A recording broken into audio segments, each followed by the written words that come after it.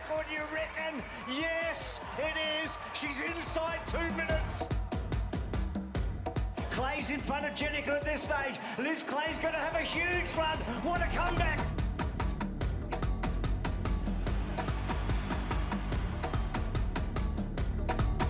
McSwain's going to win. McSwain wins. Stewie's done it. The king of King Island.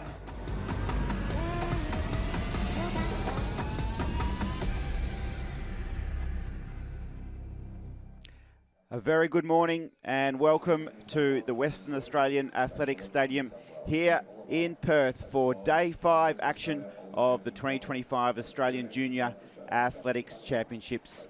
The first 4 days have delivered championship records, personal bests, national records, and a lot of fun for all of the best athletes in Australia who have converged here to Perth to enjoy the 2025 Australian Junior Athletics Championships, brought to you by Chemist Warehouse. My name is Travis Jenkins. I'll be your commentator this morning, and alongside me is our resident expert. He's been crunching all the numbers leading into Day 5. It's a very good morning to Ethan Quinlivan. Hello Travis, great to have you along with us at the WA Athletics Stadium. We're just in the middle of our 3,000 metres. We'll give you an update on that shortly, but yes, it is a great day, Trav. It's going to be partly cloudy today with about top of 27 degrees, absolutely perfect conditions, and right now we're on a cool and chill 22 degrees in Perth, so it's set to be a glorious day of athletics in Perth. We'll have some 100 metre finals, some 200 metre finals on a little bit later, but right now, Trav, we've got our under 17 men's 3,000 metres. I can tell you,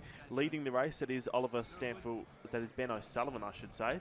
Oliver Stanfield McDonald is competing.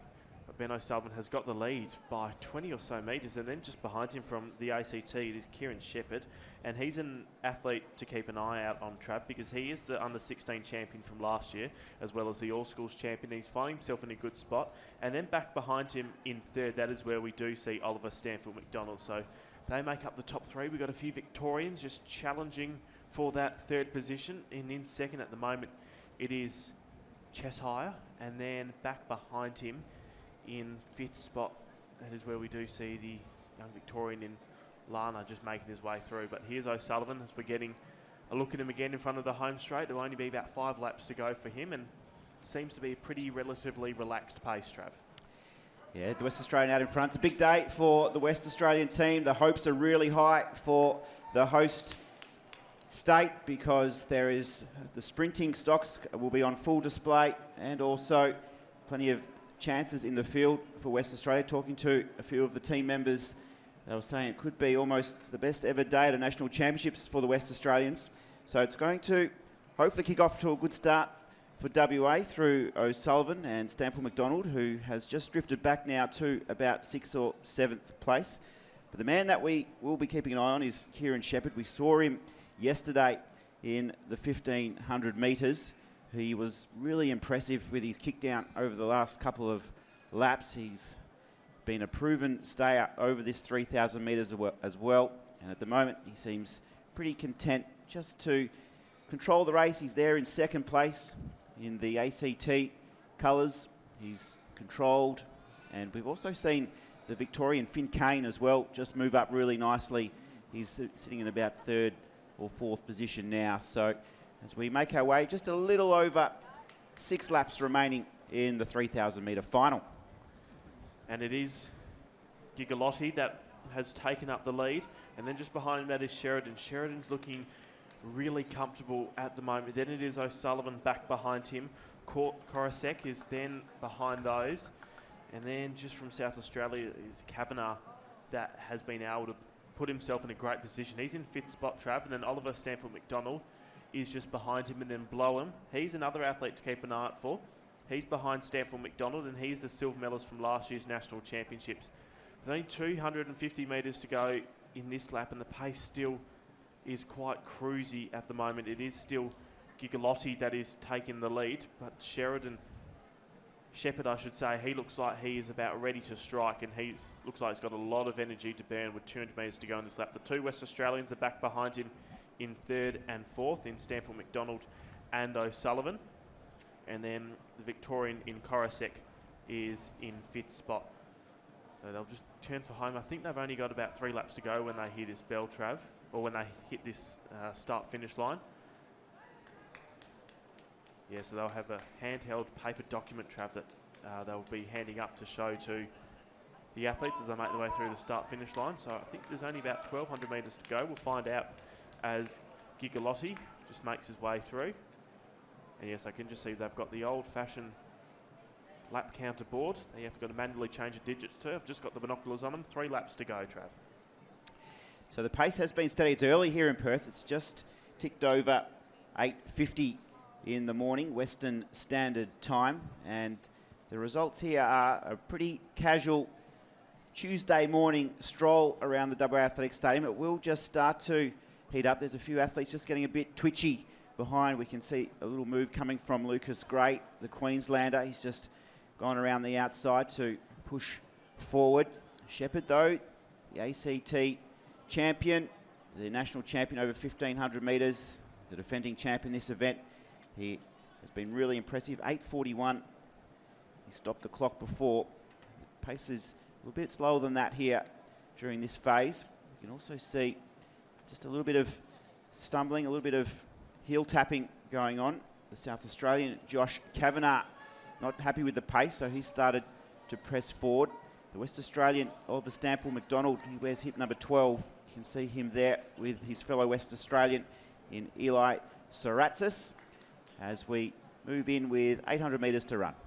So the pace is just starting to quicken up, Trav, and if you are wondering, it is a light tailwind at the moment, only 0.5, so they've barely got any wind to run into down the back straight and barely any bringing them home. So it is Kavanagh, that is the leader. Then behind him is Shepherd, and then just climbing up the ranks is Soratis from Western Australia. He's just been able to move past Stanfield McDonald, and then back behind them is Gray from Victoria, and then just fitting in nicely is Kane from Victoria as well. So they start to pick up the pace. Kavanagh, he didn't pick up a medal last year at the National Championships and or the All Schools Championships, and he's in a good position to do so. But look at Shepherd.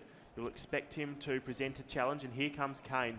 Kane wants to pick up the pace. He's moved past Saratis from Western Australia and Stanfield McDonald, although Stanfield McDonald fights back. And then Gray on the inside is sitting in, say, about 3rd spot, although Stanfield McDonald takes that for his own. So this final lap, anything could unfold. As they start to ring the bell, it is Kavanagh that has got the lead, then it is Shepherd behind him, and then it is Gray back behind those.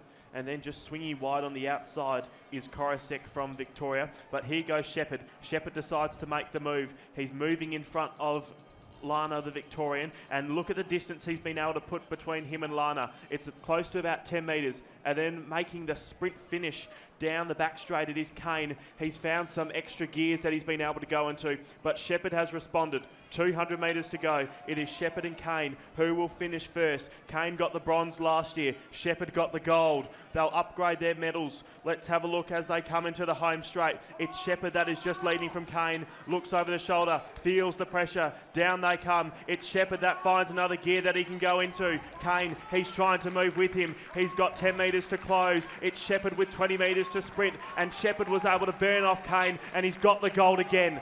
8:43.53. Kane gets the silver. Who gets the bronze? That will go to, looks like to me, Trav.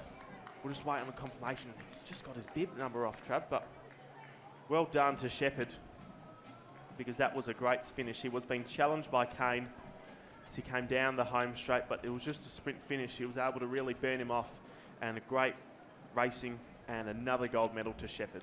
Yeah, it didn't play out how I was expecting. I thought it might have been a front-running effort from Shepherd. Instead, it was just a nice controlled pace. There wasn't a lot of speed in that first kilometre. The second kilometre also was pretty congested up the front. Shepherd was content with just sitting in second. And we really then got to see what sort of kick he was able to bring to the table. And it held up, which was really pleasing to see for him. He obviously backed himself in to have a sprint finish. The Victorian Kane, Finn Kane, he's had a great championships. He won the bronze medal in this event last year. He's upgraded to the silver. He would have backed himself at the 200. He was flying through. He done well to claim that silver medal. But our champ, he's had a great championships. He'll take home 2 gold medals back to the nation's capital.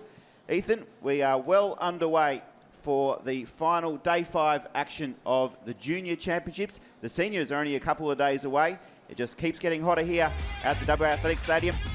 Travis Jenkins, Ethan Quinlivan with you. We'll be back right after this.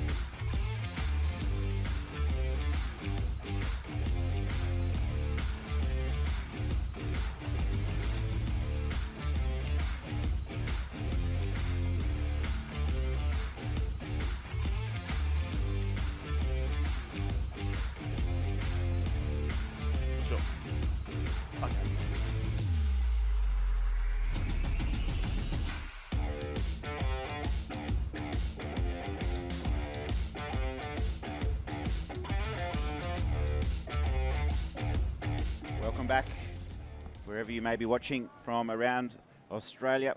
We can see the results from the under-17 3,000 metre final. Kieran Shepherd, that is a name to put in the diary. He will be around as he progresses through to the senior ranks. Star on the rise. Finn Kane, Jack Lana, the silver and the bronze. And over the page, we can see a few PBs. The championships have been held in great spirits, Ethan. There's been a lot of laughter around the place. You can see everyone here is right behind each other to do well. And that's the best thing about these junior championships. It's all about the success of your teammates, yourself as well, of course, but just about having fun and enjoying competing against the best athletes in the country. That's exactly right, Trav. And we'll have 23 athletes go in this next race. So watch for there to be a lot of movement, a lot of activity, a lot of lead changes as well. But yes, spot on, Trav. Glorious day in Perth. Looks to be one big grey cloud just hovering over the track, but hopefully that bypasses quickly. But other than that, conditions are absolutely perfect. We're almost ready to go for the under-18 boys 3,000 metres. A few athletes look out for Trav. Watch for Matthew McLaughlin. He's wearing hip number 20. He is the national champion from last year.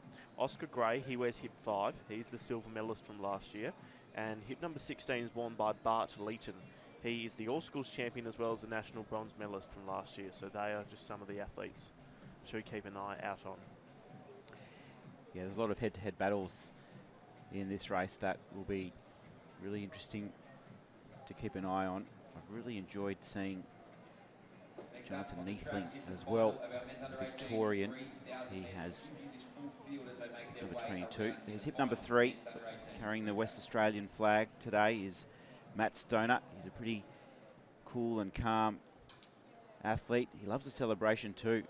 He often wins here in the West, and he has been known to celebrate at the 200 in some of his events. Just about set for a start. And they get off away cleanly, and just leading, taking the early running from Western Australia is coming just on the outside, but on the inside moving really well. It is Stewart as they come into the home straight for the first time. There's Haler from New South Wales. And then as they start to make the cut in, so look at them, there's 23 of them, so a lot can happen here. There's Cumming, he's got himself into a great position, and then Allen's just on the outside of him from Queensland. But just the leaders, they go through the first 200 metres. That is where we find Stewart And Stewart has just been joined by Allen on the outside of him. So they're running wide, Trav. They're in lane number 2 in the early stages, and they're all tightly congested through the first 250. We saw in the previous 3,000 metres, Ethan, there wasn't a lot of appetite for speed. It was a race that was an old-fashioned kick down to win a championship medal. And it looks like in the early stages here, the same thing is happening. But as you've touched on, there are some really interesting battles here that I'm looking forward to seeing how it unfolds. Matt McLaughlin, he wears hip number 20 from New South Wales. He was the defending champ in this. He finished with the silver medal in the 1,500 metres at these championships. And then we've got Neethling, Jonathan Neethling. He wears hip number 22. He's just settled about midfield at the moment, the steeplechase champ from these championships. So he will also be right up there. You can see Neethling there. He's about 4th now, just getting a nice run in. Our leader, wearing hip number 5, is Oscar Gray, who was the silver medalist in this event last year. So he brings some good credentials to the table. Kobe Stewart with hip number 7 also has been in terrific form in these championships. But I do like the look of the defending champ, Matty McLaughlin. We'll keep a close eye on his progress. He wears hip number 20, and he's just now starting to make a little bit of a move down the back straight. So as you pointed out, Trav, Gray is our leader with 250 to go in this lap as they start to just stretch out. They were running in lane 3 at one point in the last lap, but they've been able to compact it all to one lane, and it is Gray. He was in about 7th position, and then he decided that he wants to take the early running, so he switched up the pace and he was able to get into the lead. So back behind Gray, that is where we see Moore from Queensland, and then Stewart from New South Wales, Neethling, who you've pointed out the brilliance of his championships. He is back behind them. Also just saw Bart Leeton. He is the All-Schools champion, and he's just sitting ahead of the reigning national champion in Matthew McLaughlin, who's wearing hip number 20. So we've got 5 laps to go, Trav, and it is still Gray that is our leader. Then back behind him is Moore, and he's just been pressured by a few Victorians on the outside of him, one of them being Leeton, the All-Schools champion, and then another one being Neethling. So there's a bit of pressure from the Queenslander, from the Victorians just in front of him and just behind him. Pace just drops ever so slightly, I'd say, down the back straight, Trav. It is still our leader in Gray who's got the advantage, but look at Allen.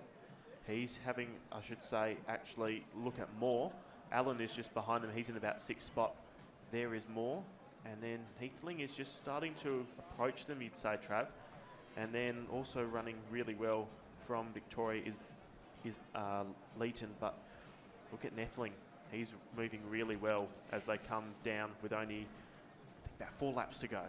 Yeah, he's got a long stride, Jonathan Neethling, and he just had to check himself a few times. He was up on the heels of his teammate in Gray, and he's just had to cut his stride short a couple of times. Leeton, Bart Leeton there in 4th position. He's had a terrific championships, as you've touched on.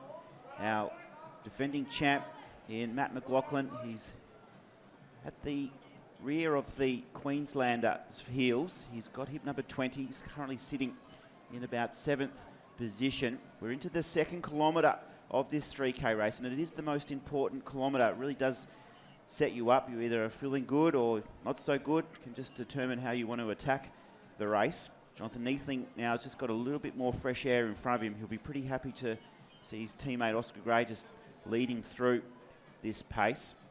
Hip number 7, Kobe Stewart of New South Wales, is sitting there in 5th, and just behind him is Matt McLaughlin, the defending champ. So 150 metres to go in this lap. And that is where we see Gray, the silver medalist from last year.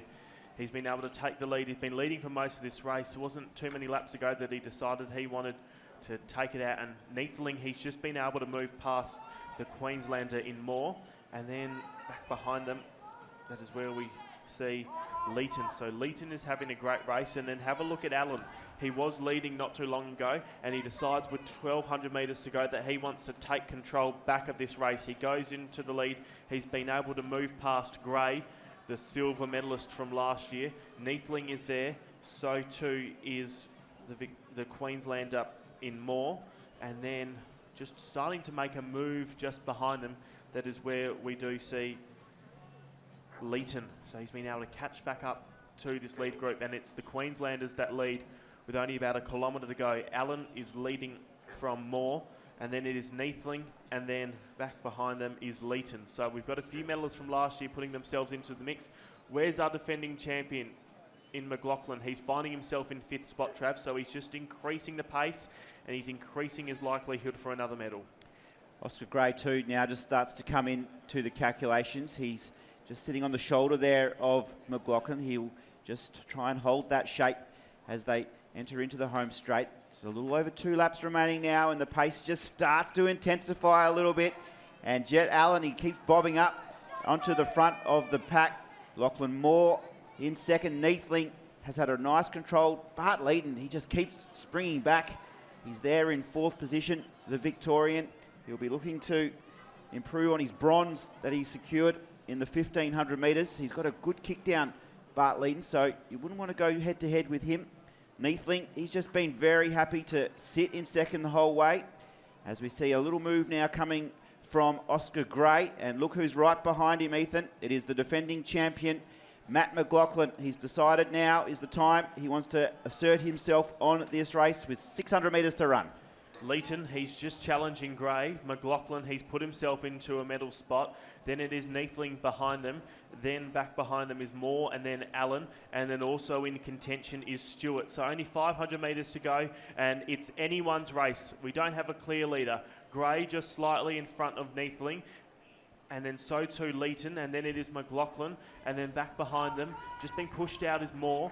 Allen is coming up on the outside and making his presence felt. It is Franksky. So at the bell, who's the leader? It's tight, but at the moment, it is just Leeton that has been able to lead from Gray, and Allen's just kicking on the outside. Neathling is behind him, then so too McLaughlin. They've all started to sprint. It is breaking away from the field that we see Leeton, who got the All Schools medal last year and the bronze medal last year, with 250 metres to go. He's got a gap of 10 metres. Gray's coming up behind him. Then it is McLaughlin, Neathling behind them, and then back behind them is Moore. So 200 metres to go. Is Gray going to be able to hold on? Then coming after him and leading is Leeton with 150 metres to go. Can Gray hold on for that silver medal, because McLaughlin is closing in on him? But here comes Leeton. Leeton leads into the home straight. It's a sprint finish behind him. It is McLaughlin that is challenging Gray, and then Neathling is behind them. But have a look at Leeton. He didn't get the gold medal last year, but this time, this race is different for the under-18s. He's the gold medalist. It was close for silver.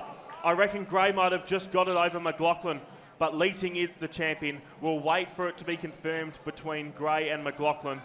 But what a race. 8:31.44 is the time. Bart Leeton, take a bow, young man. That was sensational. He was able to back his sprint finish in, down the back straight. He attacked the race, moved to the front. He almost couldn't believe how far in front he was. He was looking left, looking right. He had his eyes closed coming down the straight, Ethan. He almost couldn't believe it. He was just holding on. He just took off at the bell. It was a terrific run from Bart Leeton. He almost can't believe it. He still has his hands up in the air. It was really tight for a second. We're just waiting for the official confirmation to come through from the judging team here at the championships. Bart Leeton, he was up against some high quality talent. He was able just to control his race. He just stayed in that top 4 or 5. And when the kick came with 400 to go, he just put his head down. Away he went. Just looking at the replay now, and he had about 15 to 20 metres ahead of the defending champion in Matty McLaughlin, who just moved up. You can see there, he's got his eyes closed. He just says, please, put the finish line in front of me. I need this to be over. And then he looked left, looked right. He almost started enjoying it. Yes, he celebrates that finish for second and third. So really tight. Sorry, Trav. It was Gray that did get the silver medal, and McLaughlin the bronze. 8:32. Oh, they're identical times, Trav. 8:32.14 to both Gray and McLaughlin. So it would have come down to the thousandths of a second. I don't think they were able to split them actually, Ethan. I think it will be a double silver. Okay, you're right. It would help if I look at that number. So I think Bart Leeton, no doubt gold, but it'll be a double silver. Oscar Gray, Matty McLaughlin, unable to be separated on the line. Oscar Gray, he was diving, just like my share portfolio yesterday. But we'll be back. We're going to take a short break. We've got plenty more action after we see De Young hit the sand in the under-15 long jump. The under-15 long jump has just got underway at 9 a.m. local time here in Perth. And we are into first round attempts. De Young, Queenslander, has come into the competition with the best jump of 5 metres 23. So early stages in the under-15 women's long jump. Tilly Ogiako-Pettit leads the way from Olivia Loring and Zoe Dabby, the West Australian.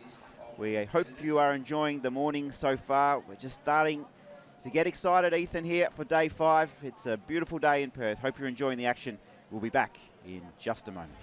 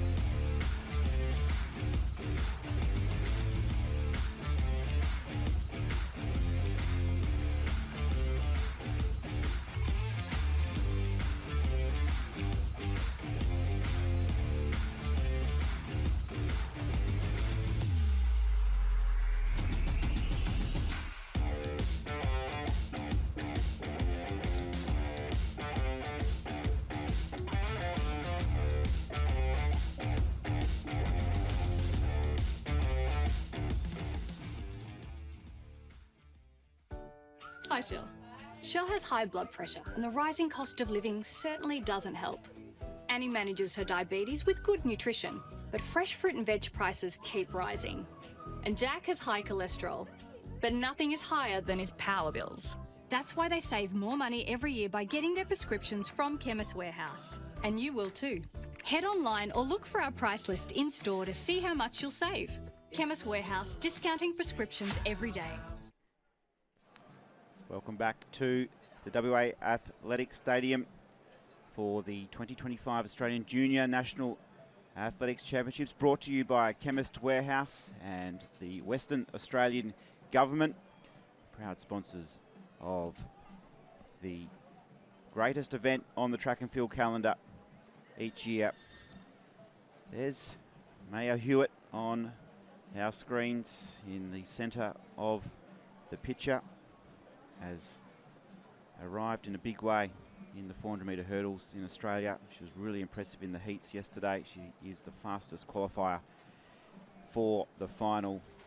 She will run from lane 6 from New South Wales. Hewitt. Plenty of hopes, though, in this race. Ginger Gleeson will fly the WA flag. She's improved her time by 3 or 4 seconds across the season here in Perth. She'll go in with a medal chance.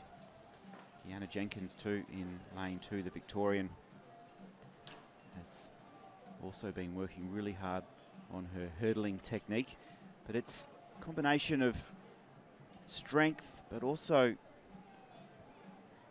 jumping and spring, isn't it, Ethan? Because we've seen in this championship, Hewitt, she won a silver medal in the long jump at these championships Hewitt behind Sophie Williams. So she's got that spring and she's got that bounce that you need to have as a hurdler, that agility and flexibility. But then you've got to combine it with the gut running of 400-metre action.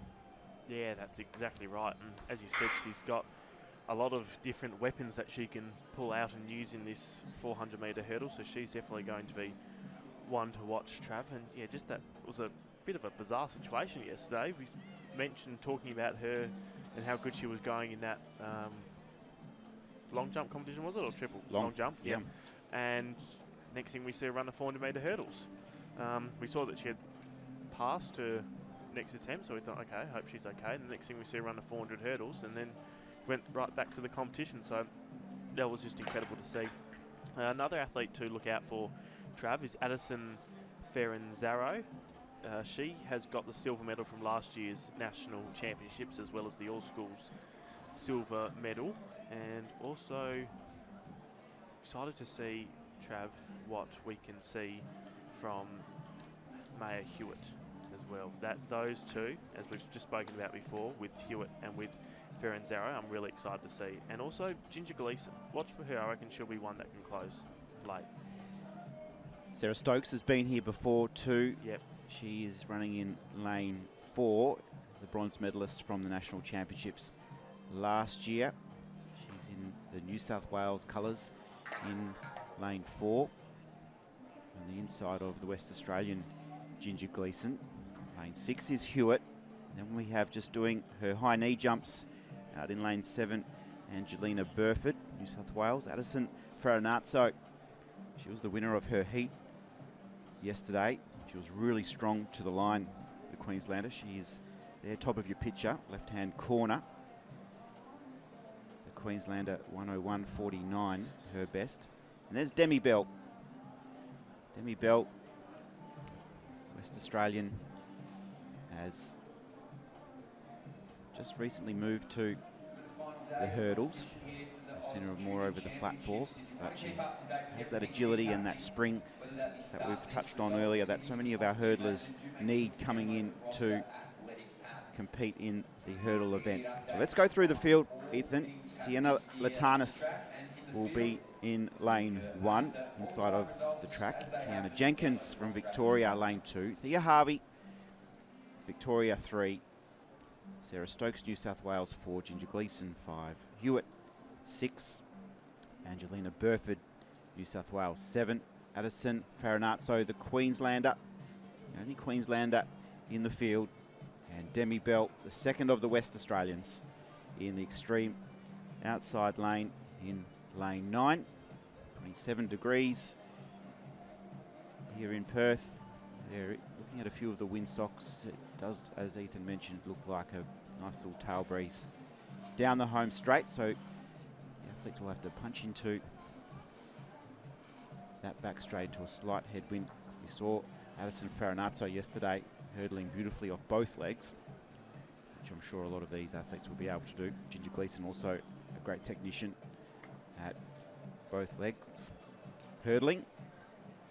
In terms of lead leg, championship record to look out for, 59.66. So it will be interesting to see if any of our competitors here can go under that elusive 60 seconds for the first time, Ethan. It's a real marker in 400-metre hurdling, isn't it? That first time. It's a bit like running under 50 in the 400, running under 11, getting in the 10s for the men. You're just listing off all the things I haven't done, Travis, and you have. So thank you for the reminder. But the championship record, Trav, if they can get under that elusive barrier, is 59.66. So you think that they would be able to break it, and particularly because they're so... Holland, that's pretty close on paper, Trav. So if they can really push each other to go underneath that barrier, you reckon that championship record could be in danger and could be in threat. So I'm excited to see it, Trav, as they're just about ready to race. It's been long-standing, that championship record, December 2009.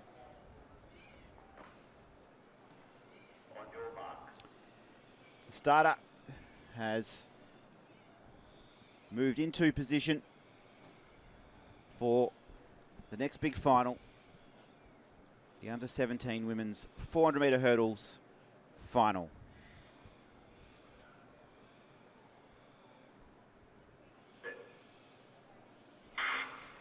Gold, silver and bronze is back up for grabs on day 5. It is the 400-metre hurdles for under 17 women. And starting beautifully is Addison Farinazzo, the sole Queenslander in the field, is away and running. Burford on her inside from New South Wales has also started well. And Hewitt, the fastest qualifier coming in to the final, is away in lane 6. Going nicely also is Ginger Gleeson of Western Australia. She's in lane 5 and is pushing up towards medal contention. Demi Bell also out in lane 9, right up there early. So Farinazzo, she'll be first to the next hurdle. Hewitt right alongside her, battling it out. And Burford from New South Wales not too far behind. Hewitt, she was impressive in the heats. She was second in the long jump yesterday, and now she has one barrier remaining. It is Hewitt in front. She leads it convincingly from Farinazzo, who holds down silver. But ladies and gentlemen, this is our Australian champion, and look at the time, under 60 for the first time for Hewitt. The personal best. Farinazzo will take the silver. Gleeson has flashed home for the bronze, but for Hewitt, a big personal best, Ethan. And if you can also have a look here at the record, 59.66, the championship record, pretty close to that as well. Very close, Trav, and well done to Hewitt. It was all Farinazzo at the start, and particularly down the back straight, she was moving so well and so smooth. But Hewitt, she was just creeping up ever so slightly on the inside. Then it was just around the bend that she started to really make her presence felt. And then as she came into the home straight, Hewitt, who was very successful yesterday as well in the field, continues her dominance, this time on the track though. So well done to Hewitt. And just the strength that she was able to have in the final stages, Trav, of being able to continue her so smooth and silky technique. I was really impressed with that race. Well done to her. She deserves the gold medal and that fit time. Wait for it officially, but unofficially 59.33 is brilliant. That will be a championship record, Ethan. Well done. First time under 60. All right, back to the field. We have javelin underway. This is the under 18 javelin final. And Trav, I can tell you we are up to round 1 of competition, and it is Michaela Mollier who was leading with a throw of 45.45. Lauren Kelly is in second with a throw of 43.37, and Ella Harbinson is in third with a throw of 41 metres 18. And there's Lauren in the triple jump, a long jump I should say, sorry, for the under 15. Sienna Vasella is leading with a jump of 5 metres 50. Sophie Howson is in second with a jump of 5 metres 39. Sienna De Young is in third with a jump of 5 metres 11. They're running into a bit of a headwind, Trav, as well. So Olivia Loring, after round number 1, she is in 5th spot, having jumped 5.02. So she'll need to add an additional 10 centimetres if she wants to put herself into a medal contending spot. There's the final standings. Hewitt from New South Wales in a championship record time, 59.28. Really impressive in that last 100 metres. Addison Farinazzo left nothing on the track. Personal best time. Ginger Gleeson, her rise continues here for the West and wins the bronze medal. This next race, Trav, it's set to be very exciting. We've got a lot of returning medalists as well coming back. We've got Mia Shelley, she'll be racing in lane number 7. And just on her inside, we'll be having Piper Todd in lane number 5. Now, Mia Shelley last year, she won the under 17 title as an under 15 athlete. She's technically, or she's not technically, she is an under 16 athlete, but she's racing in the under 17s, under 18s, I should say. And that's also the case for, I think we had another one yesterday, but no, so just Shelley. So she's the youngest in the field by 2 years. And then look for Piper Todd on her inside in lane number 5. She's a silver medalist from last year. And also Grace Townsend, she's in lane number 8, and she is the silver medalist from the All Schools Championship. So it's a pretty stacked lineup, Trav, and expect the action to come from the middle to the outside. Beautiful summary, Ethan. Mia Shelley, the defending champion, out in lane 7 in the West Australian colours. Hazel Golding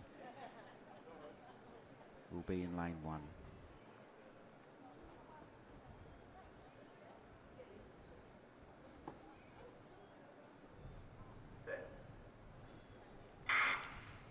away we go in the next big final here at the WA Athletics Stadium. Hope you're enjoying all the action. Grace Townsend of New South Wales has flown out of the blocks and is away down the back straight. Just on her inside is Mia Shelley, who's just starting to carve a little bit of distance out of the lead of Townsend. Piper Todd from New South Wales also hurdling strongly in the middle of the field. So at the 200, and the defending champ, Mia Shelley, leads the way. In second place, probably just Townsend. Boys, Todd and Condon also starts to move into the calculations. Here's the battle for first. It's Shelley and Townsend going stride for stride at the top of the straight. Shelley will enter in just in front of Townsend. And then Piper Todd of New South Wales is running in a good battle with Boys for the bronze. But here is Mia Shelley. She has one to navigate, and she does it beautifully. And the West Australian champ strides to the line. She's got Townsend on a hammer, but Shelley will be our national champion. It is a WA day for the West Australian. 1:00.86. That will be a personal best. Townsend, the silver. For Mia Shelley of WA, she goes back to back here in her home state. She does, and what a great race from Mia Shelley. Townsend, she took off really hard and she was phenomenal over the first two barriers, and it was just down the back straight that Mia Shelley was able to, as you said, Trav, just carve her way through that gap that Townsend had been able to put on her. And then just as they were making the way along the bend, that's when they were able to go shoulder for shoulder. And it was probably only about a metre or two in it when they came into the home straight, and it could have been anyone's race, but the strength of Mia Shelley was just on display when she was able to pull away. So it's a confirmed time of 1:87 for Mia Shelley. For Townsend, 1:01.80. And then for Piper Todd, she gets back onto the podium this year, 1:04.18, the time for her. Mia Shelley, what a star. Still has another year or two in this age group as well. Townsend, the silver, Todd, the bronze. It's time to go back to the long jump, Trav. It is the under-15 competition. There's Borman. Now, Borman has been able to jump 4.81 metres. She's in 9th spot at the moment. More on that in just a moment, because we're just getting the results through from that under-18 women's final. There you can see Shelley, 1:87, Grace Townsend, 1:01.80, Piper Todd, 1:04.18. Annika Boyce was able to run 1:04.70, and quite a lot of personal bests and season's best, which is what you want to see out of this final. 24 degrees in Perth, bit of cloud cover, plenty more to come from the WA Athletics Stadium. We're up to the 5th and final day for the National Junior Track and Field Championships. We've got some more 400-metre hurdles to come. We've got some 3,000 metres, and we'll have a look at some of our hundreds. Trav and I will be back with more in just a moment.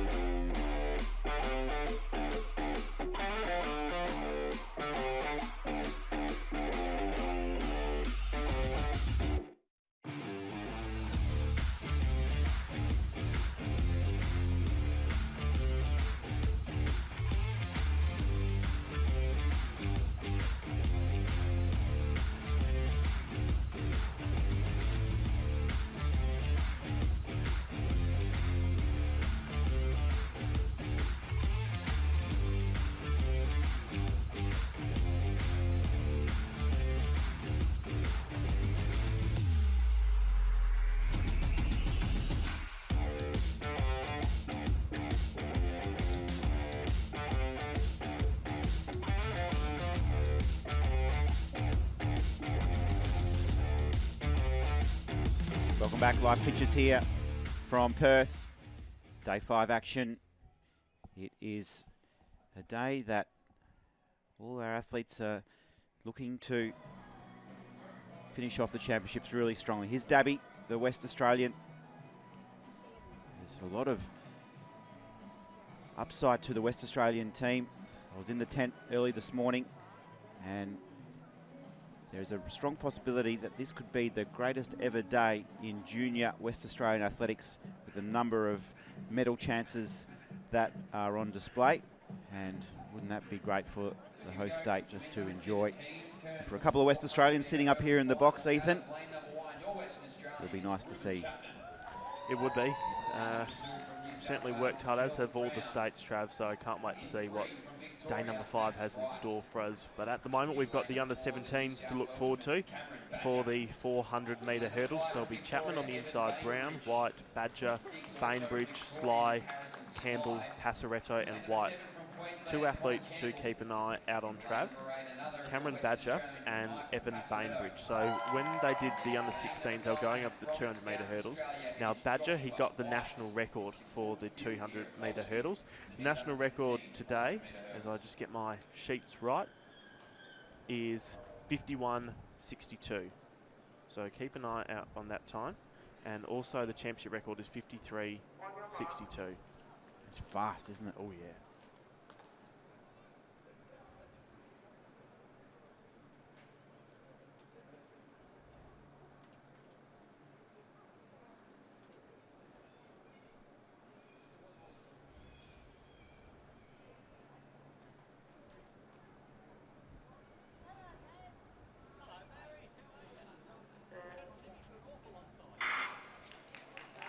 Get off to a clean start. It's on the outside that we see White take the early lead. Moving with him is Passaretto in the early stages.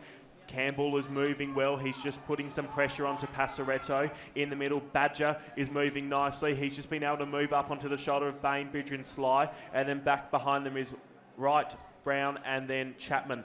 So with 200 metres to go, it's close. It's Badger that has just got the slight advantage over Bainbridge and Sly. On the outside, Passaretto's moving well, so too is Campbell and White on the outside of him. Campbell's just been able to break away. Then back behind them is Bainbridge. Into the home straight. It's between Bainbridge and Campbell.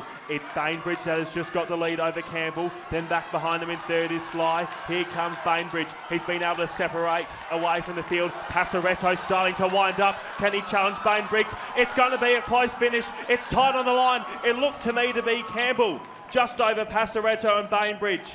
But Campbell might have been too strong in the final stages. We'll wait for the replay. 55.15 the time. Passaretto was closing like a steam train. But to me, Trav, it looked like Campbell was able to hold on. Absolute carnage at the finish line, Ethan. What a finish it was. It was hang on for dear life in that last sprint to the finish. The Victorian, he was so impressive throughout. He was just giving it his all, Bainbridge. But then the West Australian just put the pressure on. It's going to be really tight for the silver. I think the gold is going to go to the Queenslander. It has, in fact. Connor Campbell confirmed our national champion. The silver medal, Passaretto, 55.18. Well done to Passaretto. What a finish he was able to show us here. And Evan Bainbridge, the Victorian, he's held on for the bronze in 55.19.01, separating silver and bronze. But for Connor Campbell, that never say die attitude has won him a national gold medal.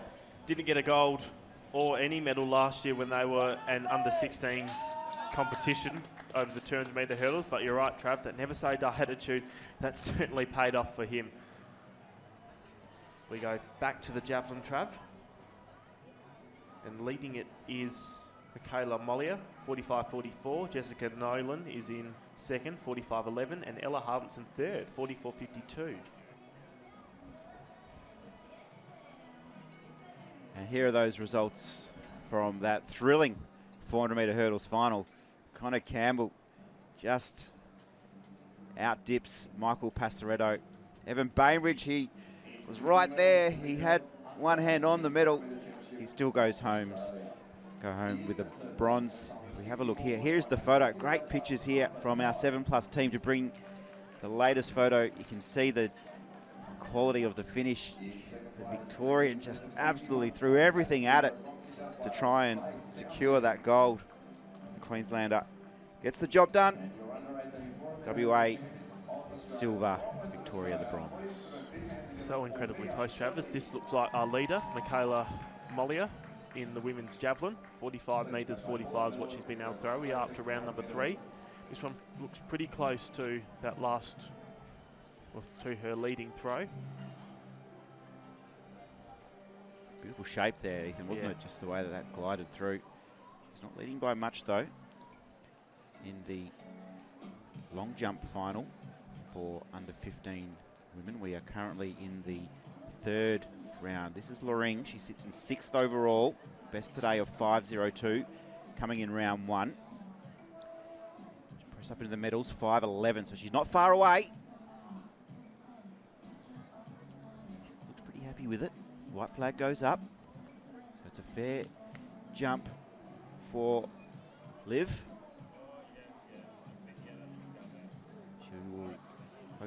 She will definitely qualify to secure a 4th jump. Only a few jumpers remaining there in round 3. Olivia Loring of Victoria has just come through now. 4.89 was the length of that jump. She will remain in 6th place in the standings. Back to the javelin. And here on the screen, we can see the officials just doing their best work. It's been a busy 5 days. You can see the overall results so far. Mola, Nolan, Harbison and Lauren Kelly, the West Australian, 43.37 her best. She has gone further than that, 47 her PB, so she'll have it all before her in her 4th round. She's still got a 3rd attempt remaining as we head back to the track for the next big final, Ethan. 3 lanes look out for Trav. Lane number 4, Mark Mavericks. He is the silver medalist from last year, as well as the All Schools bronze medalist. Alex Ingvix, he is going to be in lane number 7. He's the All Schools champion. And Tommy Reynaldo, he is in lane number 9, and he's the national champion from last year. So it will be Wakalongo, Kay, Cho, Mavericks, Smith, Ling, Ingvix, Jua, and Reynaldo. 4, 7, and 9 are our returning medalists from last year. Reynaldo, the gold medalist from last year. Mavericks, the silver medalist, and Ingvix is the All Schools champion from last year. Really open field, Ethan. Mavrakis, I should say, in lane number 4. So it's a clean start. On the outside, Reynaldo got off to a really good start. He's put some distance between him and Jua. And then moving well is Ingvix on the inside. Mavrakis in the middle was moving really well. So too is Cho on the inside. Back behind them is Kay, Wakalongo, Smith, Ling, and then Jua. Down the back straight, it's Reynaldo that has taken it out hard. Look at the move from Mavericks. He's charging down the back straight. He's been able to pick off Ingvix on the outside of him, so too Reynaldo. And have a look at Mavericks. Mavericks has been able to move up onto the shoulder of him. Reynaldo's moving well into the home straight. Smith has been able to take the lead. It's Smith that is leading from Reynaldo. He didn't get a medal last year, but look at the dominance from Smith. Back behind him is Reynaldo, so too Ingvix. Ingvix has pushed into second. Jua's fighting for a bronze medal. Smith is the national champion. He gets it easily. Then it is going to be Ingvix, and then Jua gets the bronze medal. Miller Smith, 52.55 if you don't mind. Personal best for our champion of 2025. It was a really impressive first 300. That is where he was able to secure this gold medal. Such a beautiful style over the hurdles. Really, really efficient. The Tasmanian flew home as well. He's just going to miss out on the medals. Alexander Ling, he'll finish 4th. So Alexander Jua has won the bronze in a personal best time of 54.47. Alex Injovics from New South Wales, the silver, and Miller Smith from Victoria. Hats off to you, young man. That's an impressive time, 52.50. What a moment to bring a huge PB for Miller Smith. Mark Mavarakis from Victoria has finished in 7th overall, 56.30 his time. But what a final. Here's the family. That's what it's all about. It's celebrating with your teammates. It's all smiles for Miller Smith, the Victorian, 52.50 PB. Here's the final results through Smith, Injovics from New South Wales, and West Australians podium finish once again. Alexander Jua from Alexander Ling and Tommy Ronaldo. It was fast, it was fierce. Just like you, Ethan, it is a beautiful day in Perth. The weather is absolutely putting on a show. This is the 2025 Australian Junior Athletics Championships, brought to you by Chemist Warehouse and the West Australian Government. I hope you're enjoying the action. We'll be right back after this short break.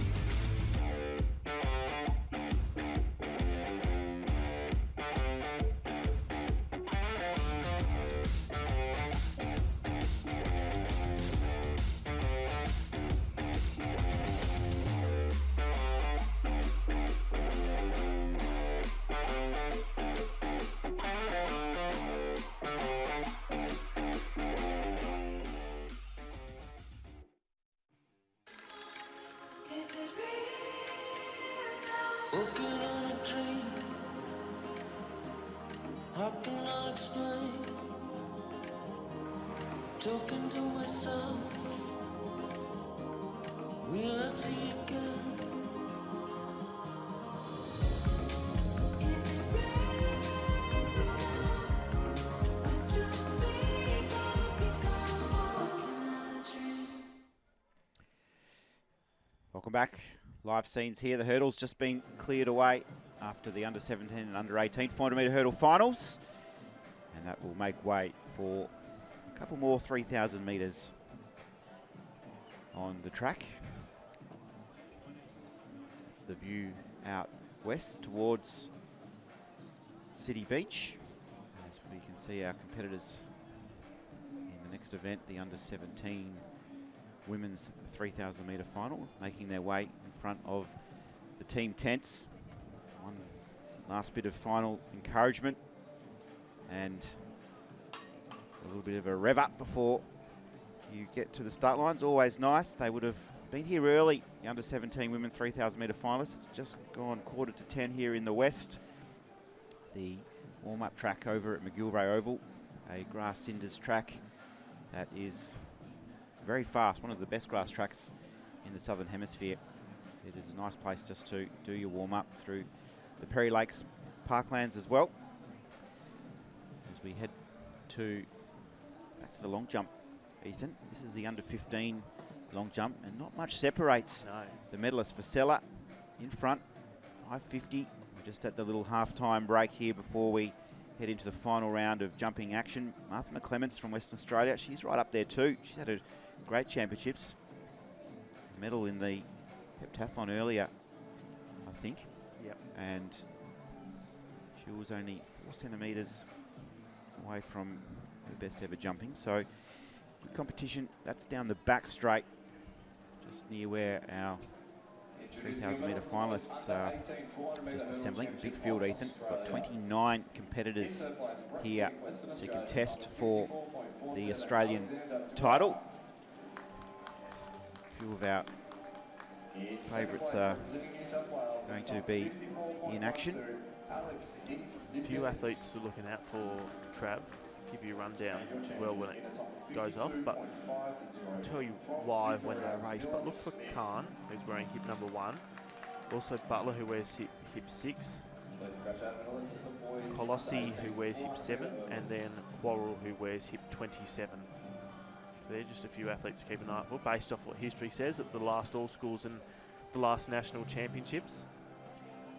We saw earlier today a couple of 3,000 metres in the boys, and there was not a lot of appetite for fast running. It was sit back and just have a feel of each other and then come down to that kick. So it'd be interesting to see if the women have the same mindset. Often you see it earlier in the morning, don't you, Ethan, where they're only human. We often all don't feel like running too fast in the morning.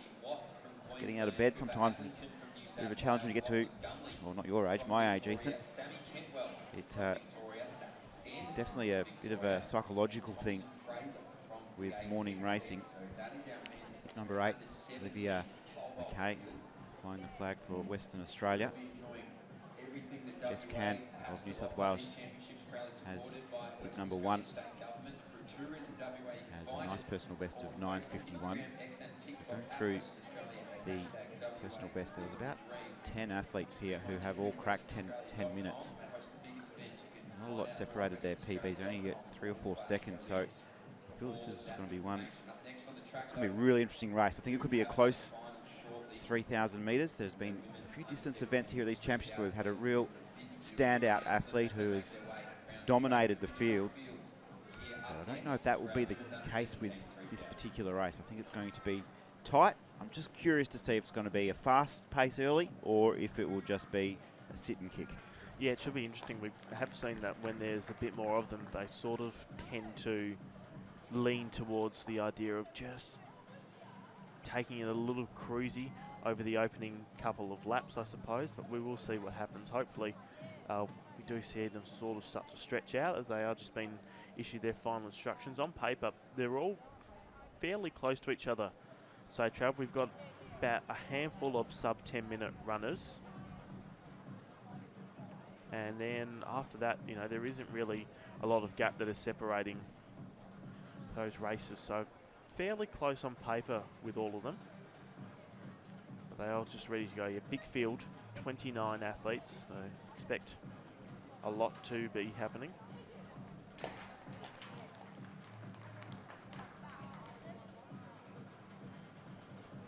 Seven and a half laps of the track can be quite grueling, but is what they sign up for these 3,000 metre races. Question, as you said, Trav, will it be tactical? Will it be speed? We're just about to find out in a few moments' time.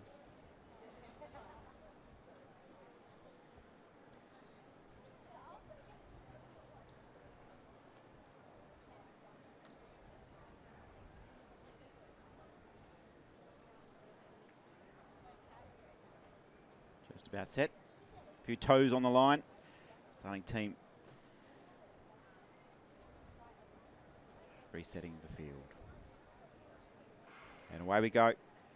Way fast was Jess Can of New South Wales, and it looks like the pace is a little bit faster on the inside of the track. It will be a really interesting race, that second kilometre, often where it will be run and one. Leah Allen has had a good championship. She was 4th in the 1,500 metres. She likes to keep the pace moving along quite quick, does Leah Allen. She's wearing hip number 4. Butler, the one to look out for, wearing hip number 6, and making a big move is Libby Mante with hip number 2. Hip number 25, who's pressed for 2, is Sophie Houghton of New South Wales, and Helena Butler wearing hip 6. The Queenslander has got herself into a good position. She's just pressing up now. You can see her there just on the left of screen. Has a nice, very rhythmic style. She'll just settle up into her running in about 3rd position overall. Hip 25 is Sophie Houghton of New South Wales. She's one of the runners who are still looking to break 10 minutes. Hip number 17, Emma Gall of New South Wales. And then we have the Victorian in Bridge Williams wearing hip number 15, has also pushed up really nicely. Leah Allen from WA, she has settled in on the heels of Can, just in about third or fourth. Just bunching up a little bit. Williams, the Victorian, wearing hip number 15, has got herself into a nice position, as does Tilly Williams of Victoria as well. She is one of those athletes who has run under that elusive 10-minute mark in this event. But the pace, not like what we saw earlier this morning, Ethan, where it was a real sit and kick. This pace is on early here. And as we see Leah Allen with an aggressive move out through the pack, she's not happy with the pace and she's decided to get herself out, and she wanted to get herself out right now. So she has now moved to the front, the West Australian. She has. She just squeezed herself out in the first 50 metres of this lap, and she's been able to find herself into the lead, Trav. So some of the athletes I told you to look out for, wearing hip number 7, is Coliseo, who is the silver medalist from last year's national championships. Jess Can, she is the national bronze medalist, as well as the silver medalist from the All Schools Championships. And then Helena Butler, she's the All Schools champion. She wears hip 6. And then Corell, who is wearing hip number 27. Philippa Corelli, I should say. She is wearing hip number 27 as the bronze medalist from last year's All Schools Championships. But just leading the race as they start to unfurl into the home straight once more. That is Mante, who has just been able to feel the challenge that Allen did push on to her, and then back behind her is Butler. And then just sitting on Allen's shoulder is Williams. So the top 4, they're just starting to ever so slightly separate away from the field. There's a group of about 6 who have just been able to put some distance between them and the rest of the field, and like what they've been able to do. It is still our leader in Mante who was going to lead down the back straight, and there's Can, the silver medalist, who's just been able to take the lead. She wasn't happy with the pace and she's decided to put it on herself. And then here comes Butler. So Butler's having a really good race so far. And look at Allen. Allen has just moved seamlessly through on the inside, and that group, it's just been extended to 6, Trav, that have been able to take the lead, and the pace starts to increase. We can also add Georgie Berg to the calculations as well, Ethan. She was 6th in the 1,500 metres. Georgie Berg, the Queenslander, she's at the back of this lead group, but she's just been quietly working away and just staying in contact with our leaders. And now she just makes a move up into 5th, Georgie Berg. So it's good running. Leah Allen, the West Australian, is in 3rd. It's been a real tempo race, hasn't it? It's been back and forward and slow and fast, and it's just separated the field out a little bit with 4 laps remaining, and it is the Queenslanders doing it nicely. Butler, who took out the steeplechase at these championships, the 2,000 metre steeplechase national title. So she has the pedigree to go all the way here. Libby Mante, her teammate, sitting in 2nd. And then it's Williams, wearing hip 15. Bridge Williams, the Victorian, looking to go into 10 minutes for the first time. And then Leah Allen, 4th in the 1,500, has now moved in to the bronze medal. And then Berg as well, just keeps rolling through this field really nicely. The Queenslander looking really comfortable is Georgie Berg. So this group of 5 have now got a little bit of separation. It's Jessica Can, who is on her lonesome in sort of no man's land between a couple of big groups. But still a long way to go, Ethan. We have over 3 laps remaining, and it's the Queenslanders dominating 1st, 2nd and 4th. The West Australian looking to spoil the trifecta of Queenslanders. Leah Allen sitting comfortably in 3rd. They all look so relaxed as they come down with a little bit over 1,200 metres to go. Butler, she's just been able to find some speed. She's been able to put some distance between her and her fellow Queensland competitor in Mante. But Mante, she's just looked so impressive. Although she's sitting in the silver medal position, she's looking so calm and so cruisy as they move through with 350 to go in this lap. Look at Butler. She's just been able to pump the arms and find some good technique as they move into the back straight. And Allen, she's just about to make a move onto Mante, you'd think. And then she's going to drag with her, who is just hanging behind her in Berg. So Berg, she's just decided she wants to stick with Allen. As the pace really starts to increase, Trav, we've only got a little bit over 1 kilometre to go. Butler's got about 10 metres between her and the new second spot holder in Allen. And then Mante, she still looks so cruisy and comfortable, and you think that she'll have a great sprint finish come the end of this. And Berg, she's just hanging off Mante as they've got 950 metres to go. Trav, Butler looks really impressive, so too does Allen. Yeah, it gets into that time of the race, Ethan, how early to shoot for home. Butler is just controlling her tempo. Leah Allen, she's got such a smooth and efficient style. You don't see her head move or wobble at all. She's got a really strong central core, which allows her just to keep that efficiency through the hips and the shoulders. And Butler is just trying now to put a little bit of distance. Allen not going away though, as is Mante. And Berg, who's just really impressed me over this distance so far. She was 6th in the 1500. She's gone up here, obviously, to the 3000, where she is a lot better suited, and she'll be pressing forward up into medal contention. But this race is well and truly not over. The 2,000 metre steeplechase champ leads the way from the West Australian hope in Allen. Berg having a nice little battle with Mante of Queensland, and now does move up into the bronze medal position. Butler still leads the way. Allen, who has lowered her 3K PB a couple of times already this season, is just maintaining her stride pattern. Berg now has moved into third, and she's looking threatening, the Queenslander. Mante now just needs to hang tough to stick tight with the pack of three, as we will start to wind things up in just a moment, Ethan, because we are coming down to the bell. It's anybody's race here for a national title, gold, silver and bronze. It's going to be a grandstand finish. The bells will be ringing, and who will be our champion? 400 metres to run. Butler is off. Allen right there. Berg, who was 6th in the 1500, now looks to be pressing for a medal here in the 3000 metres. Butler has been leading for the last 2 or 3 laps. Allen has a little look on the inside and just see she's got some company in Berg.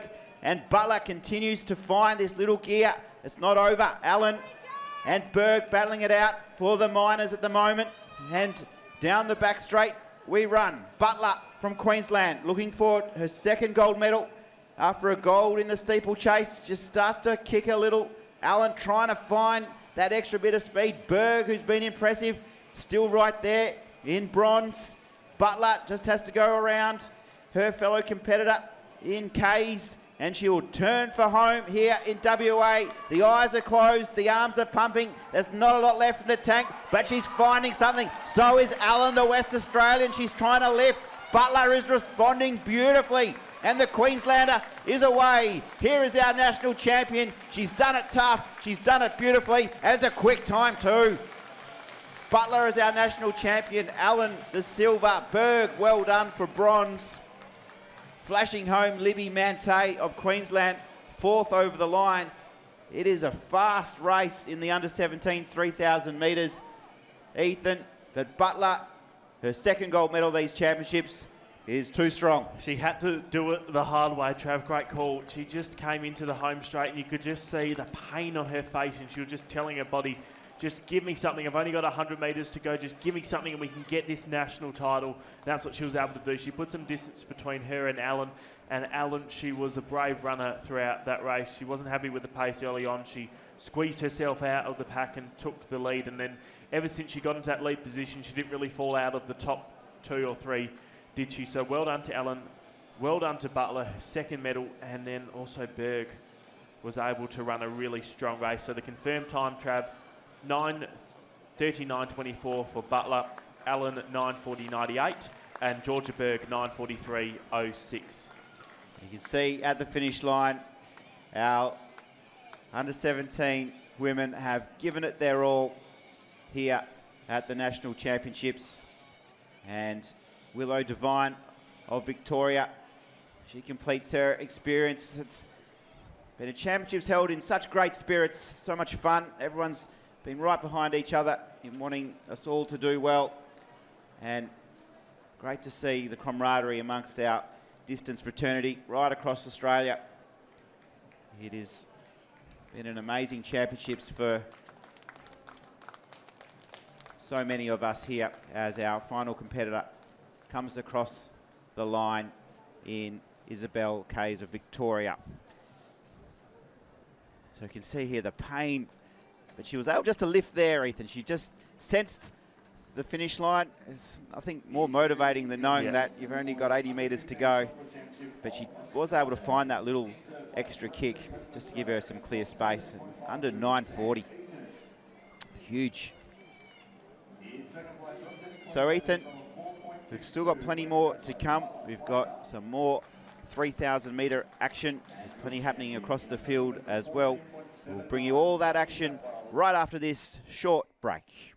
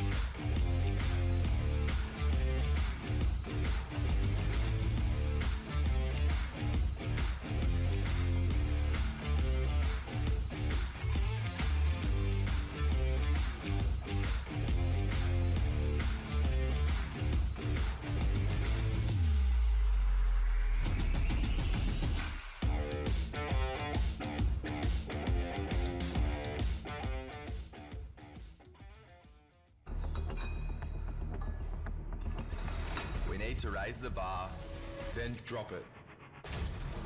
We need to push forward. Then push against that. We need to carry the weight of expectation. Then throw it all away. We need to know the hunger. So we can fuel the fire. INC Sports Nutrition. Powering tomorrow, today.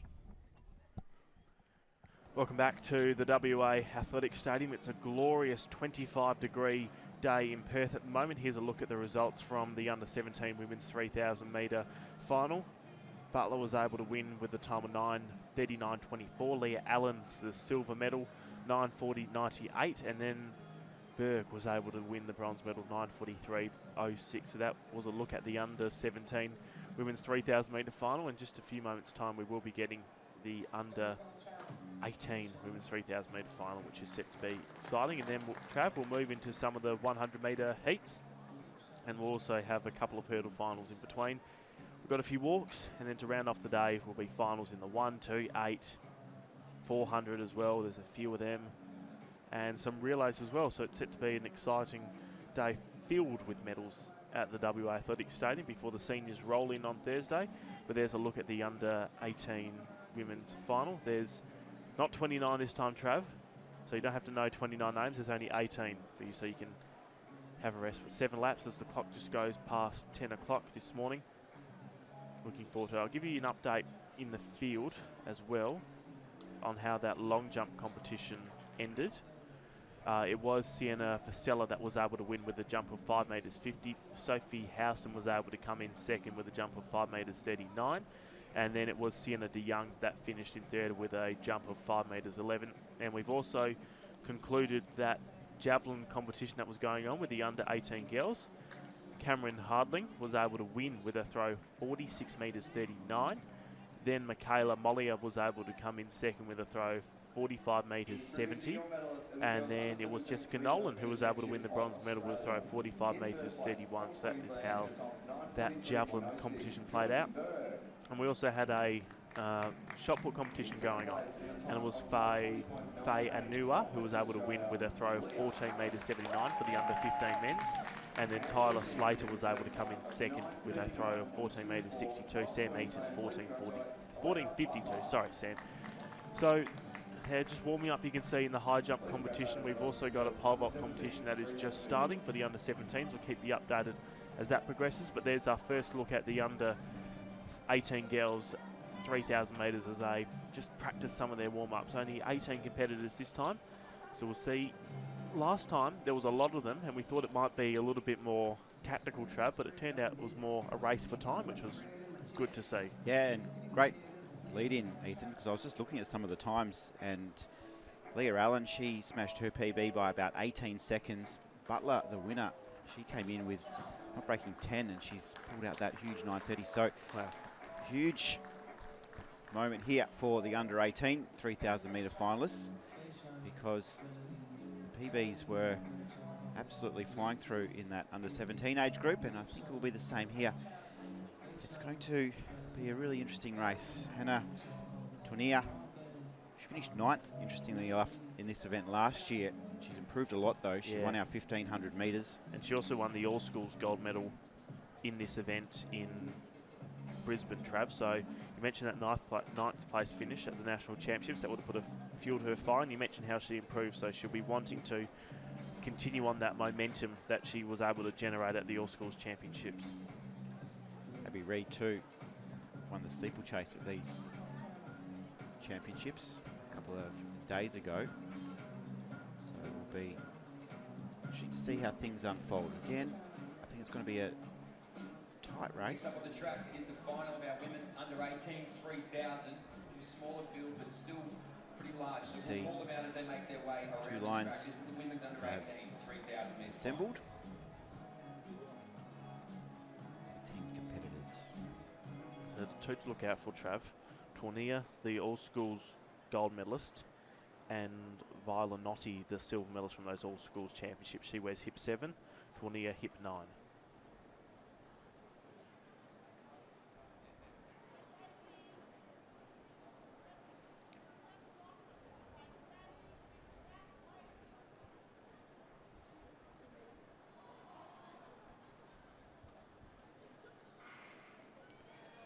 So we're underway in the next big final, and fast start again from our inside competitors. Hannah Tournier, you mentioned she'll be wearing hip number 9. You can see her there in the very loud and proud South Australian colours. She's started well. She'll settle in about midfield. You've always be careful here as those athletes just merge across. You don't want to get your feet checked. You can see she just gets a bit caught up there.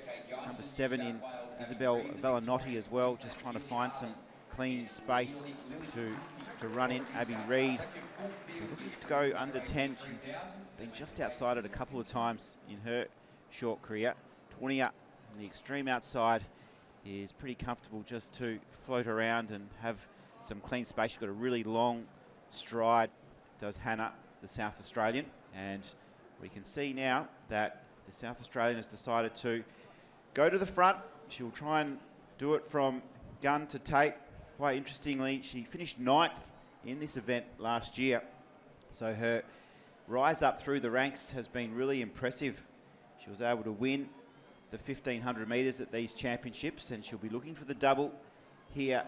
Isabella Villanotti, who you mentioned as well, Ethan, in our preview, has made her move into the calculations, and already it's quite spaced out.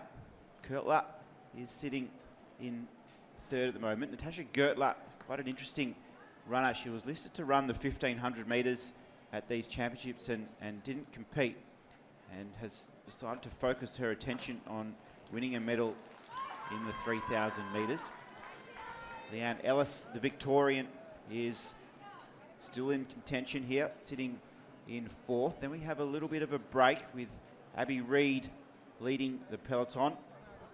Emily Chudley's in that group, as is Vickers, and Leanne Ellis, as well as Emily Rogers of New South Wales. But here's our leading 4 already. Hannah Tournier, the 1500 metre champ, leads the way with Villanotti hot on her heels, and Gertler, who's arrived here with a 9:45 to her name, Ethan, is settling into a nice rhythm in 3rd. So we've already seen this breakaway of the lead 4, and it is hard to miss the great technique of Tournier, the All-Schools champion. She came 9th last year, Trav, but at those All-Schools championships, she was able to demonstrate her talents over this 3,000 metres, and she's done really well so far. And then behind her, we knew Villanotti was going to be in contention, and she's just proved that at the moment. She's sitting in 2nd spot. She's got a comfortable pace that she's been able to settle into, and then back behind her is where we see the 2 Victorians, and it is Gortler who is just in that 3rd spot, and then Ellis just behind her in 4th, and then we'll see what our New South Wales competitor and Rogers can be able to do. She's just picking up the pace ever so slightly, Trav. She might be able to reel them in, because they've only got under 5 laps to go, so there's still plenty of time, plenty of racing left in store. And on the back straight, look at Tournier, the All-Schools champion. She's just taken the pace just down ever so slightly, as her and Villanotti has just been able to pull away from the Victorian challengers in Ellis and Gortler, as Ellis just is able to move past Gortler and go into that bronze medal position. And then in the chasing pack, leading the race in this chasing pack here is Chudley, and we're just seeing the West Australian just be able to break through in white and just be able to put herself in a nice position. But nobody's in a better position than Tournier and then Villanotti, as Ellis, she's just closing them in, you feel. You think that when the bells start to ring, Ellis will be able to have caught back up to this pack, and we'll see what she's able to do, as they look like they've just been able to burn away Gortler. And look at this, Ellis, she has been able to catch up to them with 1,600 metres to go. We're almost at halfway. Tournier, that beautiful stride pattern is on full display here. 9th in this event last year, has risen up through the ranks incredibly well throughout the last 12 months.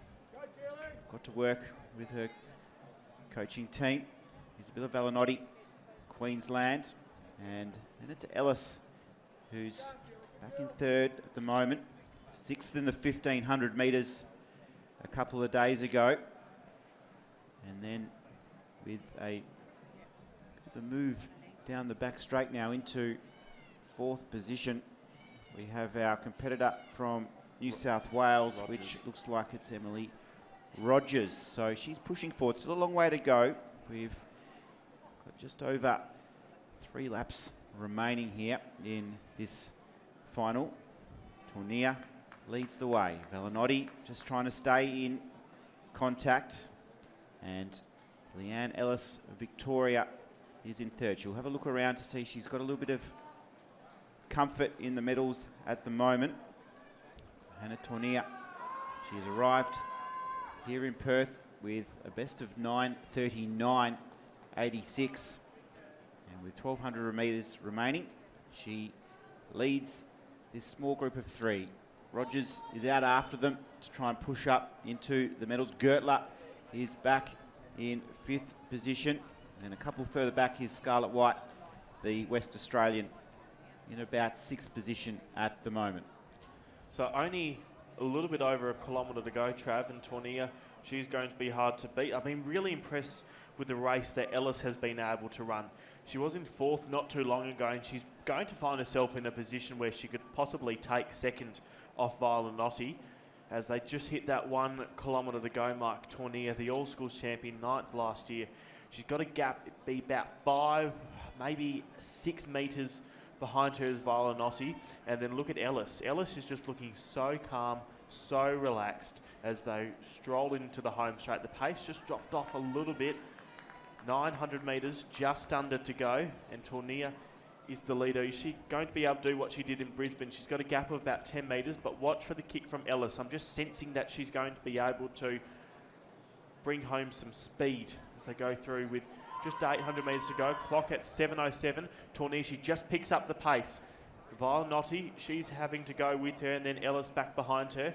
And look out from the challenger of what Rogers is going to be able to do. She was probably 5th not too long ago, but Rogers has been able to find herself in 4th, and there's still time in this race for her to be able to catch up to the lead 3. But the lead 3, they're starting to put the hammer down, and it's been led by Tornia. Then back behind her is Violinotti, and Ellis just starting to slip away maybe. It's not a clear lead at the moment. It's still anybody's race.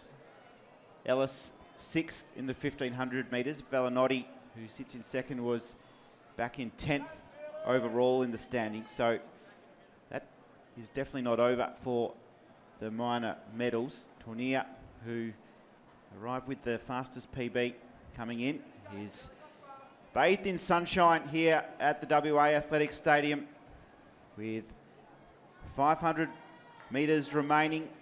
It'll be a bit of a sprint finish. Tornia's look comfortable out in front. She just starts to open up the stride a little bit. She'll hear the welcome sound of the bell, and she will make her way around the final 400 metres. That is the difference between a gold medal, the silver and the bronze as they cross the line. Here is 4th coming across the line now in Emily Rogers.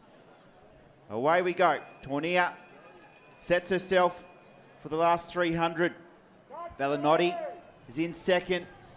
Ellis just trying to get back in contact for a medal. Would be an amazing effort if she was able to.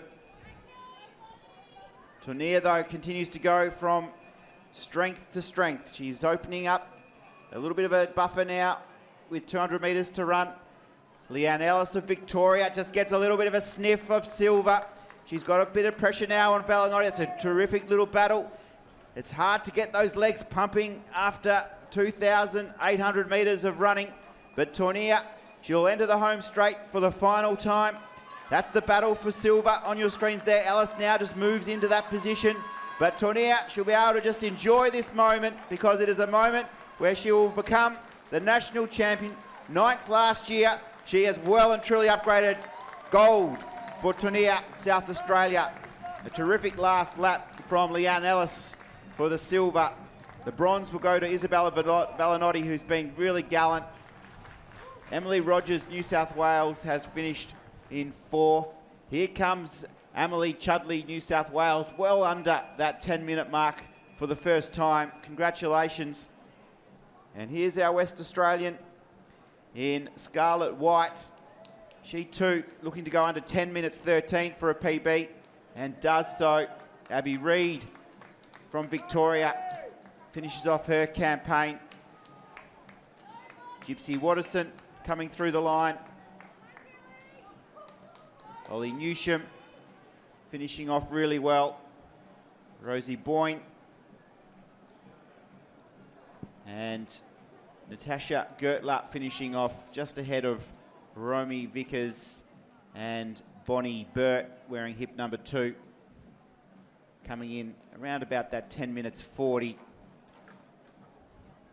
Here's Bradford finishing off strongly. Rosie Boyne, New South Wales, in the under 18 women's 3,000 metres. But Ethan, our champ, it's her second gold medal at these championships, and it'll be a little party in the South Australian tent, you'd think, this afternoon. Well, we just knew, based from what we had seen, as we just see Fisher coming into the home straight, we just knew that from what we'd been able to see, it was going to be a performance from Tornia. And when she just heard the bell, she just extended away and went into that other gear. I was really impressed with Ella. She was in fourth not too long ago, Trav, and she was being able to work her way up onto the shoulder of her fellow Victorian in Gertler, and she was just able to glide past her. She was able to catch up to that leading group, and then she was able to move away with them. So that's what impressed me with Ellis's race. But Tornia, we just knew that she was going to be able to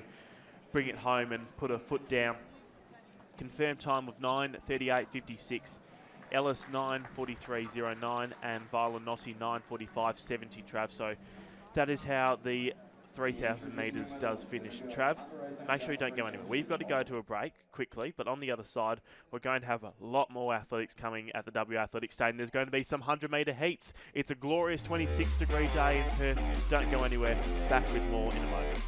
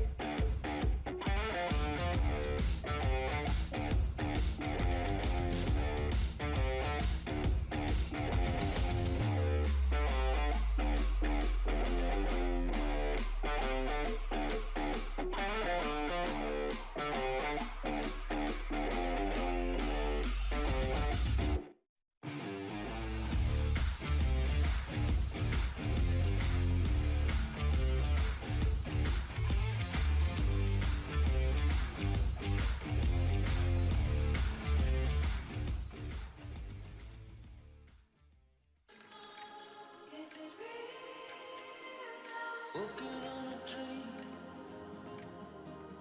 how can I explain? Talking to myself, will I see again? Is it real? Would you think I'll become walking on a dream? The beautiful Perth City on full display there. Big thank you to Chemist Warehouse and the Western Australia government for their support of Australian athletics. The West Australian CBD is in a busy place at the moment with all of the interstate visitors arriving to Perth for these national championships. The final day of action for our junior comp, but then on Thursday the under 20 and open competition will begin, and with the fields as big as what they are, it's going to be a busy city over the next few days. Plenty of terrific places to get to. Our beaches, I'm sure, will be favoured amongst all of our visitors, and Elizabeth Quay as well. Great place to go for a night out. So on screen here we can see our young high jumpers just going through their warm-ups. The under 14 high jump final that's due to get underway in a couple of minutes time. It's going to be an interesting competition. We've got the under 16 boys shot putters as well. They're just in front of us here, just adjacent to the finish line, Ethan, and that competition is actually already underway. We're into first round throws, and we've just seen the West Australian there launch the put in Palongo. So we are still making our way through round one of the competition, Trav, and leading it with a throw of 16 metres 35 is Ashton Tay Iloyi, and then Logan Baker is in second with a throw of 13 metres 35, and then Olatilia is in third with a throw of 12 metres 91. So still early days, but the rest of the competition has got a lot to make up on our leader in Tay Iloyi. Ethan, what could you tell me about Proshka, Luka Proshka? You can see him there just right of screen, just getting ready. He hasn't opened up his campaign, the West Australian. He arrives with the second best personal best in the field. Have a bit to do with the throwers here in the West. Well, he is this age group national champion from last year, Trav. He was able to win it over Olatilia. He's been just incredible with anything that he seems to be throwing at the moment, with shot put and discus. Like to see him over hammer as well. I reckon he'd be incredible with that. But yeah, he is our reigning under 15 national champion, so we'll see what he can do in the under 16. So watch for him. He's set to go in. He's going to be last in the order, Trav, so we'll keep you updated. We've still got two more throwers before we move into him, and Rocco Palongo, who we opened up that shot put with, he's now in equal third with Olatilia, and he's been able to throw 12 metres 91. Our leader, who has thrown 16 metres 31 in Tay Iloyi, didn't get a medal last year at the All Schools or at the National Championships, so I'm very excited to see what he is able to do, Trav, as we circle back to the 100 metres.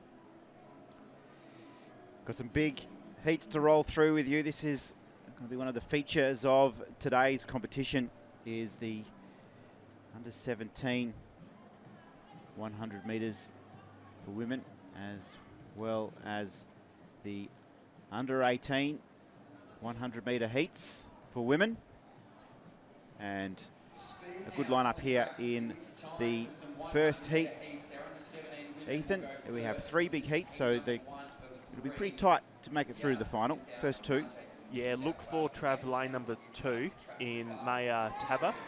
She is the reigning champion from last year's national championships, and she also won this All Schools gold medal, so watch for her, Taba, in lane number 2 from New South Wales. She is a sub-12 second runner, so I'm very excited to see what she is going to be able to. 3 heats, Trav, top 2 to go through into the final automatically. There she is, the champ, right of screen. Has it all before her here, the defending 100 metre champion. She has the 200 metre title already to her name at these championships.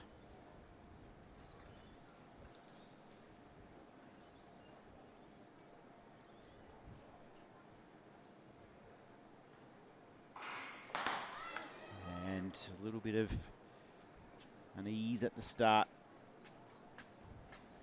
Taba looks to be safe.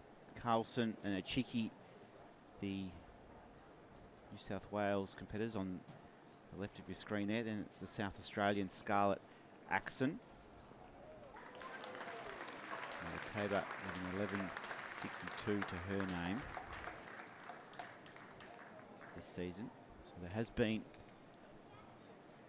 a disqualification, unfortunately, here. So it would be Tabor, Axon, Carlson, Chiki, Ozugwu,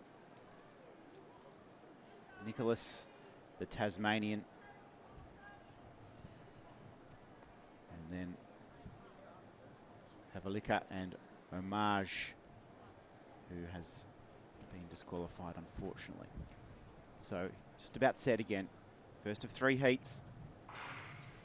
And the champ, Tabor, got away really nicely in lane 1, as did Carlson, just on 2 of her outside, and a Chiki also coming through, but Tabor now starts to make her move. She goes to the front, takes out the first heat. Tight for second, Carlson, and Chiki did a nice little dip on the line. Olivia Chiki may have just got there to secure that second automatic. But Maya Tabor, the defending champion in the 100 metres, Ethan. She's won the 200 at these championships already. She's looking to do the double, and she's started well this morning.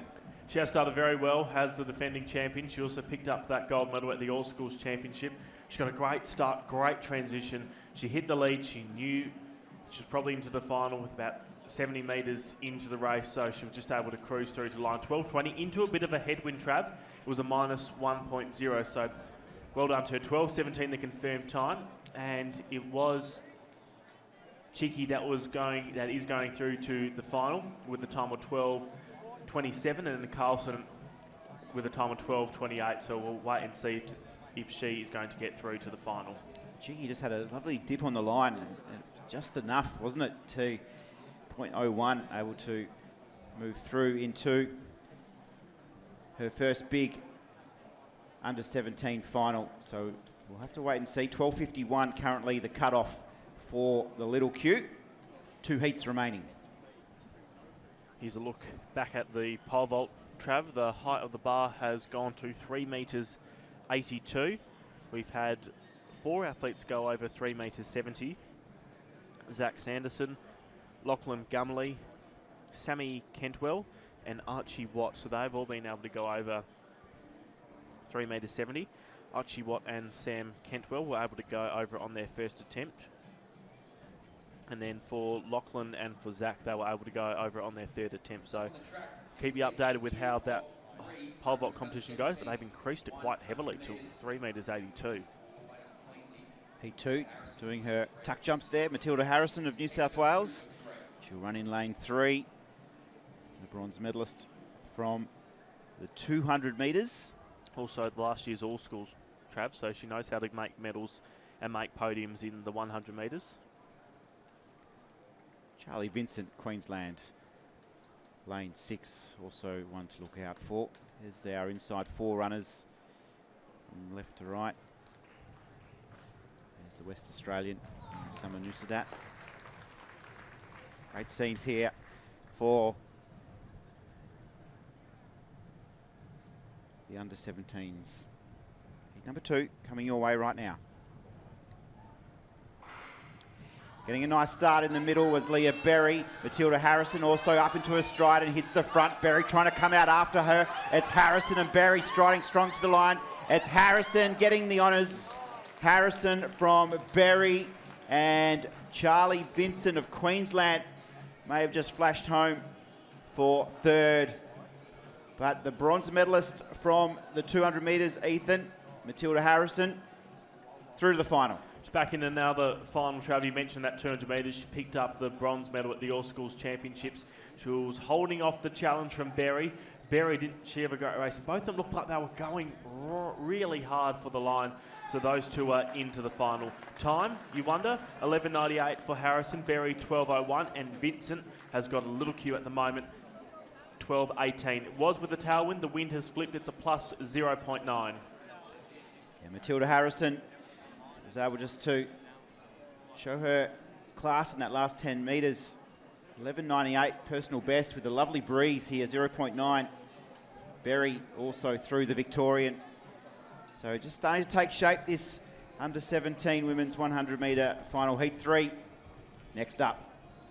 Back in the pole vault, Trav, the height of the bar is at 3 metres 82. And we are in first attempts. So unfortunately for Lachlan Gumley, just looks like a bit of a clip for him. In fact, it was Kentwell. That was just a bit of a clip for, so he just misses 3 metres 82 on his first attempt. We have had Archie Watt and Lachlan Gumley go over 3 metres 82 on their first attempt, and Zach Sanderson, he will be lining up next for this height of 3 metres 82.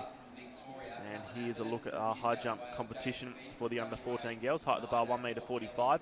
We've had 5 athletes now clear it. Ivy Stainthover, who was just there, jumping on screen. Macy Parks, Madison Tabrett, Emily Pincott and Mila Batua have been able to clear 145. And here's a look at the javelin comp that we've got going on. And I can tell you, Trav, in that javelin competition, it is Cameron Harland who is able to win. In fact, that was for the under 18 girls. And I'll be able to get you an updated standing in how that javelin's going. I think that's actually just warming up for the under 17 boys, so we might preview that in a few moments' time. Look out for Philpott, Trav, in lane number 7, the silver medalist from last year in shave, next to in lane 8, the bronze medalist from last year. Yeah, spot on, Ethan. Lane 7 and 8. The West Australian Philpott, silver medalist so many times in this 100 metres behind Tabor. It'll be a really interesting battle in the final ladder. She's got a job to do here, though.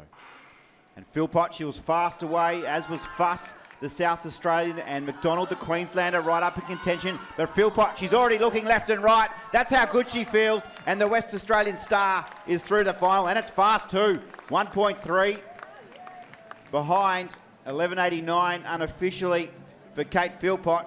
But that's confidence, Ethan. When you're looking left and right after 30 metres, you know you're feeling pretty good. Plenty of room to move as well for Kate Philpott. 11.89 the unofficial time was, with the tailwind as well. Aisha Shave, a bit slow to begin, Trav, but she had an excellent transition, and once she got into her top end speed, she looked great. But Philpott certainly was the star there. She got away really quickly and was just able to mow through the field and take out that top spot to get a big Q. Wait to see what the official time is, but 11.89 unofficially, one of the fastest that Philpott has ever run. Back at the pole vault, Trav, it's the under 17 boys that we are looking at. Height of the bar 3 metres 82, and for Zach Sanderson, unfortunately, that won't be a first time clearance, but he will get to go again. We've only had 2 that have been able to go over it, Archie Watt and Lachlan Gumley. Sammy Kentwell and Zach Sanderson still in the competition, so we've still got 4 that are all in competition for medals. And we'll be back with more at the WA Athletic Stadium in just a moment. We've got some more 100 metre heats to come. It's a beautiful 25-degree day in Perth. Back with more in a moment.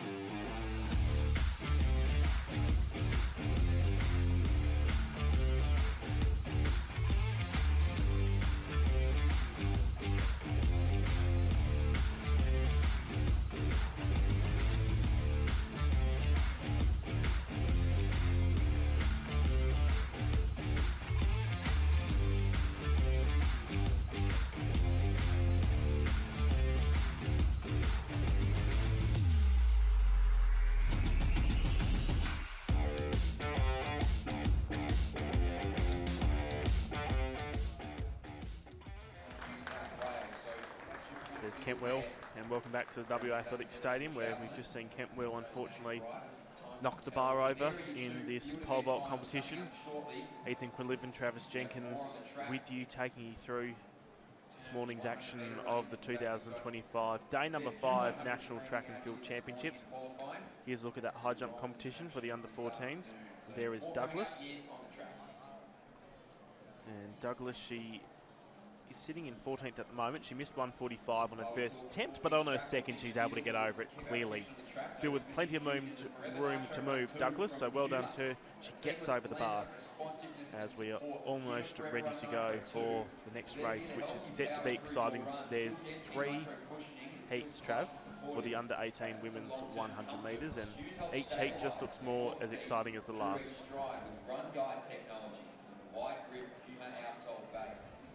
Yeah, will be, Ethan. It's probably one of the big events on the program today. The hopes are really high in the West Australian camp, with the form of Leah O'Brien coming into the championships. So a bit of an upset earlier in the 200 metres, where she was able to run over the top of Philp and Mearns. And they all 3 will be back in action here over the 100.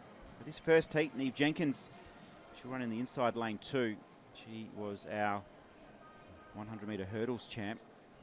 She's next to Willow Dean, the Queenslander. There's Eslick as well. She's arrived in Perth in good form. She was able to finish in 5th place in the 200 metres.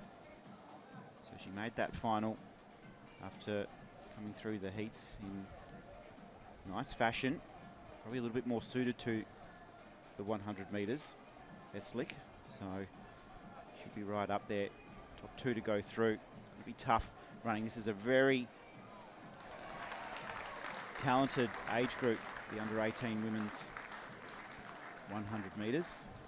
Championship record held by Riley Day of 11:59, set back in 2017. There's Jenkins right a screen from New South Wales, the hurdles champ. You'd expect her to be fast away. Yep. And then Dean, Eslick, Bury, Ross, and then Bates, the South Australian. So 6 at it for heat number 1. The conditions have been very favourable. Beautiful sunshine. Did get that one little headwind in one of those 100 metre heats, Ethan, but then it seemed to just swing around. The sea breeze is in, so we would expect there to be more tail than headwinds here. And just to confirm the times from the last heat, Trav, there was Kate Philpott 11:89, Aisha Shave 12:02, and we had 2 of the 3 little Qs in Fuss and McDonald go through to the final, and the other athlete that was able to go through to the final with a little Q, it was Charlize Vincent, who ran in heat number 2.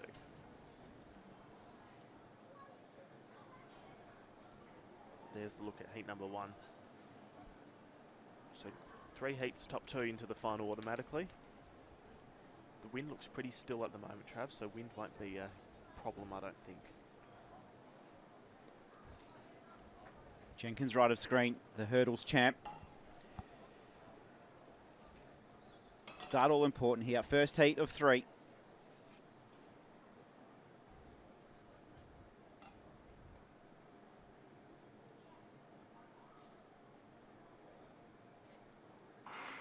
Jenkins, Dean and Eslick all bounced out together. Coming through 2 is Ross of New South Wales, who puts her foot down and goes to the front. Coming through is Dean, but it is going to be Ross. No, on the line it is Eslick, the Victorian, who's able to steam over the top of Ross to book her place into the final. Mackenzie Eslick, 5th in the 200 metres, and her closing speed there, Ethan, sensational. She just looked incredible, Trav. She didn't get off to a brilliant start, but she was probably about third or fourth at around the 30 metre to go mark. And just have a look at that. So 30 metres in, she was actually in second, and she had a gap of about 2 or 3 metres from Ross, the New South Wales competitor, and she was just able to storm over the top and win by probably 2 or 3 metres. So that's a great confidence booster that no matter the start she'll be able to come through and take the win. Look at the win too, Ethan, plus 2.0. Perfect. So Mackenzie Eslick, 11.91. Ava Ross, after that beautiful first 60 metres, 12.00. And Annalise Bury and Neve Jenkins, 3rd and 4th. Shouldn't have written out Eslick. She's the bronze medalist from last year's All Schools Championships, Trav. So that's proven she can run down the leads in the field, but it's going to start to get tricky with the upcoming athletes that we've got. But I'll give you an update in how our pole vault competition is going right after I give you an update in how this high jump competition is going. It's the under 14s, height of the bar at 1.50 metre. We've had 2 athletes now go clear of it in batter, and we've just seen Tabret move clear at 1.50 metre.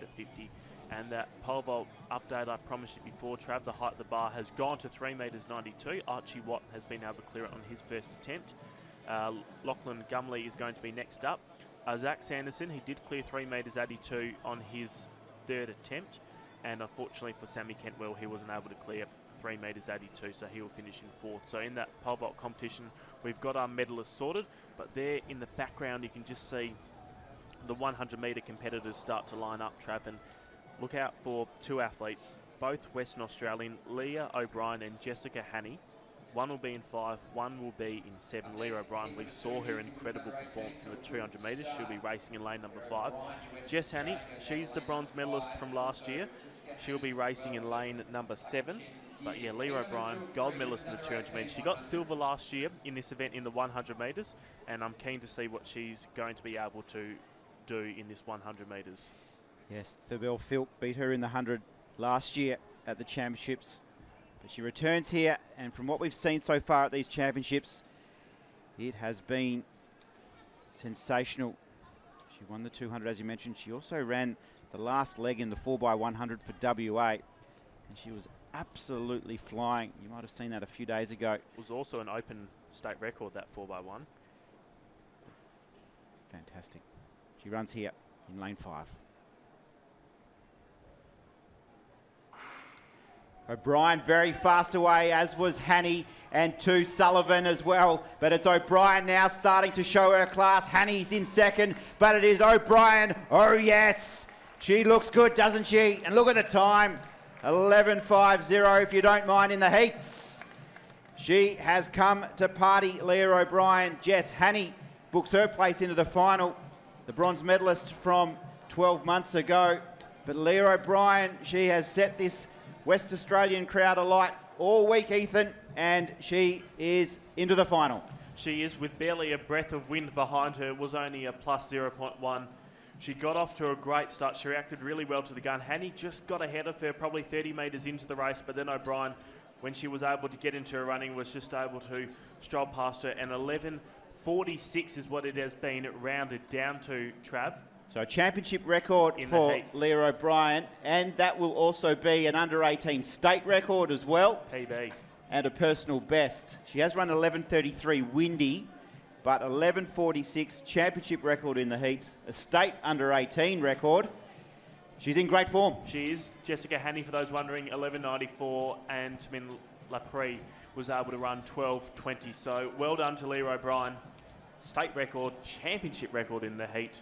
Unbelievable performance. And you could arguably say, Trav, that we've still got some of the best to come. Although we are about to find out who is the best later on. So we've got Tubel Philp and Amaya Mearns racing in heat number 5. But we'll give you an update on how this high jump competition is going. In the meantime, for the under 14s, height of the bar 150, we've been able to have 7 competitors clear it, and over in pole vault, Trav, the height of the bar is at 3.92 metres, and a bit of a wobble there from Gumley, but he is able to keep it steady and keep it on. So he's over at 3.92. Archie Watt also over at 3.92. Back in this high jump competition. And that is Myla Fernley, who was able to go over 1.50 metre. So our 8th competitor, Trav, as we circle back to the 100 metres. Look out for Tubel Philp, who'll be racing in lane number 5, the defending national champion from this age group, as well as the All Schools champion. And next to her is Amaya Mearns. And the battle that those two have been having in Queensland has been scintillating. And Amaya Mearns, she ran up an age group last year, Trav, so she's actually the defending under 18 national champion, which is impressive in itself. Going to be a great battle. O'Brien is through. What can Mearns do here?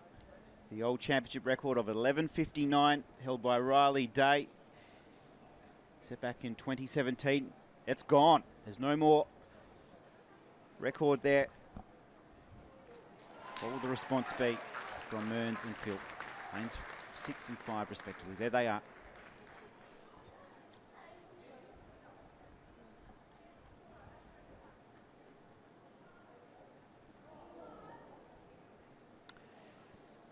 So you can see a bit of eagerness there from Blair, the Victorian. Cole on her inside. And then Bradford. We are still waiting to see. There will be no further instructions, so full field goes back down. Yeah, it just looks like green card issued, so warning. So Bradford, Cole, Blair, Philp, Mearns, Manov, Purnell and Fong.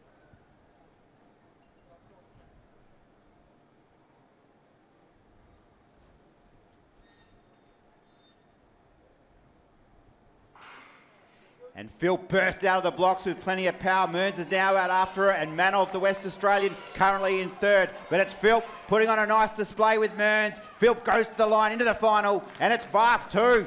11.49 if you don't mind. Whatever you can do, Leah, I can just do a little bit better.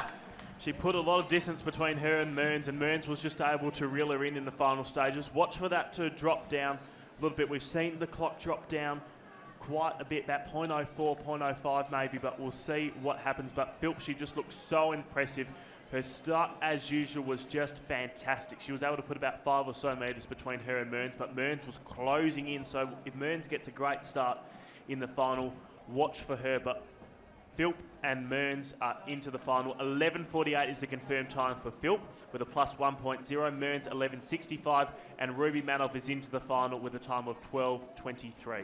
Well done to Ruby Manov. She's had a terrific season here in WA. That's a nice reward to make what is going to be a very competitive under-18 100-metre final. All the big names have got through. It's going to be absolutely thrilling this afternoon. I hope you can all join us for the big final of the under-18 women's. It's going to be a great battle between all the stars of track and field here in WA. Here's Ivy Santova, and she was able to jump over it, 1.50 metre that is, and get it on her second attempt. So she'll move through. So here's the qualifying results. Leah O'Brien with a championship record. She is through 11.46. The non-automatic qualifiers, Jamina Lepre, 12.20. Ruby Manov, 12.23. And Annalise Bury, 12.36. So that is what is to come later on today. We've got some more 100 metres next up. Make sure you stick around. Plenty of action from the WA Athletics Stadium. Look at that. Perfect day for athletics. We'll be back in just a moment.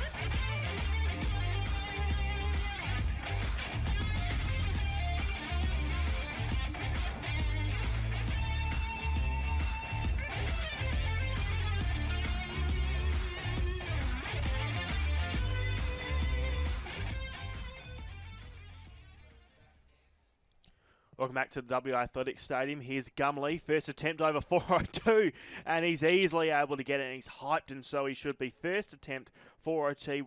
We weren't sure if we were going to see him because it took him 3 attempts to clear 3.70 m, and ever since then, Trav, he's almost been perfect. First attempt at 3.82, second attempt 3.92, now at 4.02, he goes clear first attempt. So well done to Gumley.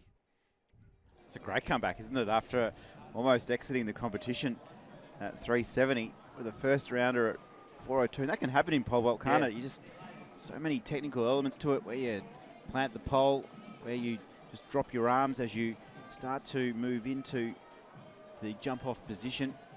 Such a technical. All right, there's John Jimmy. Ethan, he's one of your favourite athletes here in WA. He's going to have it all ahead of him though, because these next races in the under 17 100 metre heats, 3 big heats, tough going, top 2 to get through, next 2 fastest. He's been so impressive over these championships, over the 2 and the 400 metres. I'm excited to see his speed unleashed in the 100 metres, but also look for Vincent Faulkner, who will be reigning in lane number 4. He is the national bronze medalist. And also look for Jamison Cox. He is the all-school silver medalist in lane number 6, just on the inside of Evan John Jimmy. So as you said, Trav, 3 heats. Top 2 will get into the final automatically. It'll be Edwards, Firth, Faulkner, Tennant, Cox, John, Jimmy and Shaw. Top 2 are into the final automatically. And the win, only about a plus 1.0, 1.5 at last count. We did get a plus 2.0, so hopefully we can get a perfect win like that for the rest of these 100 metres, and then later on in the day when we switch our attention to the finals. Jamison Cox there, 3 from the left. He's got speed to burn. His first 60 was electric at the Vic Champs. He'll be fast away. He's got the tall figure of Tennant, the Queenslander next to him. And then it's Faulkner, who Ethan has already touched on. He is the bronze medalist from last year's Nationals. He'll be up against the silver medalist from the All Schools Championships last year. Edwards, Firth, Faulkner, Tennant, Cox, John, Jimmy, Shaw. Top 2 into the final automatically, then the next 3 fastest. Heat 1 of 3 almost ready.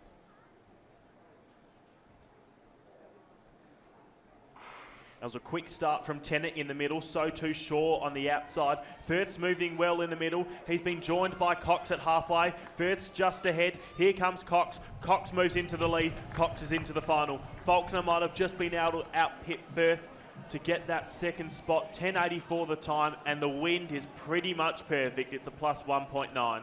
It was smooth, Ethan, as smooth as you like, almost as smooth as that hair. Absolutely beautiful run from Jamison Cox. He was able just to turn off the jets at about 80, but it didn't slow him down really. The 1.9 tail was helping him along. It was really impressive at the Vic Champs. He was very fast in that first 60 metres at the Vic Champs, and he's really continued on that form. But he's just got that lovely, smooth, gliding, sprinting style. That's a promising start for young Jamison Cox. Look forward to seeing how he goes in the final. Can't wait for it as well, Trav. Jamison Cox, time of 12.82. It was Faulkner that was able to survive the challenge from Firth. Faulkner gets the big Q, 12.93, and Firth have to wait on times 10.94 to Faulkner's 10.93 to Cox's 10.92 with a plus 1.9 wind. All right, let's pick things back up in the high jump because it's starting to get into the business end of the under 14 women's high jump final. We are at 1.54 m. No athlete has gone clear at this height, so clearance here will be important in the context of the competition. We've had several athletes with a clean sheet so far through 1.50 m. It's actually a 10-way gold medal tie at the moment, so this will be starting to sort out a few of our competitors. We have 11 still left competing. 154 behind the bar. You can see it there just on the right of screen, adjacent to the start of the 100 metres. So that was impressive, that first heat. Let's see what heat number 2 has in store for us, Ethan. Can't wait for it, Trav. We haven't got Matthew Green competing, unfortunately, although that does make qualifying just a fraction easier. So taking you through the field, it will be Rufus, who's in lane number 2, then Abruzzi's in lane number 3, then Lubenda. Watch for Lubenda, Trav. He is the national champion from last year when they were under 16s.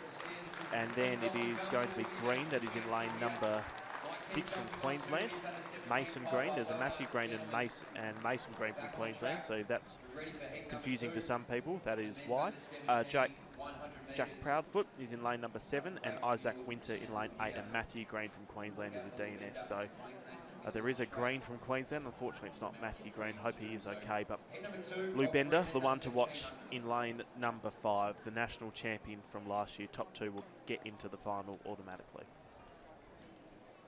Rufus, Abruzzi's, Lubenda, Green, Proudfoot, and then it'd be Winther.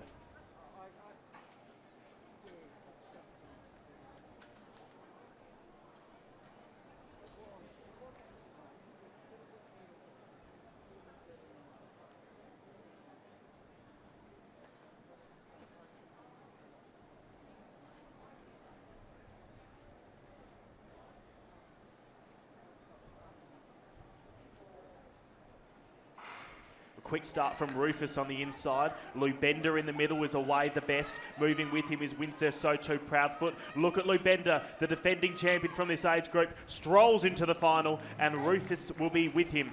10.67 the time. Wind a little bit over 3.3, but a brilliant time from Lubenda, aiming to go back-to-back in this age group. Yeah, controlled it right from the gun, was able to get out well. He'll be pretty happy with his start when he looks at the tape. And then through that middle phase was just able to increase the stride length. He popped the head up, found himself well clear. A little bit faster than heat number 1, 10.72. Windy, unfortunately, 3.3 the tail. But a 10.72 is a nice way to open your account. Alex Rufus from New South Wales with the big Q next to his name. Isaac Winther, he sits in that hot seat at the moment. 10.97 with the little Q next to his name. But for Lubenda of Queensland, he had the goods there. He did. Just circling back to that pole vault competition, Trav. At the moment, all the little Qs have just come from that race. But here's Gumley, height of the bar, 4 metres 12 first attempt. He was able to get over 4.02 on his first attempt, and he's asking for a bit of crowd support, Trav. Here we go. Look at that scorecard. Was a bit shaky around 370. But 4.12 is what he's after.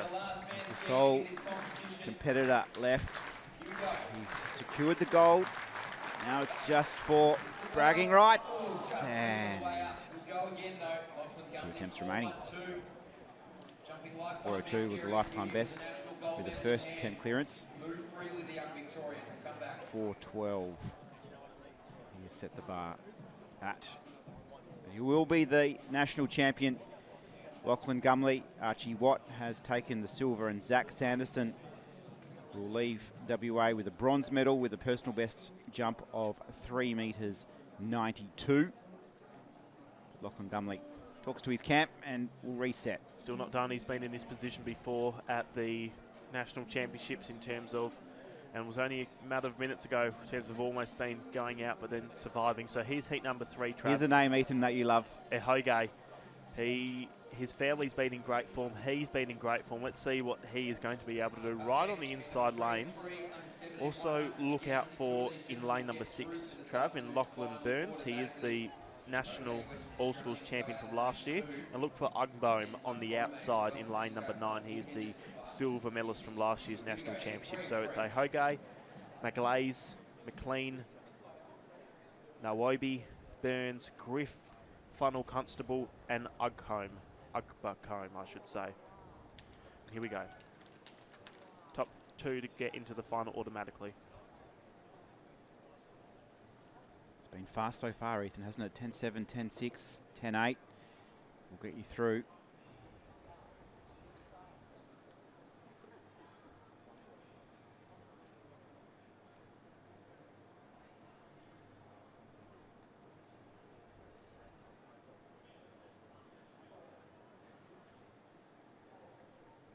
Twitchy, just be asked to come back down and to go again. It was just outside the medals. Epiosi Agbumi, Ethan, finished 4th. The New South Welshman. Look him on the outside. Agbumi, Funnel Constable, Griff, Burns, Nawobi, McLean, Macahales, and the Hoge. Just a Hoge just having a bit of difficulty. So he'll be asked to stand up again. Is this his first run at these championships, Ethan? I think it is, isn't it? He might have done the 200 metres from memory, maybe. I'm not too sure.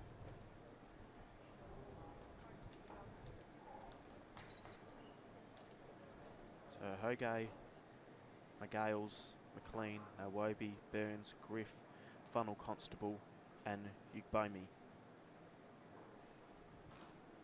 Yeah, he didn't progress to the final, Paulie Hoge. He's back now in his favourite event, though, the 100 metres. That was a quick start from a Hoge on the inside, so too Ugbomi. On the outside, in the middle, Burns is running really well. Hoge's running the best. Ugbomi's coming after him. It's going to be Ugbomi that's into the final with a Hoge. Burns finished off strongly, 10.85 the time, wind plus 2.9. 4th in the 200 metres. I think it's just fueled the fire for Epiosi Ogbame. He will be looking to press up for medals here in this 100. Paulie Hoge, he was a little bit disappointed with his 200 metres. He didn't make the final in the 200, but he's returned in good shape of the 100 metres here. It looks like he is finished in second. He has 10.92 for Paul Ihoge of WA. Epiosi Ogbame from New South Wales is into the final. He wins in 10.81. It was a windy 2.9.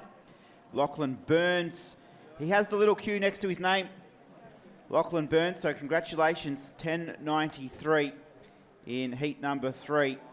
He'll be into the final. Under 11 to get into the final for under 17 men. That was the credentials you required. Wow. We're going to take a short break, Ethan, because things are just getting exciting and the track is about to absolutely light up with under 18 men's heats to roll through. We have 4 big heats coming your way. Stay with us. It's all happening at the WA Athletics Stadium. Ethan Quinlivan, Travis Jenkins with you. It's a very good morning.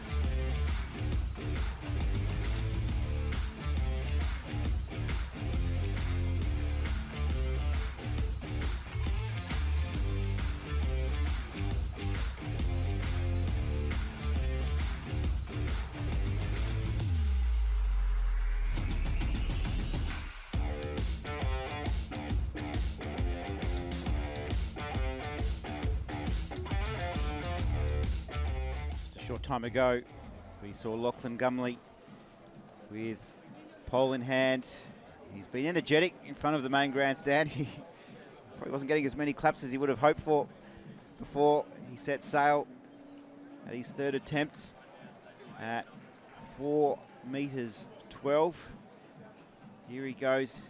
He's already secured the national championship. It was a great attempt, wasn't it? He just clipped it on the way down.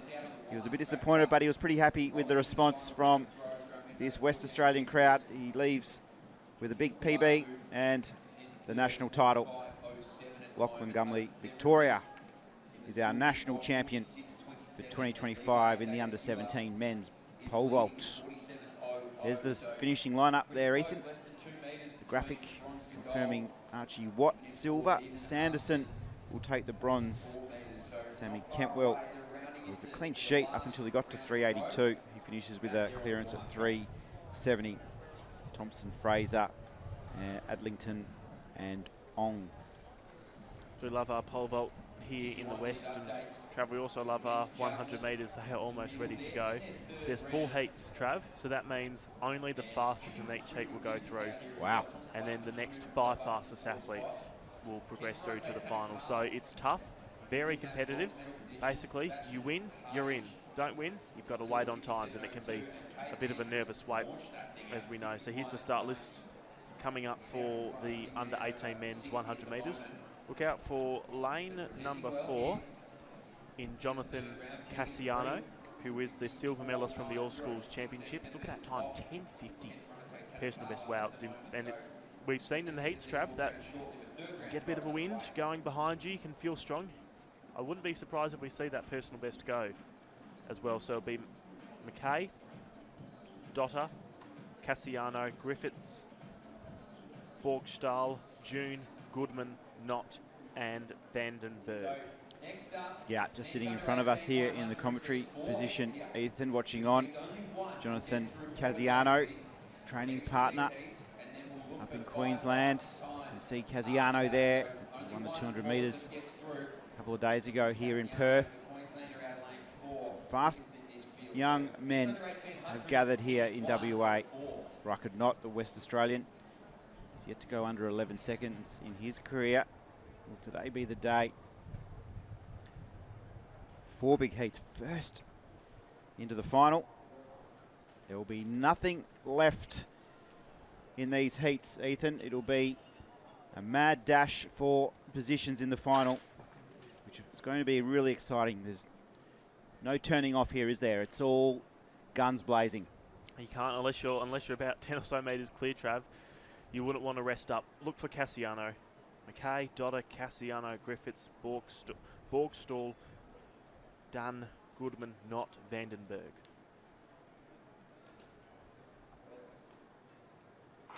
Cassiano reacted well to the gun, so too did Dotter, and McKay on the inside of him. Racing well in the middle is Borgstall, but have a look at Cassiano. The silver medalist from the All Schools Championship is into the final automatically. Quick time, 10:61, and the wind is good. It's a plus 0.6. Cassiano into the final.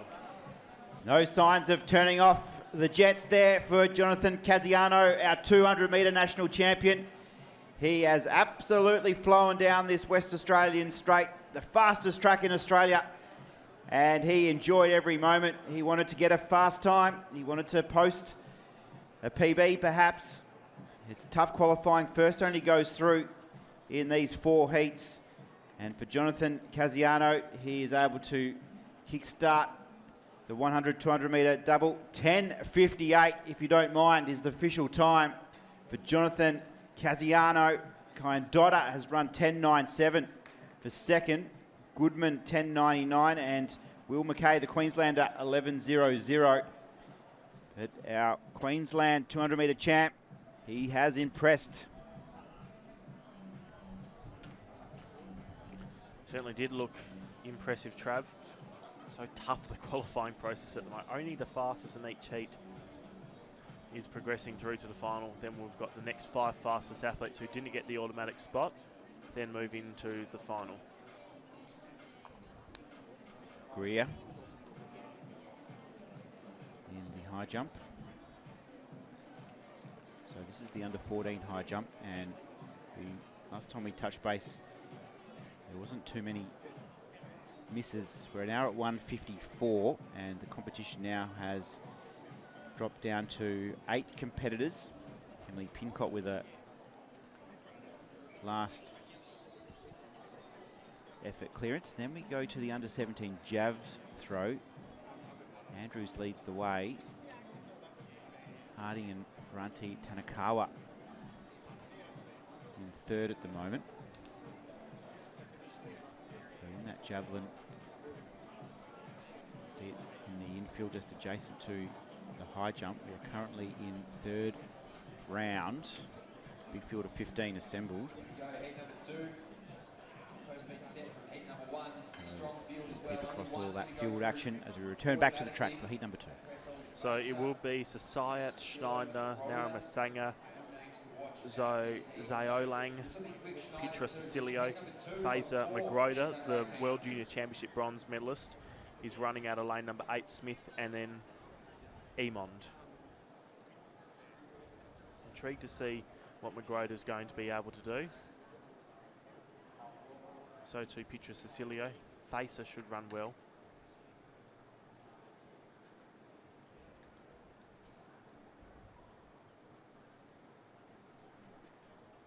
Sayat, Schneider, Naramasanga, Zoalang, Petra Cecilio, Facer, Magroda, Smith, and Emond.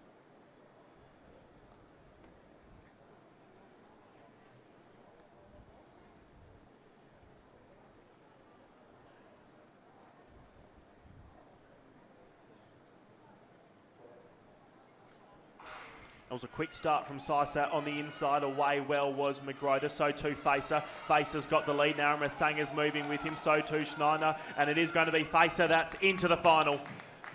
Schneider will have to wait on time. It's a 10.65. It's rapid. It's just a bit over the allowable amount. It's a 2.2. But what a phenomenal performance from Facer. Oliver Facer, real impressive back end of that 100 metres. In the middle of the race, you could throw a blanket over the field. Zara Masanga, the West Australian, was right up there, as too was Cecilo. Magroda as well had a nice run, but Oliver Facer was just that bit more relaxed and calm. He just kept his hips up nice and high in the last 30 metres and was able to move away. 10.63 with a 2.2. Lucas Schneider, 10.75.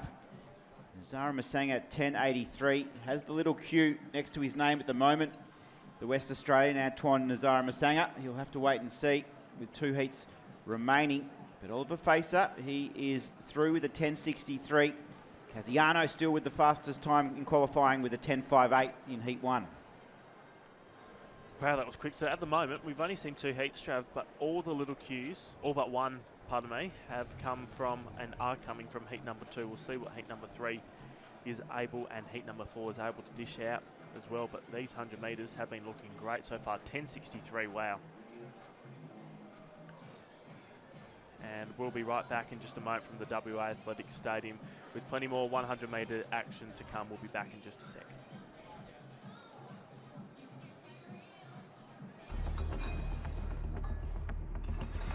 We need to raise the bar, Then drop it. We need to push forward. Then push against that. we need to carry the weight of expectation. Then throw it all away. We need to know the hunger. So we can fuel the fire. INC Sports Nutrition. Powering tomorrow, today. Ethan, did you know this? You can save on your prescriptions year-round at Chemist Warehouse. You can head online or look for the Chemist Warehouse prescription price list in store to see how much you can save. Chemist Warehouse is here for all and discounting prescriptions every day. Have proudly signed on for 5 years, all the way till the end of 2029. Great supporters of Australian athletics, supporting the future development from a grassroots level right through to the elite arena. Chemist Warehouse, proud sponsors and very important partners of athletics here in Australia. And we thank them for their support and also the great service that they provide to all Australians. Look out for Tobias Drummond Templeton in this race, Trav. He's the All Schools bronze medalist. He'll be Albino, Bertram, Weerasinghe, Lobo, Pretorius, Majendi, Hampel, Hugo and Drummond Templeton. Only the fastest get into the final. The other 5 spots are filled based off the next fastest non-automatic qualifiers.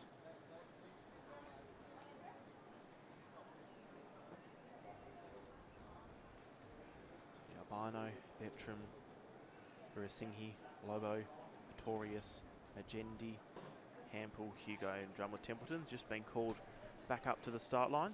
There's Lobo, there's Pretorius, there's Magendi. Drummond Templeton, he was impressive in the 200 metres, Ethan, finishing 4th from the ACT. He's running closest to the stands here out in lane number 10. So we'll look for him to flash home. Can't wait to see what he's able to do. He picked up a bronze medal at last year's All Schools National Championships. And he'll start closest to us in lane 10. And it was a quick start from Hugo, so too Hampel. Just next to him, Tobias Drummond-Templeton is running really well in the middle. Pretorius is moving quickly, so too Drummond-Templeton, and Drummond-Templeton's into the final from Pretorius. 10.86 the time. It's back to legal conditions. It's a plus 1.4. We talked about him in our preview, Ethan. Tobias Drummond-Templeton, 4th in the 200 metres, and that backhand speed was really on display there, wasn't it? He was out of the calculations, and then bang, he just popped into the picture and came through to take out heat number 3. It was impressive. He was cool, he was composed, and he's into the final. You can just see here, he was about 6th or 7th at halfway, and then he just went bang. I've got this one, boys. I'll lead you through. And out of nowhere, he just pops into the picture to take out the victory ahead of Waldo Pretorius, who was fast away. So our man from the nation's capital gets a photo with Josh Lobo.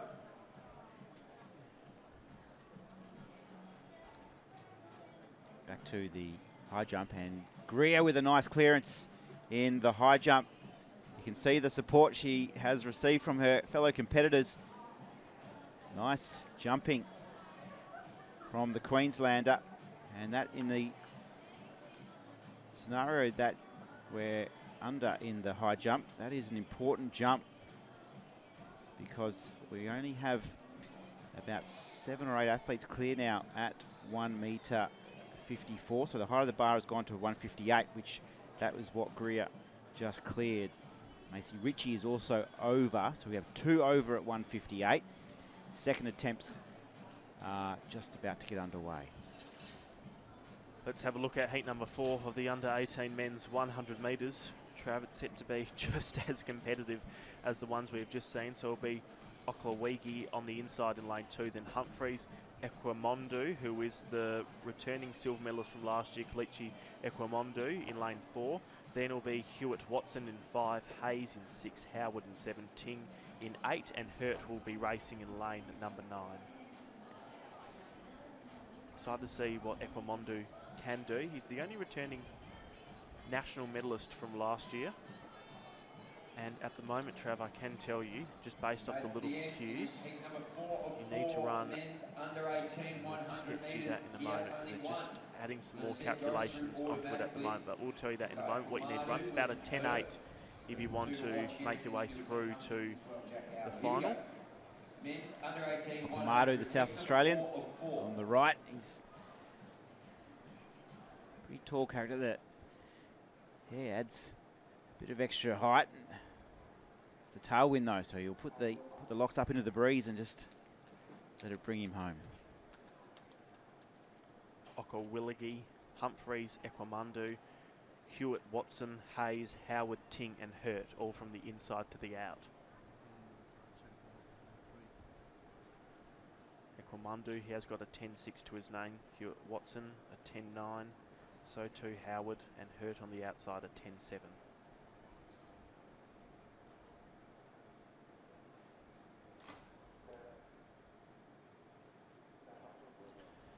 of twitching from Hurt and Okawiligi on the inside and the outside, so they'll just be called down to their blocks again. It's one of those things when someone flinches, then A few others flinch. Can start a chain reaction, can't it? It does. Second guess yourself. Did I hear the gun? Did I not hear it? Green card. Or we'll go back down.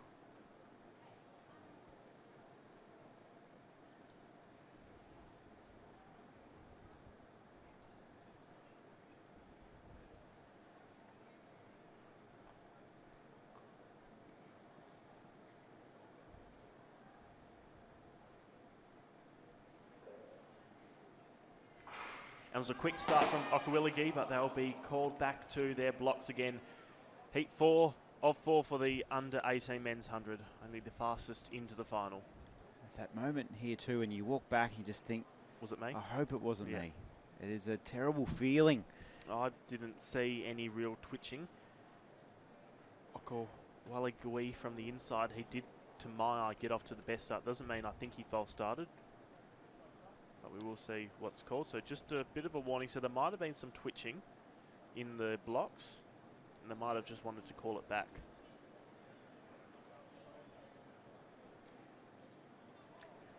So you can see just a caution given there for the West Australian.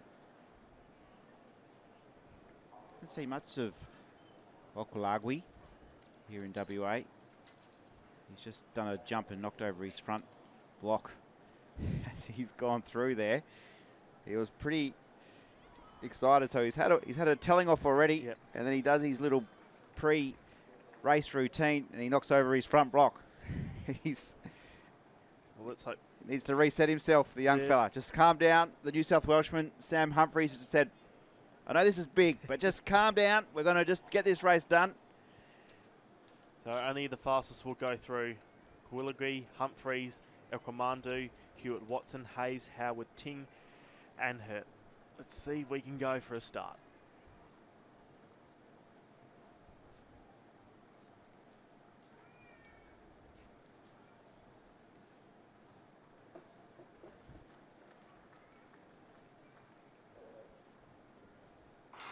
And it was a quick start in the middle from Okamandu. Also out well was Hewitt.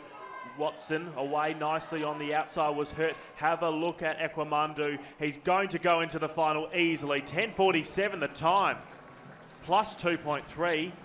And the silver medalist from last year has made a massive statement.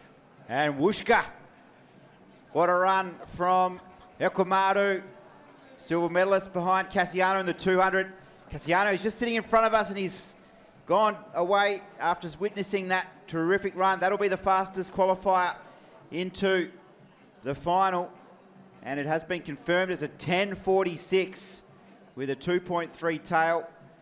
But we might have a new favourite for this 100 metres. He was able just to swoop in and record the fastest qualifying time. Kaliki Ekwamadu from South Australia is through. William Hurt has the small Q next to his name, so congratulations to William, the Victorian. He's having a great season and he's rewarded with the big final here in the under-18 100 metres. Ethan, it's going to be an amazing afternoon of sprinting. I hope everyone can join us for the under-17, under-18 men's and women's 100 metre finals.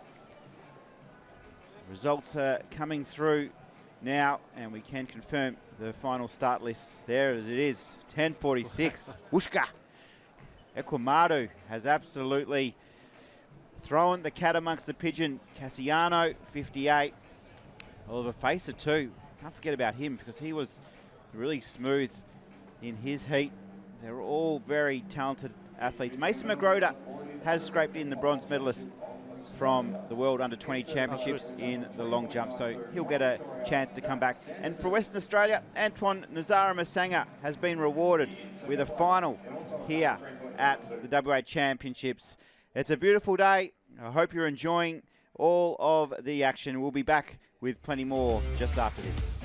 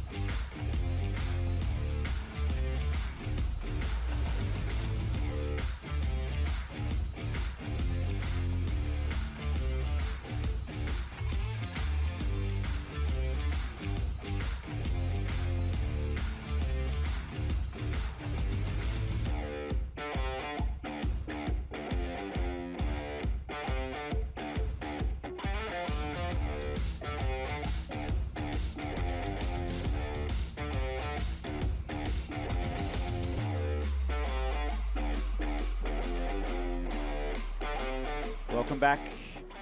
And just about to emerge from the Government of Western Australia entrance. What would you call that, Ethan? A banner? Big door. The West Australian Government, proud supporters of the National Championships. Chemist Warehouse also. They're my one-stop shop, Chemist Warehouse. They've got everything in store, right from your prescriptions to vitamins to shampoos. I don't need too much of that these days, but definitely with a young daughter in the house, we do go through the You like shampoo. to buy it to remind you of the better times. I do. It's got everything.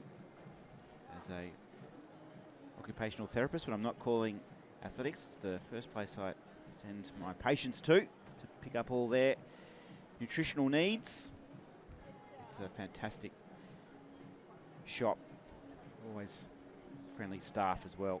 The Chemist Warehouse team always looking to help out wherever they can.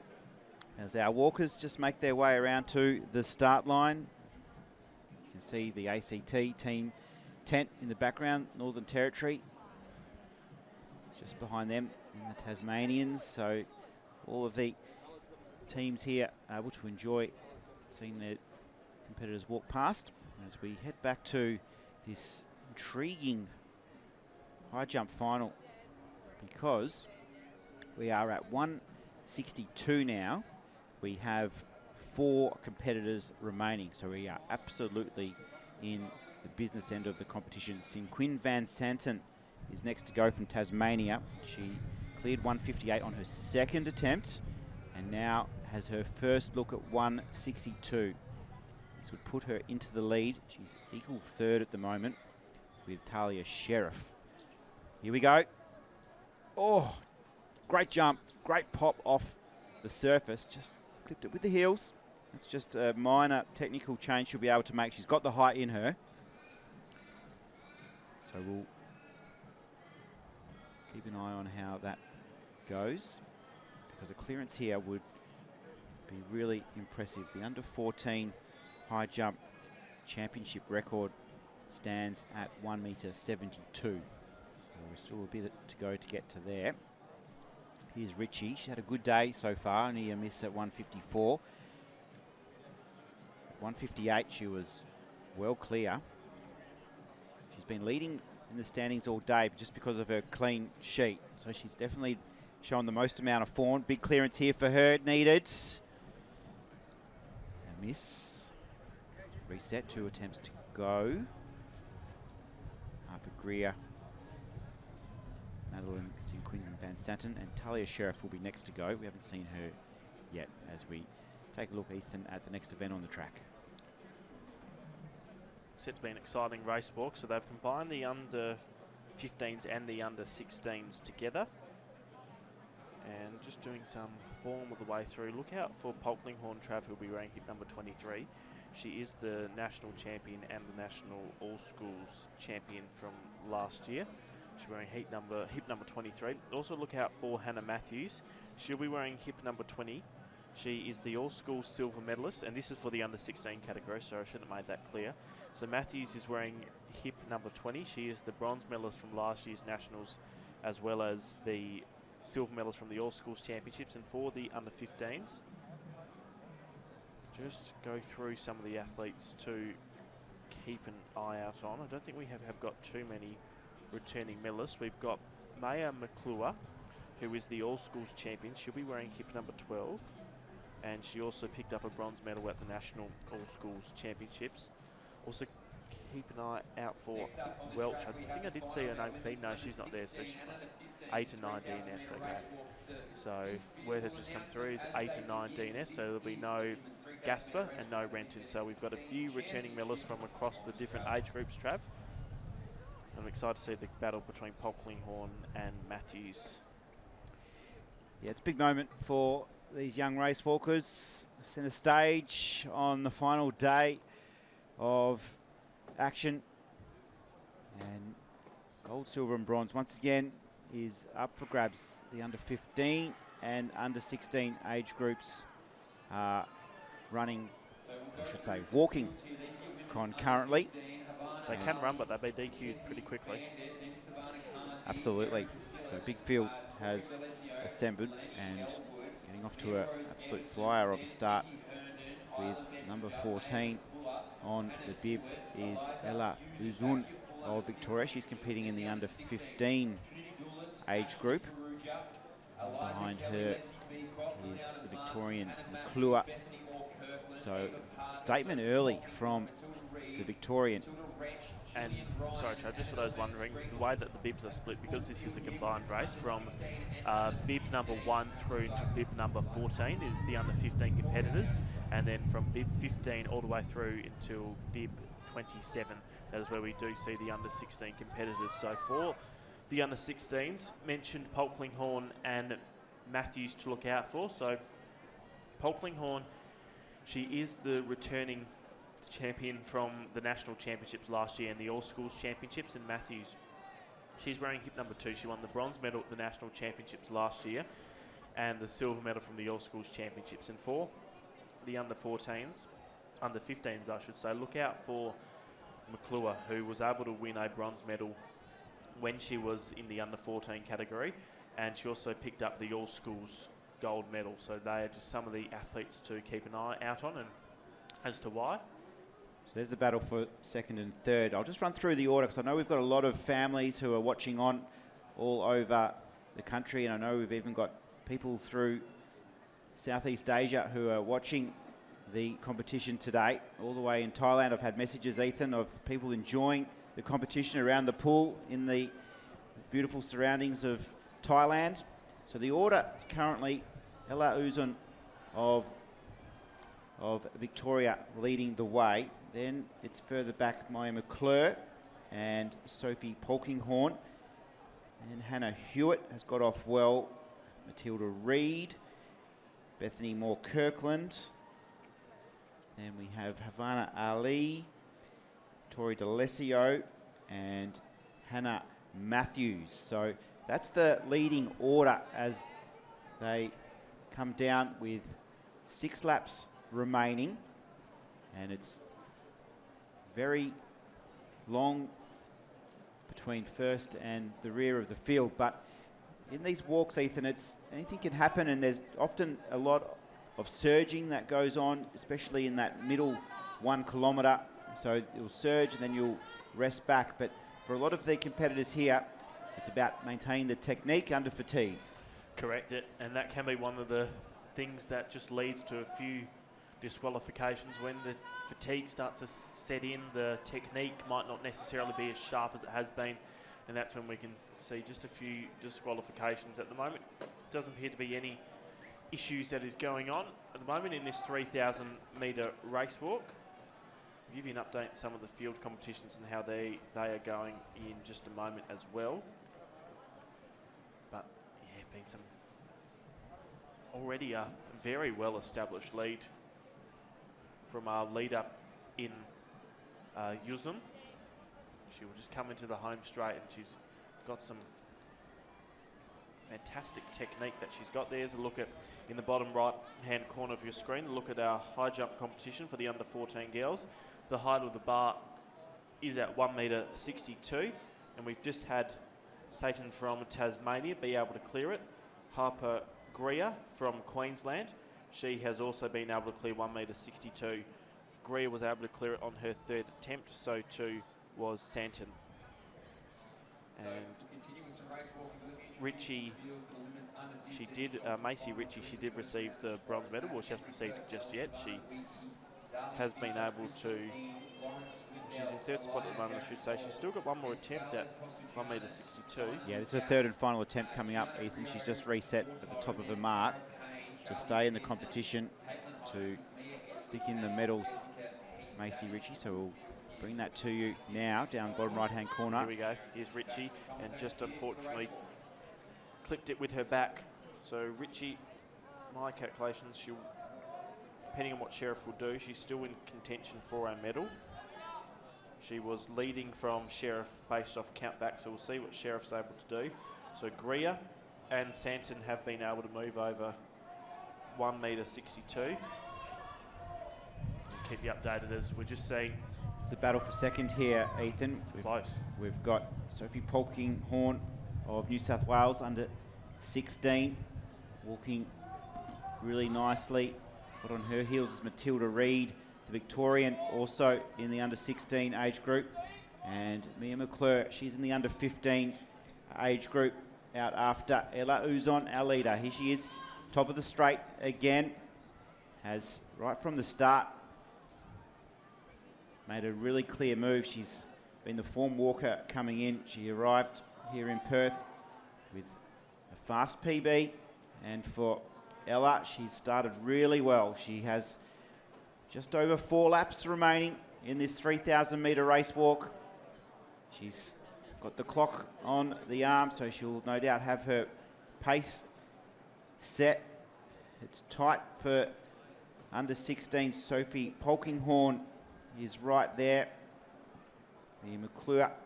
So coming down the straight now, this is the chasing group.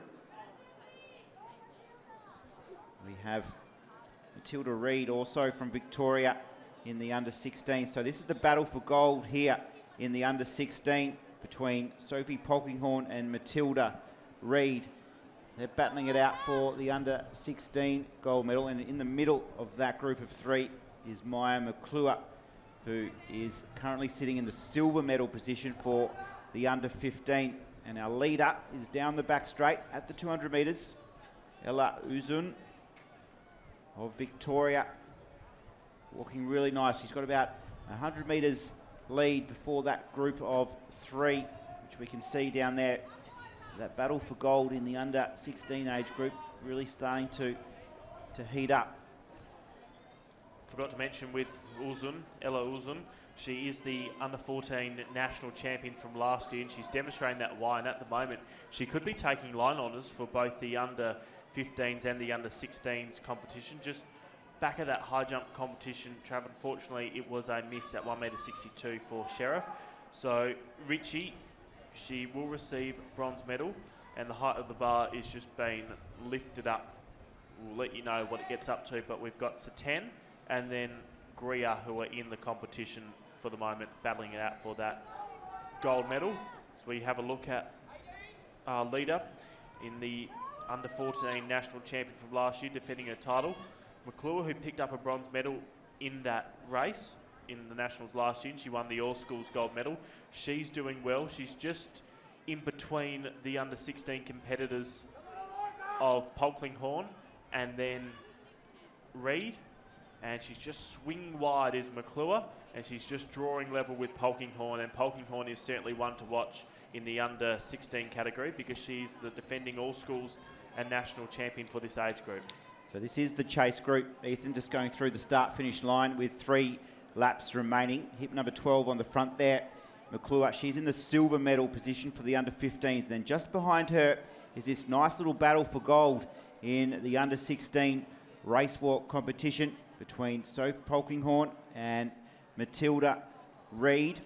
They've been walking side by side throughout most of the race so far. And it's a little bit further back in for the bronze medal. We have a couple of athletes here just in behind in Bethany Moore-Kirkland, and also Tori D'Alessio from WA has pushed up nicely to perhaps be looking for an under 15 bronze. So here's our leader, number 14. And Ella Uzun has continued her good form. She'll be out after the championship record too, you'd feel, 13:49. She's on target for that championship record set back in 2019 by Jada Anderson. So our leader is looking pretty comfortable. She's no signs of slowing down. This lap, in fact, is actually going to be a little bit quicker than the last by about a second. So yeah, it will be about a second quicker here. She just marks the clock. She looks pretty happy. She sets off with 2 laps remaining. There's the chase group on screen, entering the top of the straight now. Sophie Polkinghorne with 23 on the hip. 24 is Matilda Reid. That's the battle for gold in the under 16s, 23 and 24. And then 12 in Maya McClure is having a nice walk, the Victorian. She's sitting in silver for the under 15 age group. She's got a nice little break before the bronze medalists start to come into our calculations, but they're heading down now for 2 laps remaining as well. So not much has separated them throughout this race, and together they hit the line with 2 laps to go. Our leader though, down the back straight, she's well clear, about 150 metres or so now. She's at the 200, 600 metres to walk. This is looking really impressive from our leader. We knew the calibre of an athlete that she was coming into this competition because she did pick up a gold medal at the national championships last year in this battle for first and second for the under 14, under 15 category is just something that's continuing to impress me. So Polkinghorne has just been able to move ever so slightly clear of that chasing group. And then behind her is McClure, and she has just been able to draw level with Reed. But just coming into the home straight, only 500 metres to go. You can see our leader in Yuzin, and she will turn for home. And if she can finish this race without any disqualifications, which we wouldn't wish upon her, you definitely think that the gold medal is hers. It would be certainly very, very hard to catch. Just fatigue may be setting in ever so slightly, but she knows that the end is in sight and the end is not too far away. And I was impressed with Polkinghorne as she was just able to move past Reed as well. And I've been really impressed with how McClure has raced this. But at the bell, 13:34 is what the clock strikes at.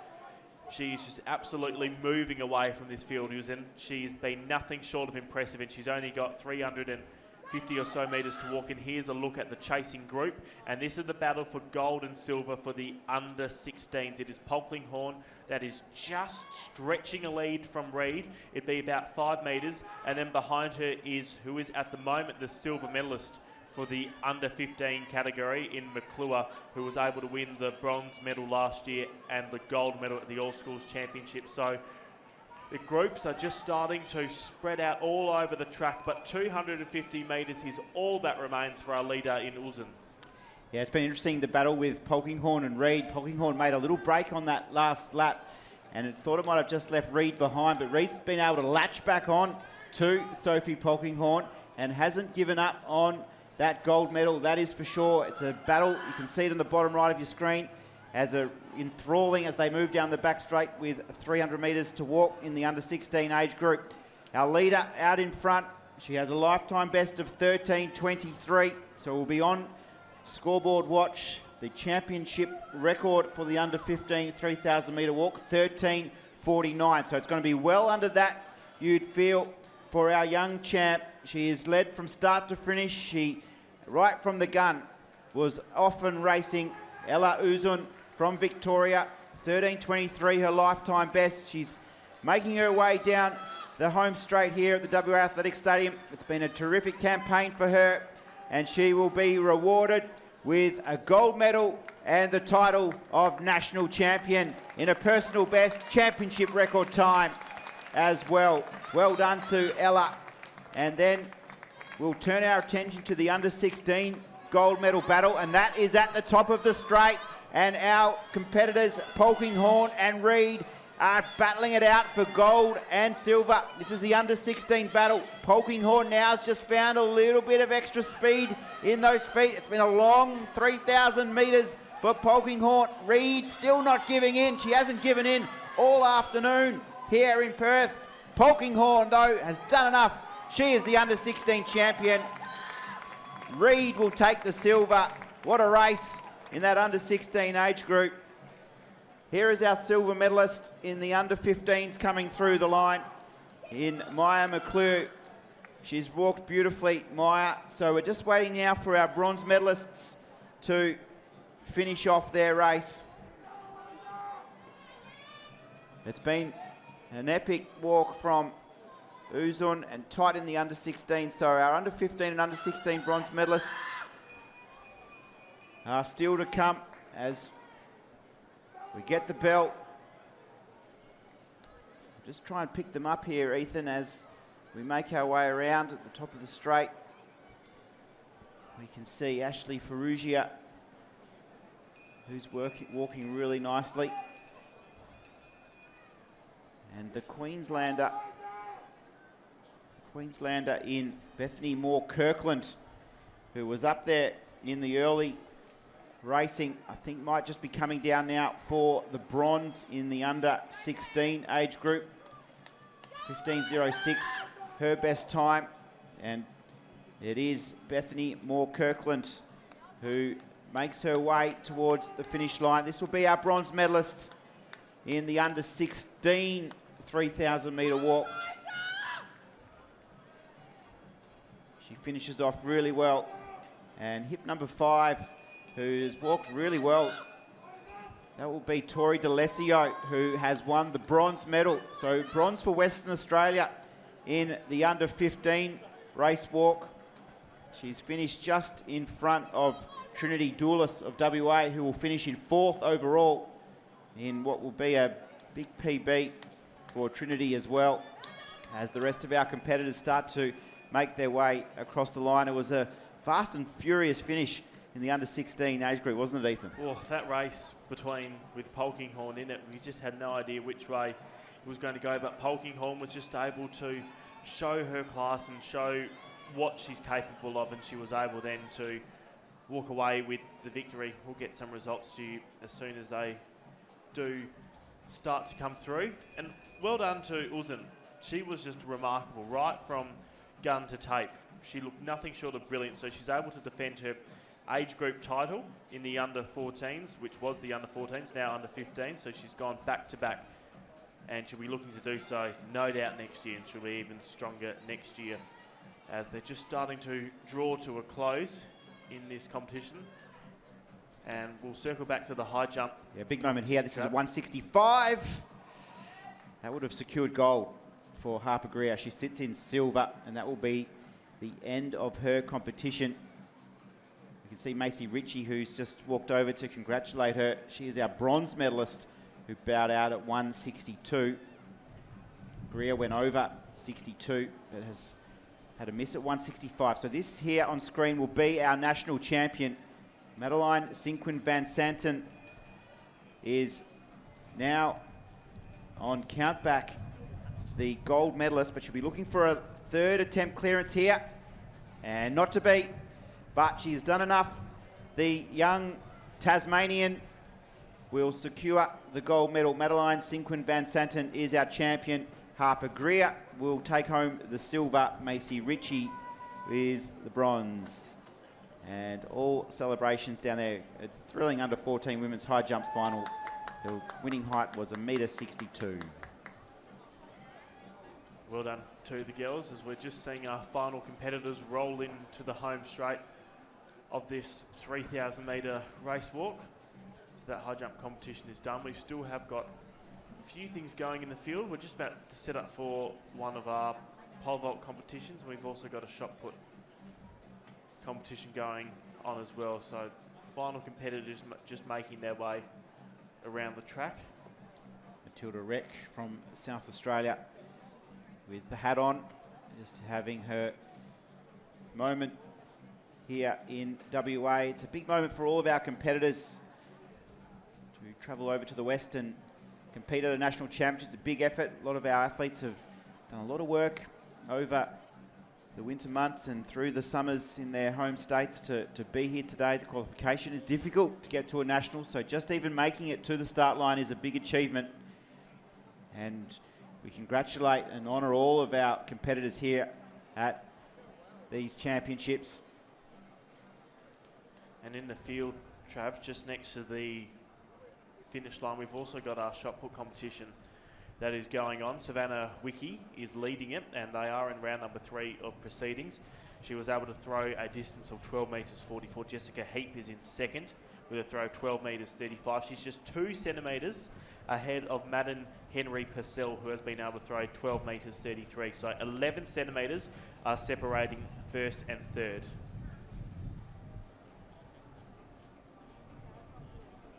So Matilda Reck from South Australia, 18.12 was her best. It's been tough conditions here. Just a couple of competitors remain in the walk.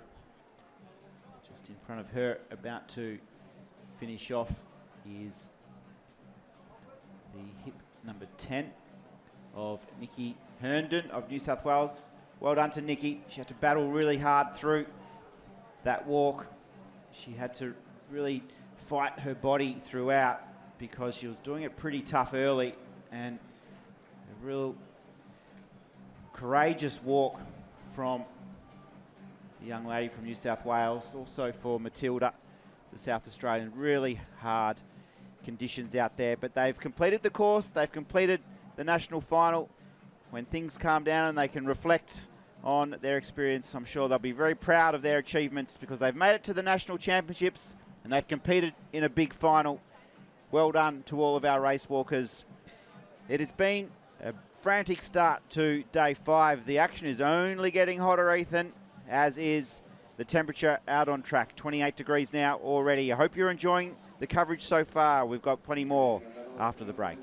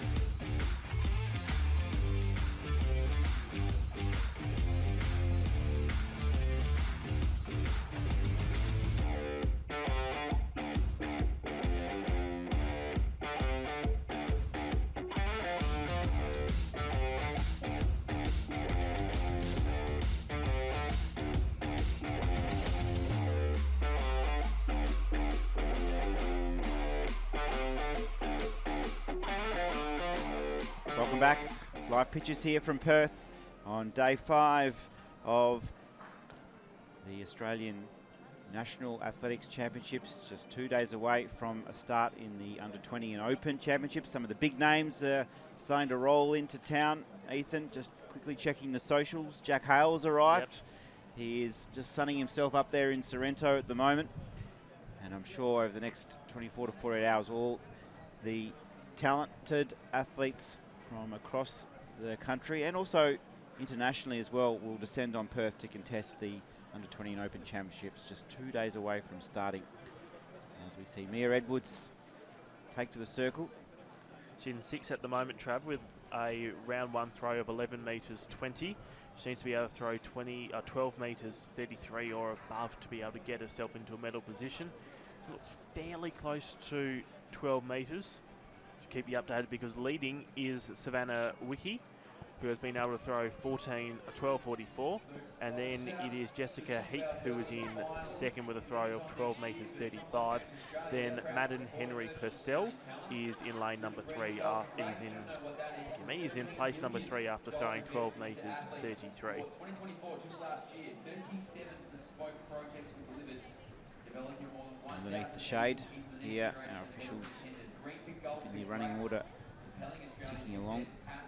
Under 15 girls final. So we're at the stage now of just resetting the field. So we finished all 3 throws. The top 8 will progress to a 4th throw. So that's what's happening now. Our officials are just working through the score sheet, and we'll finalise the final 8. Still, Emmy looks like she has just scraped in with a 10.88 to be the 8th into the final throw. Alia Garang Hall, Mia Edwards, Sally Fisher, Caitlin Holmes, Madden Henry Purcell, Jessica Heap and Savannah Wiki will contest that final throw. Not much separating the leaders, only 11 centimetres, and then only 2 centimetres further back to bronze. So it's going to be a great last round of under 15 shot put final. The record for the championship currently stands at 14 metres 68. So final round shot put under 15 women, not too far away as our sprint hurdlers make their way to the track, Ethan, and a big moment for these young under 14 boys in the 90-metre hurdles final to decide who will be our national champion. Yeah, looking forward to it, Trav. Look out for Duke Lamprey, who is going to be racing in lane number 5. He was able to pick up the gold medal last year when they were under 13, so I'm excited to see what he's able to do. So just taking you through the field, it's Lowe, Ogbonna, Millie, who you can just see on the right of your screen. He's now 3rd from the right of your screen. Solomon, Lamprey, McCarthy, Owusu Ofrige, Fainga, and Baird Petorni. So they are the athletes from the inside to the outside as they're just going over there. A few barriers. You just saw Ogbonna and Solomon going at an identical time. And there is Baird Petroni from the outside in lane number 9. In fact, there he is right now. That was Fainga, who just went before. Solomon, Ogbonna, there's Lowe. This should be exciting, but the one to watch for mine, Trav, is the one in the middle, Duke Lamprey, and they've had a good championships of Lamprey so far. Sure have, Ethan, and very strong family. We've seen it across a few events where siblings have competed really well. Hogays, the Hardings, Tasmania as well. So Harper Harding and her sister too have all competed really nicely across the weekend. So it is usually a family affair, track and field, isn't it? Usually if one sibling has become involved in track and field, that others will follow. So big final coming up, 90-metre hurdles final. Back in the shot put circle, white flag just been given. And it is still Savannah Wiki that is leading with a throw of 12 metres 44. Jessica Heap is in second with a throw of 12 metres 35. Madden Henry Purcell is behind her in 3rd with a throw of 12 metres 33. So it's a bit of a distance, bit of a gap between 3rd and 4th. But between 1st and 3rd, Trav, there's only 11 centimetres as we almost get ready to go for this under 14 boys 90-metre hurdles final. So let's look at the field again. So it's below Ogbonna, Millie, Solomon, Lamprey, McCarthy, Owusu Ofrige, Faringa, and then Baird Petroni from the inside to the outside. The one to watch from mine is Lamprey. In the middle, 13.16 is what we've got for him. He was able to run that in the qualifying rounds. So look out for Solomon next to him, 13.02. And McCarthy, 13.32 was what he was able to run. Owusu Ofrige, 13.10, so pretty close. Duke Lamprey, the national champion from last year. So he is just one of many to watch in this very tight, very close field over the 90-metre hurdles. We've seen so many times in these championships, Ethan. When you think you've got the race won, it is not always won in hurdles, is it? Yep, no. It's a race you've got to be focused right through to the end. We wish all these young men the best of luck as they navigate their path over the hurdles. We wish them all a clean race. Lowe, Ogbonna, Millie, Solomon, Lamprey, McCarthy, Owusu, Afriyie, Feninga and Baird Petroni, I should say. Baird Petroni on the outside in lane number 9. That was a quick start from Ogbonna, but they will go back to their blocks. Was it too quick, Ethan? I don't know. I don't think so. I hope not. We'll see what. I think it will just be. Well, they're under 14, so I think the one and done rule does apply. But we will see what happens. Lowe, Ogbonna, Millie, Solomon, Lamprey, McCarthy, Wusu, Afriyie, Feninga, and Baird Petroni. So just saw Tony, one of the start marshals, just go over, have a consultation with the starter, and the yellow card has just been issued, so just a warning, so no disqualifications, just a warning as we get ready to go again. I was going to get a ham one.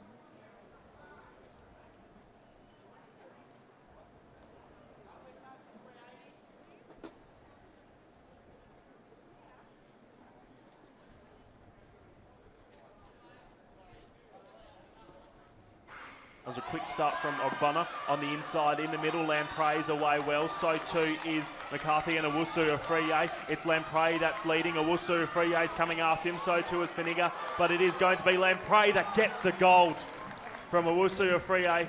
Feninga behind him in third. 12.99 the time. It's a 1.5 tailwind. And he does it again. He got the gold last year, Lamprey, and he gets it done in the under 14s. Great call, Ethan. You can see from the start here, it was the young New South Welshman who was able just to move through the middle stage of the race. The Victorian was out after him, just wasn't able to quite get there, but congratulations to all those young men who have navigated the hurdles beautifully. A great learning curve for all of them, and just making it to the final is a terrific achievement. Well done to all of our competitors in the hurdles. As we get back to this shot put final, it's an interesting moment here because Savannah Wiki has it all before her.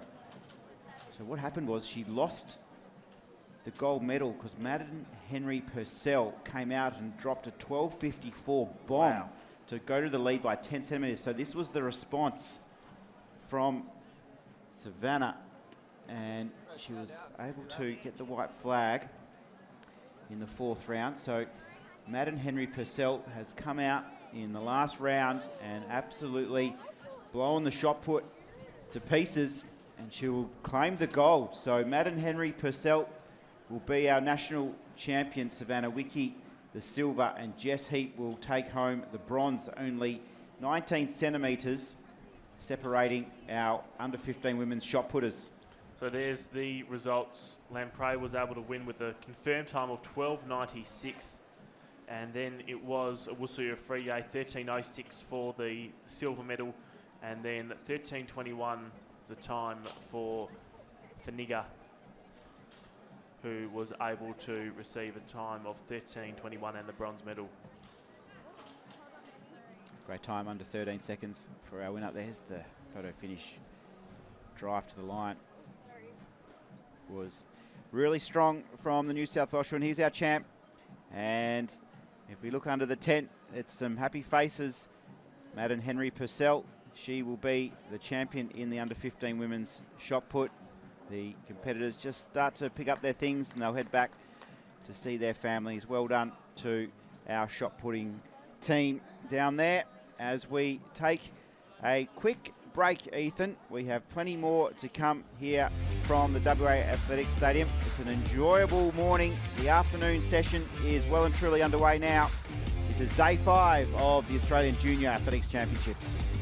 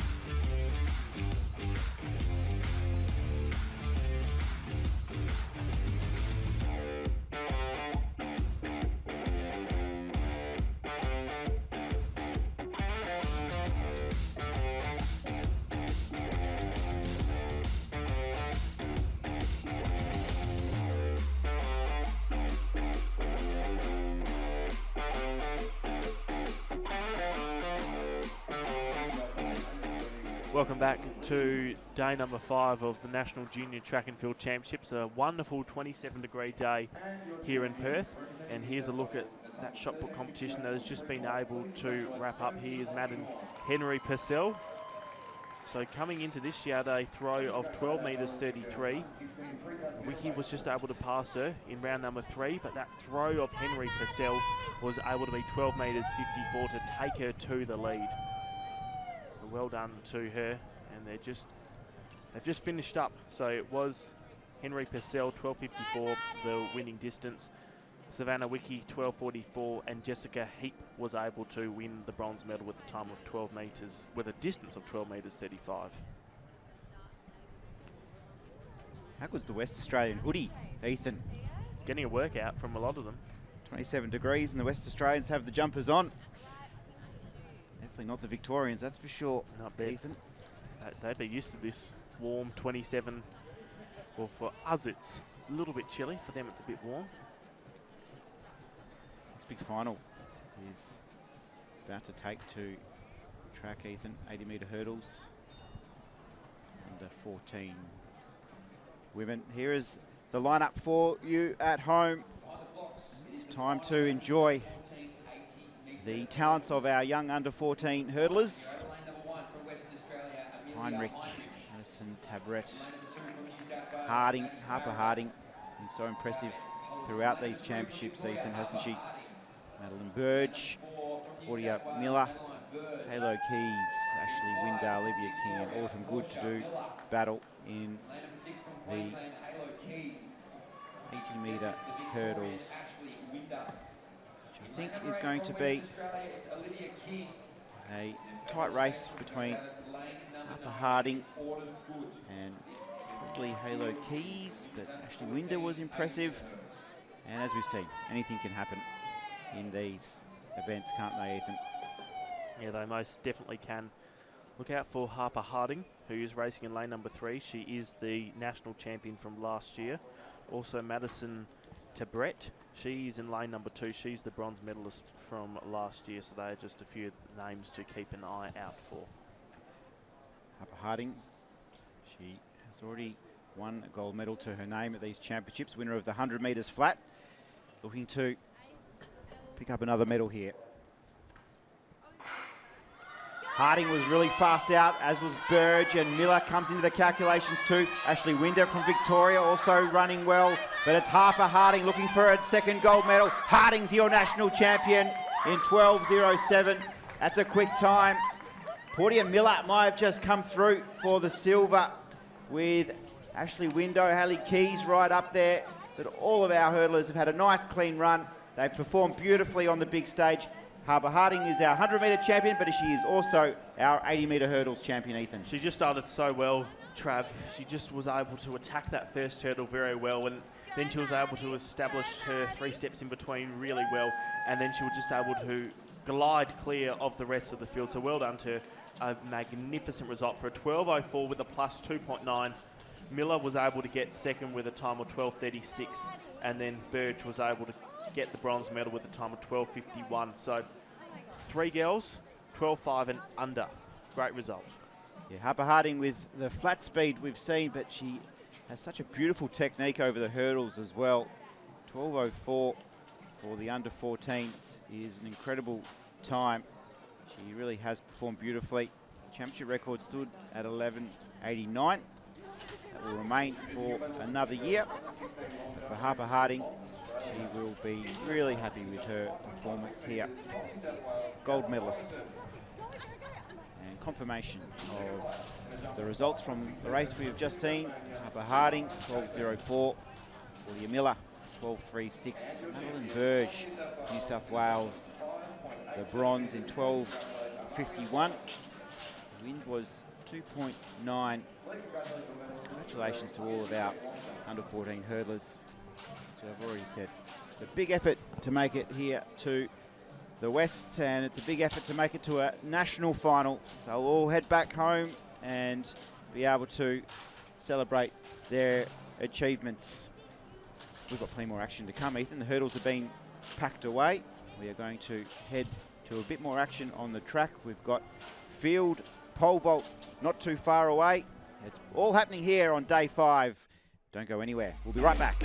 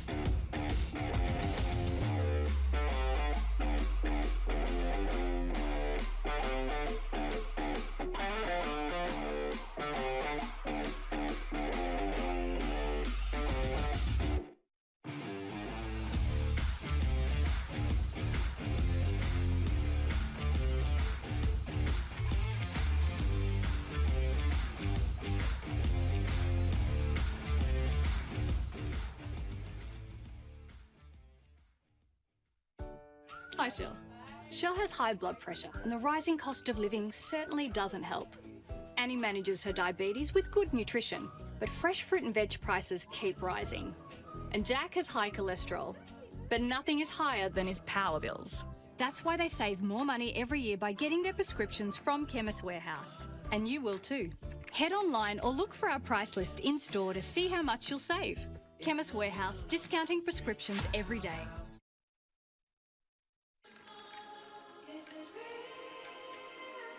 Walking on a dream. How can I explain? Talking to myself. Will I see again? Is it real? Could you be walking on a dream? Welcome back to beautiful Perth, Western Australia.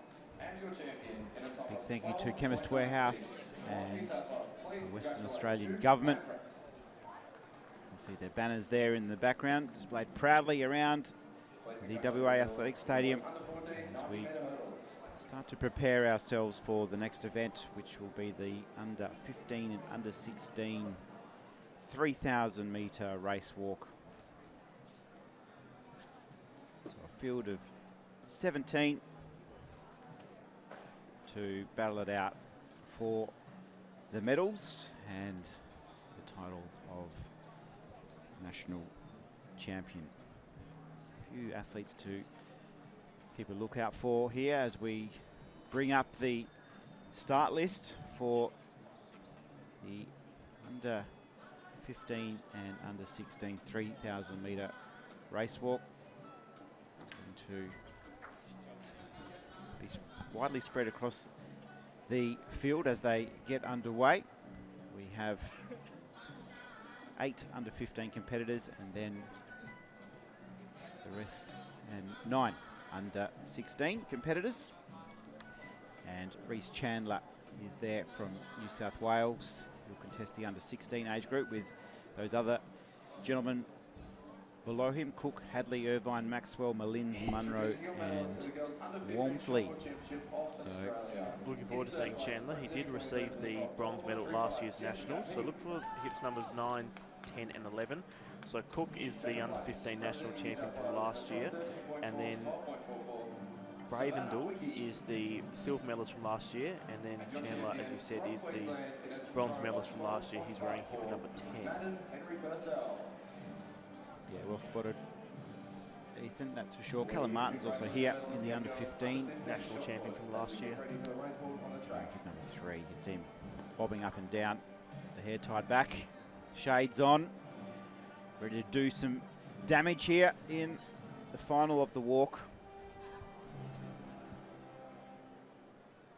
7.5 laps, the journey that awaits our young walkers. We saw a really tight battle in the under 16 women's walk, didn't we, Ethan? So all before them, these young men, time they'll be chasing for a championship record in the under 15 age group will be a 13.08, which is a chance for Orlando Follington and Callum Martin as well, who we mentioned earlier with hip number 3. And then for the under 16 age group, 12 minutes 24. So that's quick walking. So I don't know if we'll get near that one, but anything can happen in the national championships. These athletes will all be prepared, ready to go.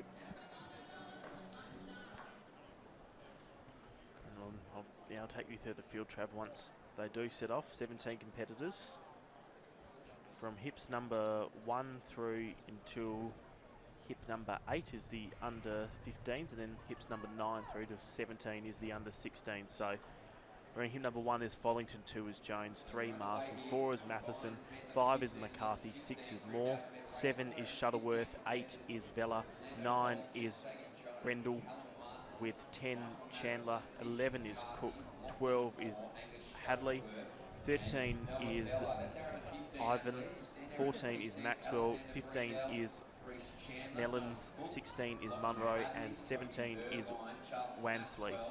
Wow, Callum Martin, he is absolutely shot out of the blocks. It's almost like he did have blocks at the start line. He was able to fly along. Callum Martin, as you mentioned, Ethan, the reigning champion. He's in the under 15 age group. He started really well. Obviously has a pretty keen plan to get things underway really quickly. Hasn't wasted any time. And Callum Martin, looking to defend his title, has started really well. Yeah, then back behind him is Munro, Trav, for the under 16s. He's leading that under 16s category. And then we have got Brendel, who is in 3rd spot at the moment. Then just behind him is where we see Ivan. So that is a look up at the top 4. And those 3 names I just mentioned are 1st, 2nd and 3rd for the under 16 category. As we just see Brendel just take the lead in this category. He's just been able to move past Munro. And Munro's been challenged by Ivan, who is just moving up onto the shoulder, then just swinging wide as Cook. So Cook's had a great race so far. And don't forget Cook. He is the under 15 national champion from last year, and he's finding himself in just behind 2nd at the moment, behind Ivan. And yeah, it's really close. Cook just sitting onto the shoulder of Ivan, and then just leading is Brendel, but absolutely shot out of a cannon for the first 560 or so metres. That is where we see Martin, who is the all-schools gold medalist from last year, as well as the national champion from last year. He is just looking absolutely insane over the opening stages. Clock 2 minutes 25, and they've got 6 laps to go. Look at Martin. We have seen leads probably around this distance, maybe even a little bit bigger in walks before, get gobbled up, but it's at the moment it seems hard to fathom that because he's got a lead of what would be close to 60 metres. Then it is Cook that is leading for the under 15s. He's back in second overall, and then that is where we see Brendel in third overall, but second for the under 16s, and then back behind them is Ivan, that is back in fourth overall, but third for the under 16s. Yeah, Callum Martin absolutely flying along at the moment. He's heading at the 200 metres, and the rest of the competitors are a little bit further back behind him. Yeah, so Moore is in second spot for the under 15 category, and then Shuttleworth is just behind him. He's in third for the under 15. So the medals are just all spread out over the field for the moment. Noel Cook, the Queenslander, he is leading the under 16 competition. Behind him is Kobe Irvine of Queensland as well. And then we have Lachlan Moore, Angus Shuttleworth and Noah Vella wearing hips 6, 7 and 8, all in contention for the minor medals. Let's have a look here at our leader, Callum Martin, Ethan. He's got such a beautiful style. You've got that little bit of a bounce when you walk. You've still got to have that connection with the ground, obviously, at all times. And it's a short, sharp arm punch, isn't it? It's just that little bit of relaxation in the shoulders, but also you've got to have that short and sharp little punch just to keep that momentum going. He's walked a 13.10 before, which would be inside the championship record. Just coming across the line now is our man with hit number 11, Noah Cook. So he's currently sitting in silver. Then it's the first of our under 15s, Alexander Brandel. He's in the bronze medal position for the under 16s. And then we have hip number 6, Lachlan Moore, the Queenslander. He's in the gold medal for the position, or currently silver medal for the under 15s. So it's still a little bit all over the place with the under 15s and 16s all intermingled with each other. But our leader, no doubt about that, Callum Martin, under 15 in front and walking nicely. Then the first of our under 16s is Noah Cook. He's down the back straight, currently sitting in second for the under 16s is Kobe Irvine of Queensland, and then Alexander Brandel, also under 16. So a little bit over 4 laps remaining as our leader comes into the home straight. So just over 4 laps remaining in the 3,000 metre race walk. It's just been so impressive from Martin, what he's been able to do, the All-Schools champion and then the national champion as well from last year. Just maybe takes his foot off the pace ever so slightly. He's still got 1,600 metres to go, so we haven't even hit halfway yet, but he's been able to put himself into a great position. There is no doubting that. Then being able to break away is Cook. So Cook was able to leave that trailing pack behind him with Irvine next through, and then it is Brendale, who is back in fourth overall, I should say. So Cook's, he's only got 1,600 metres to go. He's in pursuit of Martin. Is he going to be able to catch him? We'll have to wait and find out. And then it is where we see Irvine. And Irvine has just been challenged by the young under 15 competitor in Shuttleworth. Shuttleworth is sitting second for the under 15s. He's up against the man who is sitting second for the under 16s in Irvine. And then who's in fourth and fifth? Well, let's find out. I can tell you that it is Moore that is sitting in third spot for the under 15s, and he is just leading from Brendale, who is sitting in third for the under 16s. So the top 1, 2 and 3 for the under 15s and 16s, they're all in close proximity to each other. As Cook just goes through the 200 metres to go mark, and there we can just see breaking away from the rest of the field and he's already been able to break away, is this man Martin, and then just breaking in what was that chasing pack behind him. It was Shuttleworth. He's been able to put a lot of distance between him and Irvine behind him, and then back behind them is Brendale. And let's have a look at our leader. Here's Martin. He's only got a bit over 1,200 metres remaining in this competition. Has been able to walk as quick as 13:10:40. Championship record 13:08:95 for the under 15. So he's certainly in a good position to be able to get that, as he's only got under 1,200 metres to go. And then Cook, he's just closing the stagger on him ever so slightly. Cook is looking great. He's got 1,200 metres to go, has the national champion from last year's under 15s. Clock just over 8 minutes as we speak. And then there is Shuttleworth. He's been able to put a lot of distance between him and Irvine. Irvine started off strongly. Looks like could just be tiring ever so slightly, and approaching him is more. He will be challenging Irvine in a few moments' time, we think. And then back behind them is Brendale. But 250 metres to go for our leader in this lap in Martin. Yeah, Martin showing a nice clean pair of heels down the back straight. You can see Cook though, Noah Cook, he's not giving in, the Queenslander. He's had a terrific season over there, and he's now just starting to get a little bit of a sniff of the lead.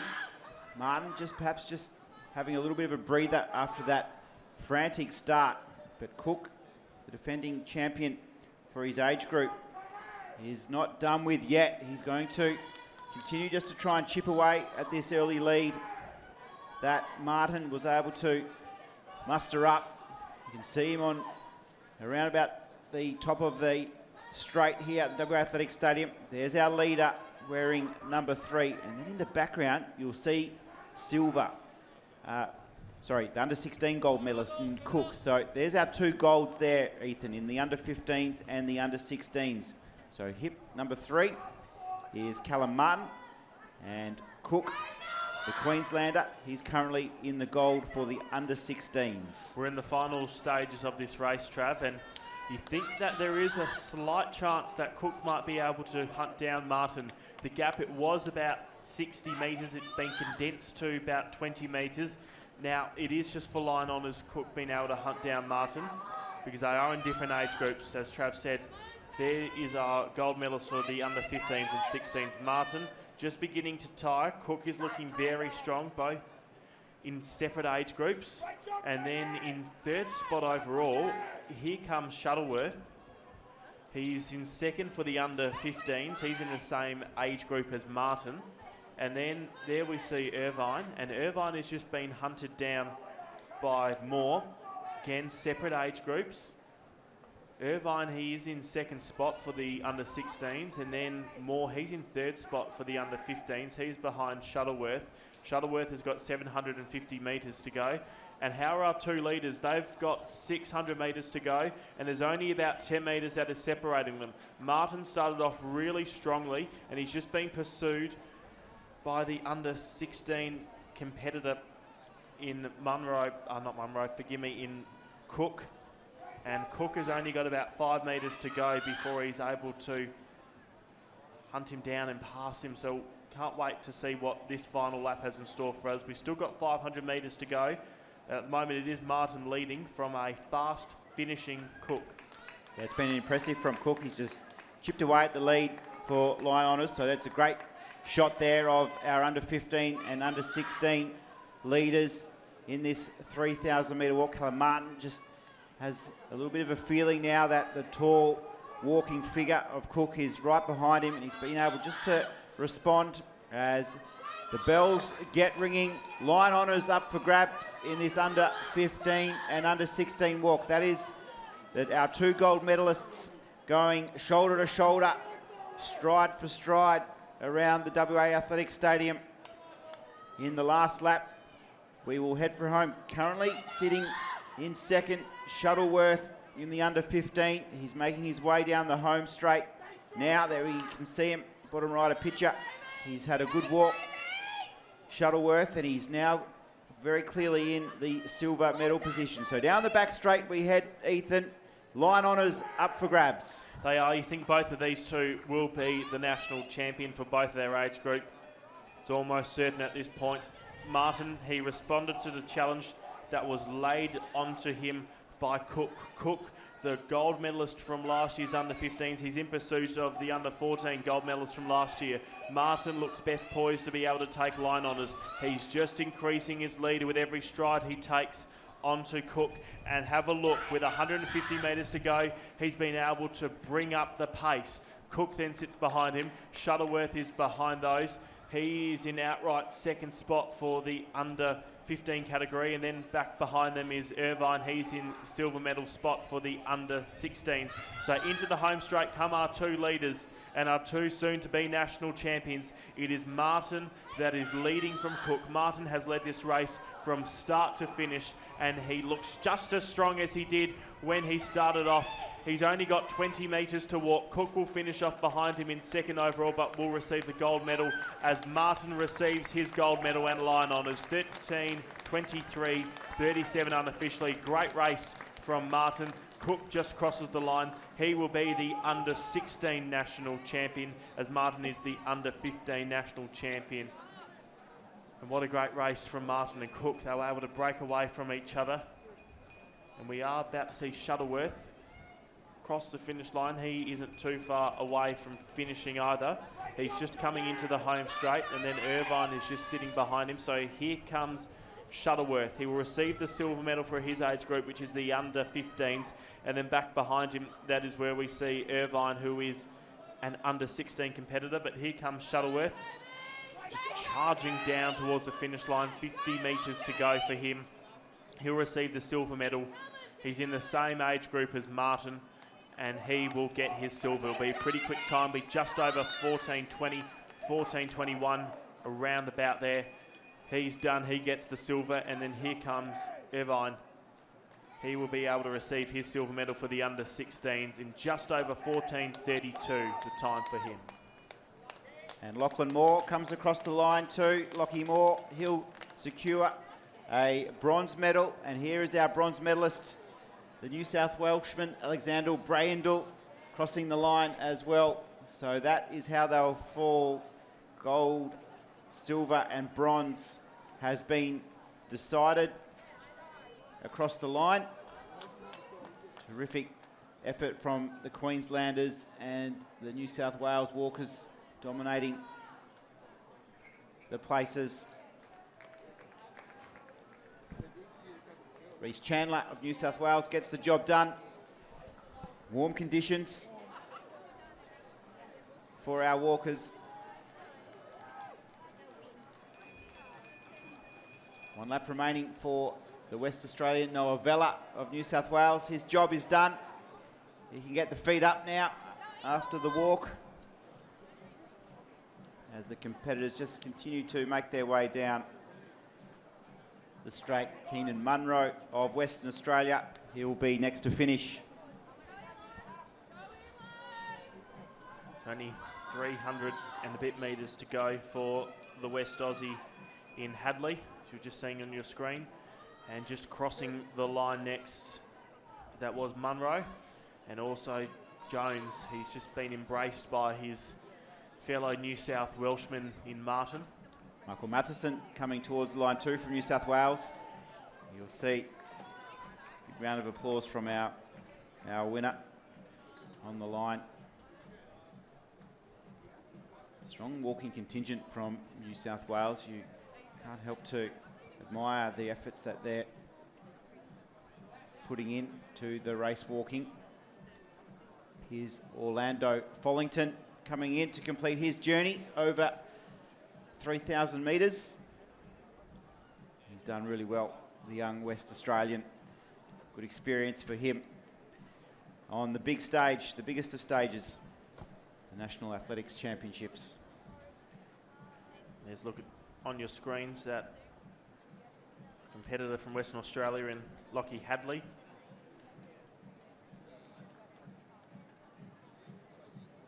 Only about 200 metres to go for Melins. He's just sitting in. Yeah, he's sitting in a good position at the moment with 150 metres to go in his race. Look at the winner there, Ethan. Just waiting trackside. Not in a rush to move off the track where he's claimed his gold medal. He's just sitting trackside congratulating. A couple of competitors still remain on the track. Lockie Hadley of WA gets the job done. Well done to Lockie. First time under 18 minutes too for the young West Australian. So one competitor remaining. Now Queenslander will just enjoy the final 50 metres. Around 30 degrees out on track. So pretty warm for Eli Millins of Queensland. He'll get his walking race over and done with. He'll shake hands with the under 15 champ and they'll enjoy their efforts once they're able to cool down and look back at the tape. That is the 3,000 metre race walk, walked and done. Well done to Martin. It was just an incredible performance what he was able to do over that 3,000 metres to take line honours. Well, was just as incredible. Fans look pretty happy with the young fella. Big cuddles all round. Good crowd in for day 5 action. There's plenty of people around the stadium just coming to enjoy the final day of the Junior Athletics Championships. Stick around for everyone at home. We have a lot more athletics still to come here from Perth. It's a beautiful day. The afternoon's just starting to heat up. We've got plenty of action to come, including some finals over 200 metres, some high jump for the under-17s, and also some under-18 pole vault. Don't go anywhere. We'll be back shortly.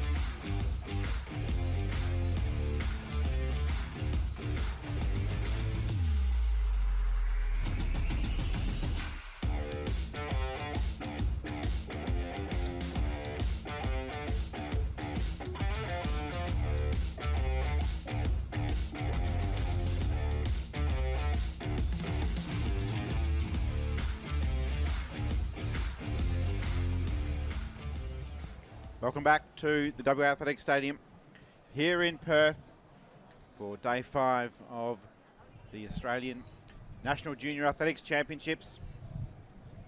It's been a big start to day 5 and very happy to be here. It's a beautiful occasion, the National Championships. Really enjoyed my time bringing you all the action, and we're just setting ourselves now for the afternoon session where there's some big finals, some big runners. There's also some big announcers too to enter into the commentary position. A big thank you to Ethan Quinlivan, who has just left us to go and talk to the bowl and introduce the races. And it's just allowed Mitch Dyer to step back.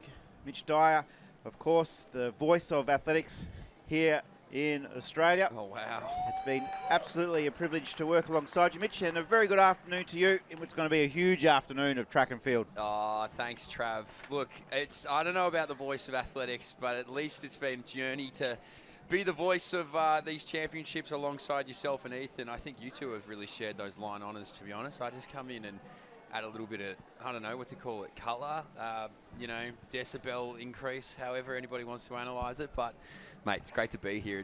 Can't believe it's been 5 days. And we're really going to finish with a bang, aren't we? We've got 100 finals, 200 finals, 400 finals, relay finals, 800 finals. It's sort of a smorgasbord of fast races. So, mate, I'm excited. You and Ethan killed it this morning. That's good clearance from our young Victorian too. So, plenty happening here on a beautiful, what day is it? Tuesday? Tuesday afternoon in Perth, that's for sure. Some say every day is a Sunday here in WA. Yeah, it feels Mitch, like it. It's not a bad life out here, let me tell you. Woke up this morning, it was bright and early and 20 odd degrees, sat out by the water, had a coffee, mate, it was beautiful. Cannot get that anywhere else. I was disappointed with the rating of 7.2 though, Mitch. With Look, the coffee, has it increased today? No, I'll say this, and I'll say this proudly. I am a bit of a Melbourne coffee snob, I would say. Not as bad as other people I know, but I'm sure if Kurt's listening, he won't be happy with that review. But there's some amazing coffee out here in Perth. I'm yet to have the time to go out and actually discover these places, because I've had a lot of people send me some recommendations. And I asked for the recommendations, and I think people are going to be disappointed in me that I haven't ventured out and gone and visited them. So I'll take more, but tomorrow's my day. The day off between the two juniors to seniors, I think, gives me the opportunity to go and test some stuff out. But I'm looking for that 10 out of 10 coffee in Perth. So if anyone's got Rex, I'll take them. It could be a 3 or 4 coffee day for you tomorrow, I don't Mitch. mind that. I do not mind that. Got nowhere else to be. So if I'm going to be super caffeinated, laying out by the beach, it sounds pretty good to me. Well, Curtis Marshall, he's produced a catalogue, hasn't he, of coffee recommendations on his socials. 20 odd coffee shops, I reckon. Kurt's Coffee as well. He's got his own Instagram page too. If you're not following that, get on that. He's he actually is the biggest coffee. Well, there's a few actually that love coffee in Australian athletics, but Kurt might be. He might take the crown. I know Aiden Hinson's a big coffee man as well, the triple jumper. Tuna Bissett looks for a lot of coffee. So look, there's a fair few athletes that love him, but Kurt might be the big dog. He might be the biggest coffee lover of them all. So Kurt, I'll be checking out that list of 20. That's for sure. I'm talking to Kurt as though he's listening to the stream. I hope he is. But we continue here. We're talking the language of Kurt. We've got pole vault. Absolutely. Right on in front of us. He'll be putting all his efforts on display at these championships. There's young Mitchell, who has entered the competition. Remy Mitchell, that's his first miss at 3 metres 40, so that's the height of the bar. Still a few competitors to enter into the competition. So we're in the early phases of the men's under-18 pole vault final. And as we go around the ground, we've got shot put competition underway. This is under 16 women's shot put. And we are currently in the first round of 14 competitors. Just actually at the top of the second. Rebecca Howarth is leading the way. Kayla Grobler sitting in silver. Lawami Karate has the bronze, not by much. And we've just got the camera as well on this long jump final, Mitch, because I know you love the jumps. I do. You've absolutely come alive. Got Jimmy Atkins in action. He's already sent out a big bomb of 6:03. He's coming third at the moment. James McCann, 6:11. Opening jump. Theodore Bowen, 6:05. So it's going to be a really good competition. Not much separating the boys. I am getting right into the jumps. And, yeah, Jimmy Atkins, he's been a name that's been prolific really all weekend long, hasn't he? So I dare say we're going to see a bit more of him this afternoon, young Jimmy Atkins. So, yeah, James Meakin doing a good job. His song from New South Wales, and he'll try and improve on his... Well, this is his first round, so he cannot improve. But he's got the white flag. I feel like and not that I grew up as a jumper, but I feel like getting one out early sort of helps set the tone a little bit. You know, you're not having to jump scared in the second round, or, you know, if worst comes to worst, you've fouled 2 jumps, you can really just continue on there. So Olatunji is now from Queensland. Let's see how far he can get out. That was not too bad there from Song. He moves up to 4th, 577. They're a bit cagey though, the jumpers, Yeah, aren't they? they are a Because little bit. they, you know, they just meander through the 5 rounds, and all of a sudden, bang! Round 6, They're personal like, best, oh national boy. record. Yeah. That has hit it, don't they? Well, that was That was Chris Machewski last year, wasn't it? Yeah. At the seniors, he Yeah. just stormed out and jumped an 8:30 out of nowhere. So, yeah, they do have their work cut out for them. They're like, yeah, I guess I'll go big on this one if I have to. People are watching. So Olatunji looks like gets the white flag, and for you right now is our women's para under 15 200-metre championship. Good start away there, Aiken, Kolowich, and then Bertram as well. So it will be our athlete from New South Wales just flying there in the middle of the track. So a really solid start here from Kolowich, but moving around now, just into this home straight to perfection. Absolutely motoring away from the rest of this field is Ayla Kolowich, or T38 athlete here. She'll round down into the home stretch. How quick can she go? Can she get around that sub-30? It would be fast, and she'll just dip under the 30. Well done. Great racing here. Here comes Quinn Aitken as well. T41 competitor. We'll round things out here with Ella Bertram. Well done. Great racing. Our women's under 15 para 200. And there'll be quite a few lifetime bests. In fact, maybe the entire field under their best here. Yeah, the young Tasmanian Quinn Aiken, she's had a terrific championships. She's lowered her PB already in the 400. She's been really good all week here in Perth. Well done to Ayla and Ella as well. They'll step off the track in Perth with some nice performances. We'll calculate the percentages and have the results shortly.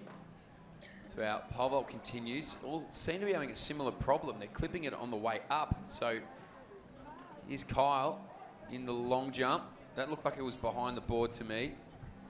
But if we proved anything yesterday, I actually have no idea on this side of the track. I was shooting with a lot of confidence, but I was missing with even more integrity. So maybe it was a red. I don't know. Have they given a flag? Okay. Anyway, we'll wait and see. So that was a plus 2.5 tailwind as well for that women's 200. So keeping in mind, as I said, we've got a stack of sprints a little bit later on. Anything to do with national records and all-time times and everything of that nature will not count if it's over a 2.0. So we want to live around that 1.7 to 2.0. That's the dream. I don't know why I'm telling you this, Trav. Trav is the sprints king in the booth up here. So you need to step us through everything with sprints. I feel like I'm taking too much control on this sprints conversation. You're the man in the know. No, you're a man of the people, though, Mitch, and you will be calling home these big sprint races. There's great feeling amongst the West Australian camp because there's a lot of chances for medals. There's a chance this could be the greatest ever day in junior athletics at a national championships for the West Australian team. Wow. Could be more golds today if everything goes according to how they hope. There's been a lot of talk in the West Australian camp about the domination on the last day of competition. So it started off pretty well already, and we'll wait and see how we go. Was it a double gold this morning for WA?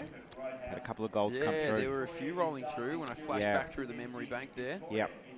Here's Pianta from WA looking to keep the flow of West Australian gold coming through. Lewis Pianta sits in 9th overall. He has jumped 5 metres 47. Just Go Lewis. Just needs to pick up to 5:49. That's 8th currently, so not too far in front of his best so far. Right, so we'll continue on here as well in the pole vault. And he'll bail out. So that was the second attempt. So got one more here. There's our youngster from New South Wales. Also shot put action in the under-16 girls final. Oh, that's a good throw. Introducing a medalist for the boys. That is 3,000 metre race world championship. 12 meters 76 centimeters. That's my guess. Let's see how you go here, Mitch. Probably horribly. Probably horribly. Second place. In a time of 14:32. So Rebecca Howe still leads the way in this competition. As we have a look through Quinn Aiken, she continues that great form. She's been over 100%. Wish I was that good at school, Mitch. Yeah. Often I wouldn't see the 100%. Wouldn't that be something? That'd be amazing. Goodness. Probably living a bit lower than that for me. Ayla Kulowicz as well gets the 86.74, so she'll get the silver. And Ella Bertram will take home the bronze, our T20 competitor. So well done to our ladies there, all coming away medalists as the Western Australian gets out. Well, height certainly not an issue. He actually got a bit airborne there, but just came down with a mighty thud. You want to try and hopefully land sideways so you're not really costing yourself any distance. Obviously in the long jump it's measured from the furthest part back of where you land. So we've seen it before where some people jump pretty far and then unfortunately their fingers slide in the sand or they put their hand back, whatever it may be. There's a water gun fight going on in the background of Jimmy Aikens as well. So for all those in Melbourne or Tassie or wherever it might be a bit cold, yeah, well, they're spraying water guns over in WA. Anyway, here he is, Jimmy Aikens. Been very good across the sprints, been very good across the board all weekend long. What's he got here? Currently in third, Mitch, with 6:03, so he needs 6:11 or better. Sort of lost his rhythm into the board there, but he's probably going to jump 8 metres, Mitch. Jimmy Atkins, though, 100-metre champ. Speed to burn.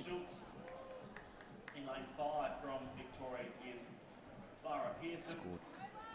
So up next on the track, it's our women's para under 17's turn to run the 200. Mackenzie Wilson, a T44 athlete, is out of 2. Emma Wilmot, T60 athlete in 3. Zoe Schultz, T38 in 4. Lara Pearson, T20 in 5. And Eleanor Downey, our Victorian, who's a T20 athlete, goes out of lane number 6. It's a strong field. 5 women here contesting this under 17 para 200 final. And say watch out for, well, really Zoe Schultz onwards in terms of time. Zoe Schultz goes in the middle.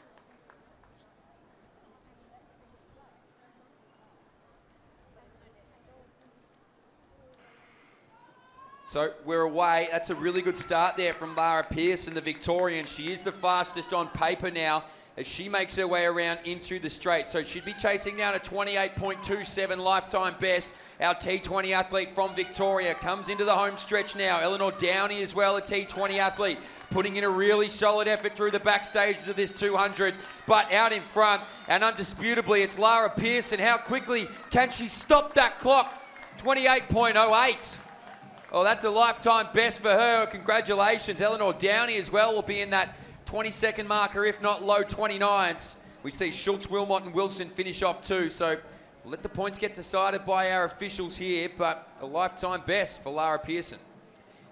Beautifully run. She executed that bend beautifully and was able to hold on to her form and continue to push hard down the home straight and record that terrific time.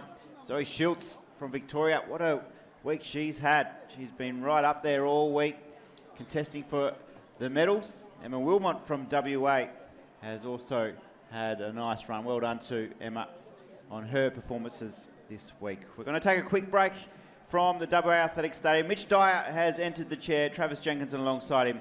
Hope you're enjoying the coverage. We'll be back in just a moment.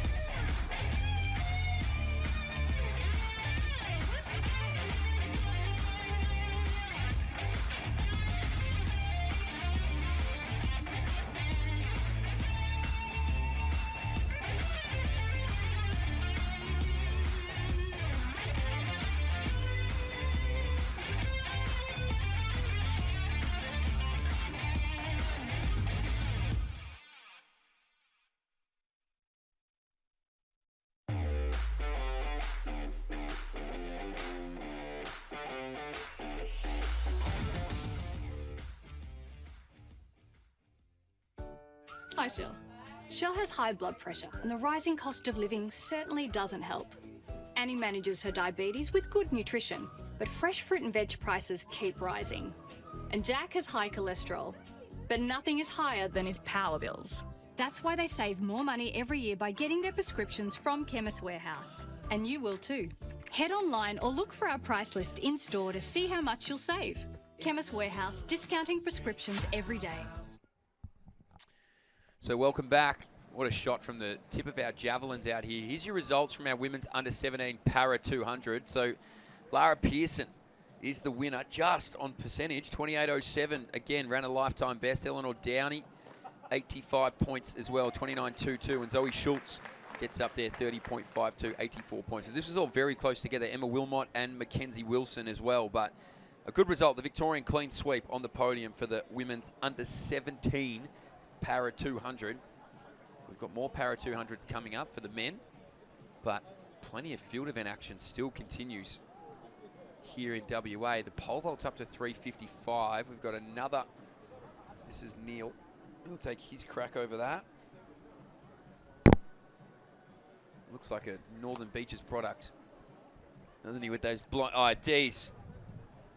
So he's slapped the top of the air with that one. He was plenty of room over the bar. Our South Australian is on the runway shortly.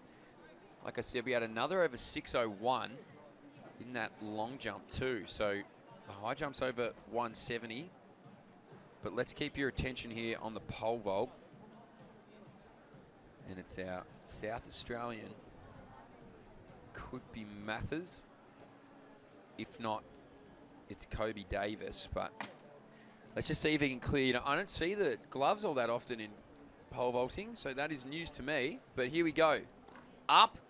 Oh, just clips it on his way up. Yeah, as soon as he got up there, Mitch, he pointed on the up, called it beautifully. So he'll just make a few adjustments with the coaching team. The gloves, yeah, it's great pick up there, Mitch. You often see, especially Nina Ketty and Curtis Marshall, they go for the tar. The sticky. Yeah. Have you ever tried to shake someone's hands after they've got that on them? No. Oh, I wouldn't recommend it. Okay. Yeah, I remember trying to dap Curtis up somewhere, and it took a bit of effort to get the hands separated. That thing is very sticky, but maybe the gloves are a supplement of that. I don't mind it. Don't want to deal with all the hassle of trying to get all that stuff off your hands. I feel it. Here's your start list for the men's para under 15 200. And we've seen these guys all across the 5 days of the championship. Xavier Wilson out of lane 2. Taj Appleby in 3. Michael Cowan in 4. Lucas Crowley is in 5. William King goes out of 6. Toby Morgan out of lane 7. And Alex Miljalovic, he goes out of lane number 8. So good, strong field. Often contested well from our men from New South Wales. Great para programs going on up there, or across there, I should say, from here in WA. But it looks like our full field is there as well, so it should be a good race. Toby Morgan competing here has had a 4th in the 800 metres and also has a 3rd in the 1500 metres, so he's backing up for his 3rd event on the track. Young Cowan, the West Australian, 3 from the right. He competes with cerebral palsy as part of the Danny Cavan Kinetic Track Squad team, which is a growing team of athletes, able-bodied and athletes with disabilities. Very active on social media, that crew as well. I love it. Yeah, they are, aren't they? They really are inclusive, and they what athletics is all about, and it's bringing people together, making everyone feel part of the bigger picture. Rhiannon Clark, Ella Party, part of that group too, so it really is a terrific group to be a part of. Long jump action continuing, bottom right. James Mikan still leads the way, 6:28. Theodore Bowen into silver. James Atkins, the bronze, at 6:03 at the moment.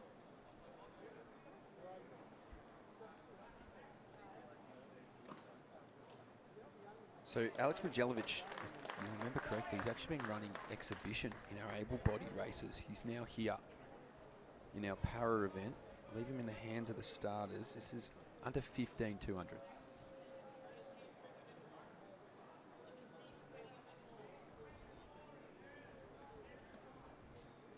Unsteady here. We'll go back.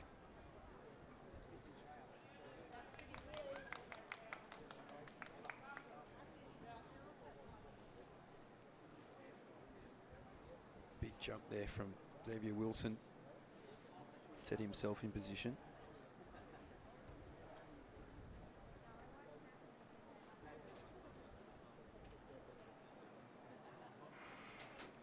Great start there inside from Xavier Wilson. Mlajelovic as well now from New South Wales. Really just starts to motor out of that 50 to 100 metre marker. So they'll come in here first. Mlajelovic, 22 seconds is his lifetime best, 22.38. This is going to go very close to that. So he's cleared out the rest of his field. I've said 22.38. He'll be just over 22.66. A really strong race from him there. Well done. As the rest of our field moves in, I can say that's Xavier Wilson. And now from WA, we see Michael Cowan. He's got Crowley next to him. Cowan finishes things off. Well done. Next one through is King Morgan. And then from Queensland, it's Taj Appleby. So our entire field is home here for the men's under 15 para 200. William King, he ran beautifully in the 100 metres. He claimed the silver medal in the 100, and he's performed really well here. We'll have to do the calculations for William King of New South Wales. Michael Cowan's had a great run too. Very new to athletics. He's been handpicked to come and compete at these championships, and he'll be pretty happy to go back to coach Danny Kavan and say, did you see how fast I went, Danny? He flew down this home straight. Well done to all of our para under 15 200 metre finalists. So well done. Again, these guys have had a big body of work, haven't they? I mean, they're featuring everywhere. It's beautiful to see in these para events, but Mlajelovic, very strong. It'll be interesting to see what the points are as the Western Australian gets out again. And didn't look all that thrilled with that attempt, but he gets a white flag, but didn't look the most excited about it. That was Lewis Pianta, 5:47, round one. To the pole vault. And to be on this occasion close, we're still at a height of 3 metres 55. We have had 6 competitors go clear. Still a few more to enter the competition as well, Mitch. Still 5, still putting the feet up underneath the tent as we look at the under 15 200 metre final. Mlajelovic from New South Wales with 91.3. Well done to him. William King and Xavier Wilson, who have done well. William King, we touched on him earlier with his medal in the 100 metres, the silver. So he'll add a 200 metre silver. And Wilson, who had bronze in the 100, he'll take home another bronze in the 2. Love young Xavier Wilson. Had the pleasure of meeting him a few years ago, actually, at Run the Tam. Big fan of Jared Clifford. Comes from a beautiful family, so I know that Wilson stable will be watching on. Here we go. Here's Jimmy Atkins. Oh, that's a good launch. And he seems happier with that one. So white flag was up. Big jump from Jimmy Atkins there. 6:02, Mitch. So he'll remain in 3rd overall. 6:03 is his best. So 6:05 is silver. 6:28. That was a beautiful jump from Jimmy McCann. He was able to launch that in round number 2. It's all happening across the field at the moment. 1 o'clock start.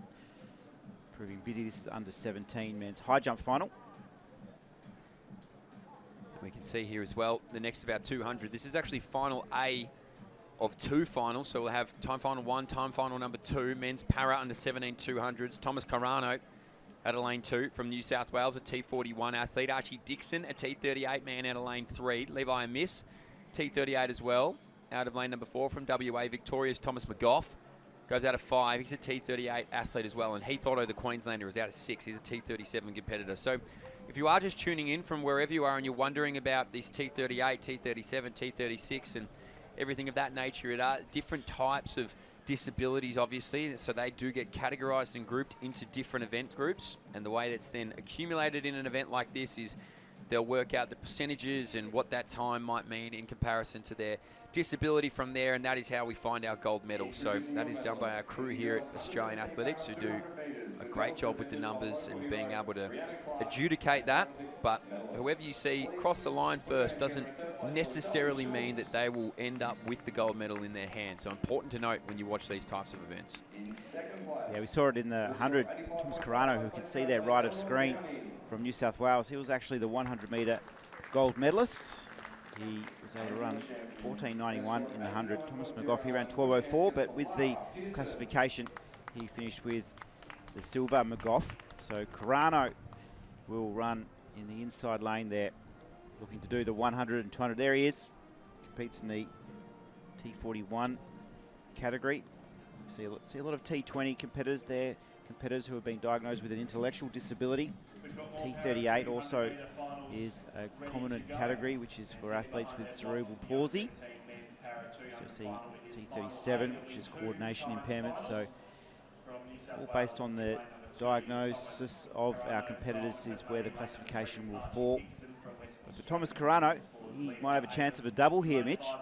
Absolutely. Out of the inside lane, you've said that. He's very quick, Thomas Carano. Once he's into his running, he's hard to stop. He's got a 33.49 best.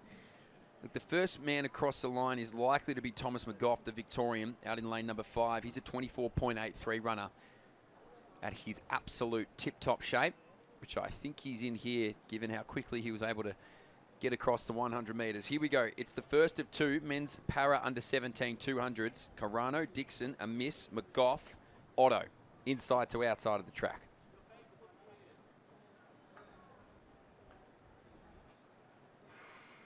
Well, out of the blocks really well was McGough and Carano, the 100-metre champion, inside of the track. So around now through 100 metres, it's Thomas McGough, the Victorian, who will come into this home straight first. Then the Tasmanian putting up a good solid effort there is Archie Dixon. But Thomas McGough is out here in front. Again, they're going to really see if they can chase the clock. 24.83 was his best. He's going to go just under 24.47.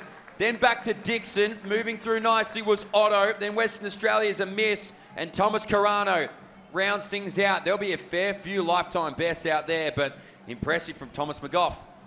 Yeah, Thomas McGough, he continues to really improve with his technique, and his form down that home straight was really impressive. He took the silver medal in the 100 metres, and we'll wait and see how the cards have fallen here for the 200, but there's no doubt about his leg speed, Mitch. He's got great turnover, and he'll enjoy being first across the line here in the 200 metres. Yeah, it was absolutely sensational. I mean, I thought him and Carano actually jumped pretty well together, but the way he's able to move around that bend is really comfortable. So he's certainly one to watch in these para stocks. I mean, obviously, Australia's history in para athletics is just superb. We had a phenomenal display over in Paris.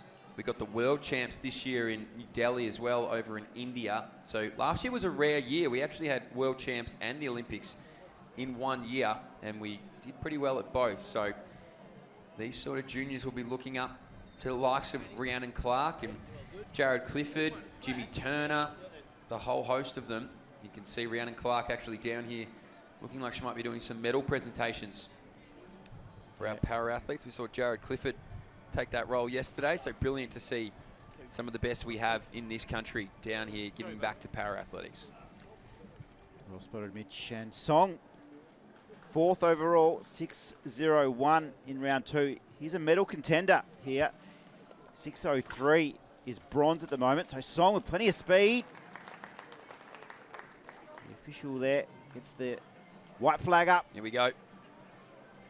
6.01 is best, 6.03 is third, 6.05 is silver, 6.28 from Jimmy.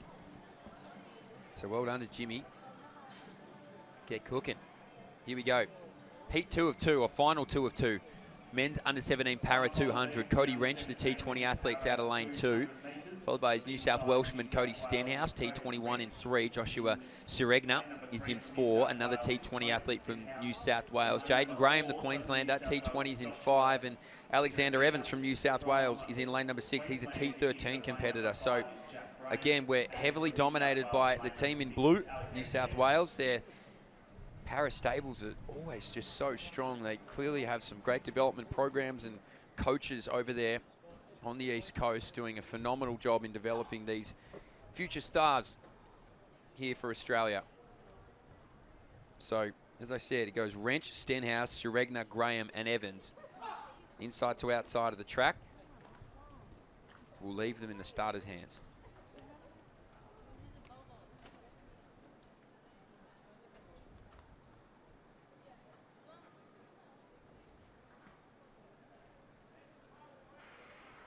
Good start across the board there. It looked like Graham to me, though, that really got the best of it through the opening 50. So Queensland's Graham has got a little bit of room back to the rest of this field. I say that now as we start to see him get picked up. So this is going to be an interesting battle down to the line. They're going to push as hard as they possibly can. It's a really good piece of work here from Wrench, who gets the best of him. 24.33 as well, if you don't mind.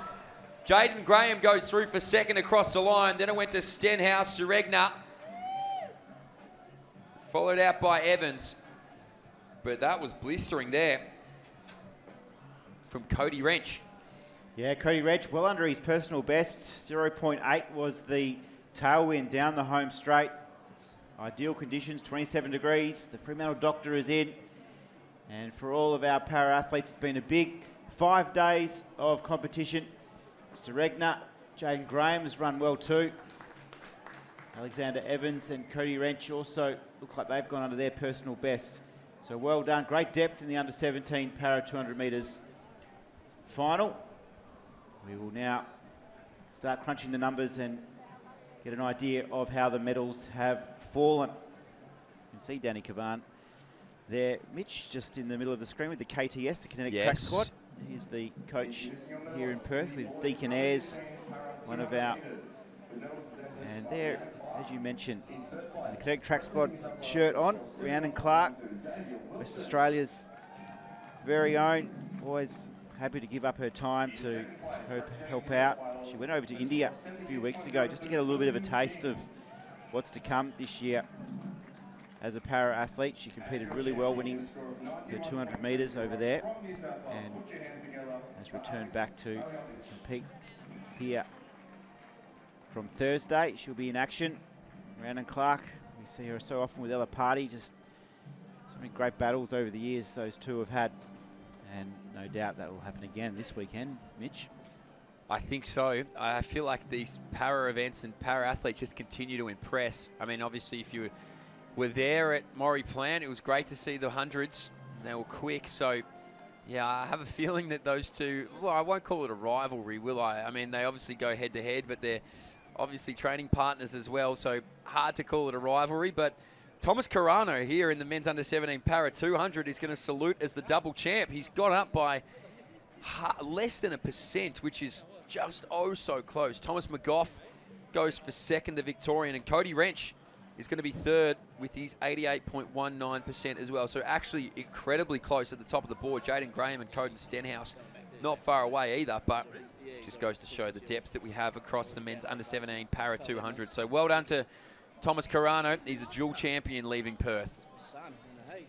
Yeah, he's really come to Perth. He'd be pretty happy. 100, 200 double. It's a sprinter's dream, and he was just so impressive all week. So well done to Thomas and his family. They'll no doubt enjoy the gold medal. As we head back to pole vault action, Mitch, because it's under 18 pole vault. Now starting to see a few of the big names enter into the competition. Still got 4 athletes yet to have a jump. And we've had 3 clear at 3 metres 70. Cooper Bertrand, Tyson Neal and Connor Smith-Miller.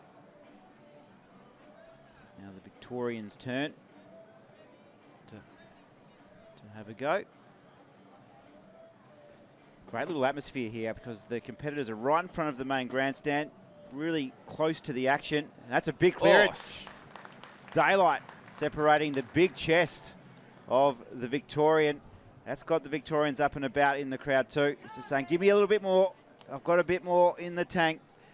I'll be back really shortly to show what I can do. We're in second attempts at 3 meters 70. Don't go anywhere, because after the break, we've got our first of our big finals on the track. It is the under 15 girls 800 meter final.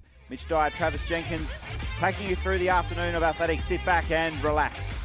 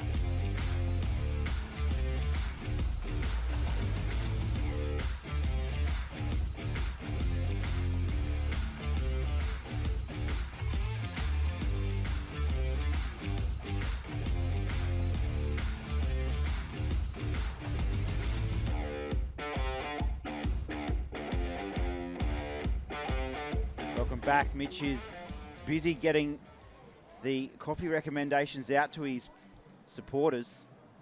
They've heard the call out around the ground, and Mitch is now just getting ready for tomorrow's coffee orders, because it's such an important part of a major championship is to find the ideal coffee shop.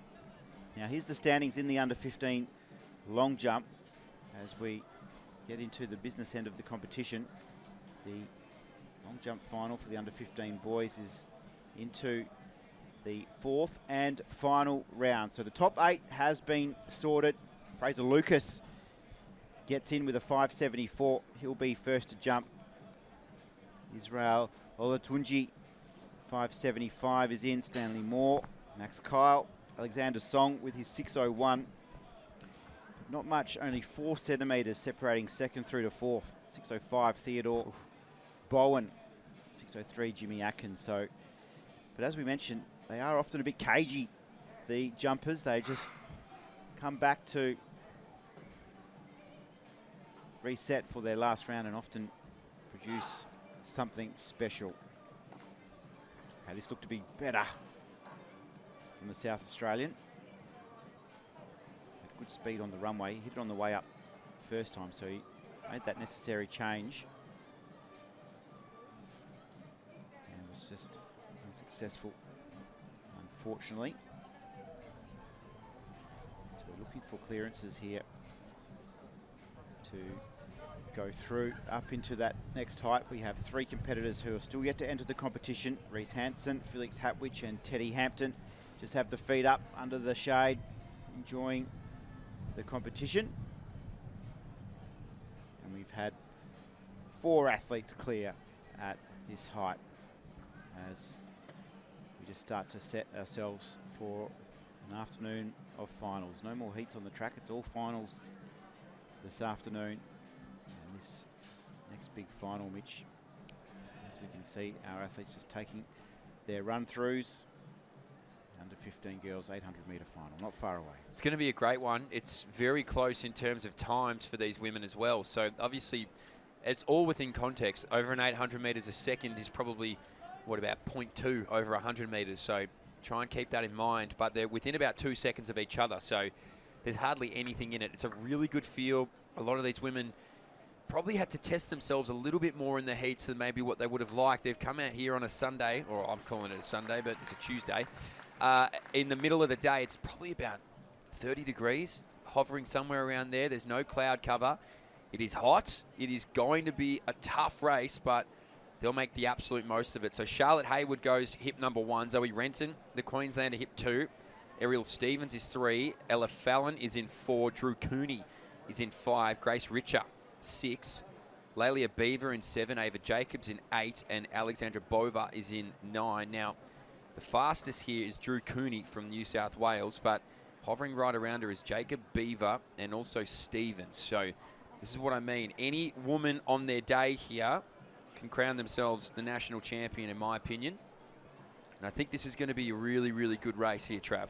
Yeah, it's really even, Mitch. Drew Cooney, as you mentioned, bronze medalist from the 400, doing the Tamsin Manu 4.8 program here. Yes. And she'll be probably just the favourite just ahead from the heats. She's got speed, as we saw in that 400 metres, and she'll need all of that to chase down Ellie Stevens and Layla Beaver of Queensland. So it's going to be a great race, Mitch. It's going to be tactical. It's going to be who has that final finishing turn of speed. It'll be interesting to see whether anyone wants to set that early tempo. You know, when athletes are so close together in terms of time, sometimes it's the little competitive edge that maybe your race tactic lends to help you with that might not help the rest of the field. So if you're somebody who's more suited to run at a faster tempo, and that could be the likes of somebody like Ariel Stevens that just says, all right, I'll set this up and see whether you girls can carry on. That'll be the move. Or if they all back their kicks, expect this to bunch up. We're about to find out. Here's the final, the women's under 15 800.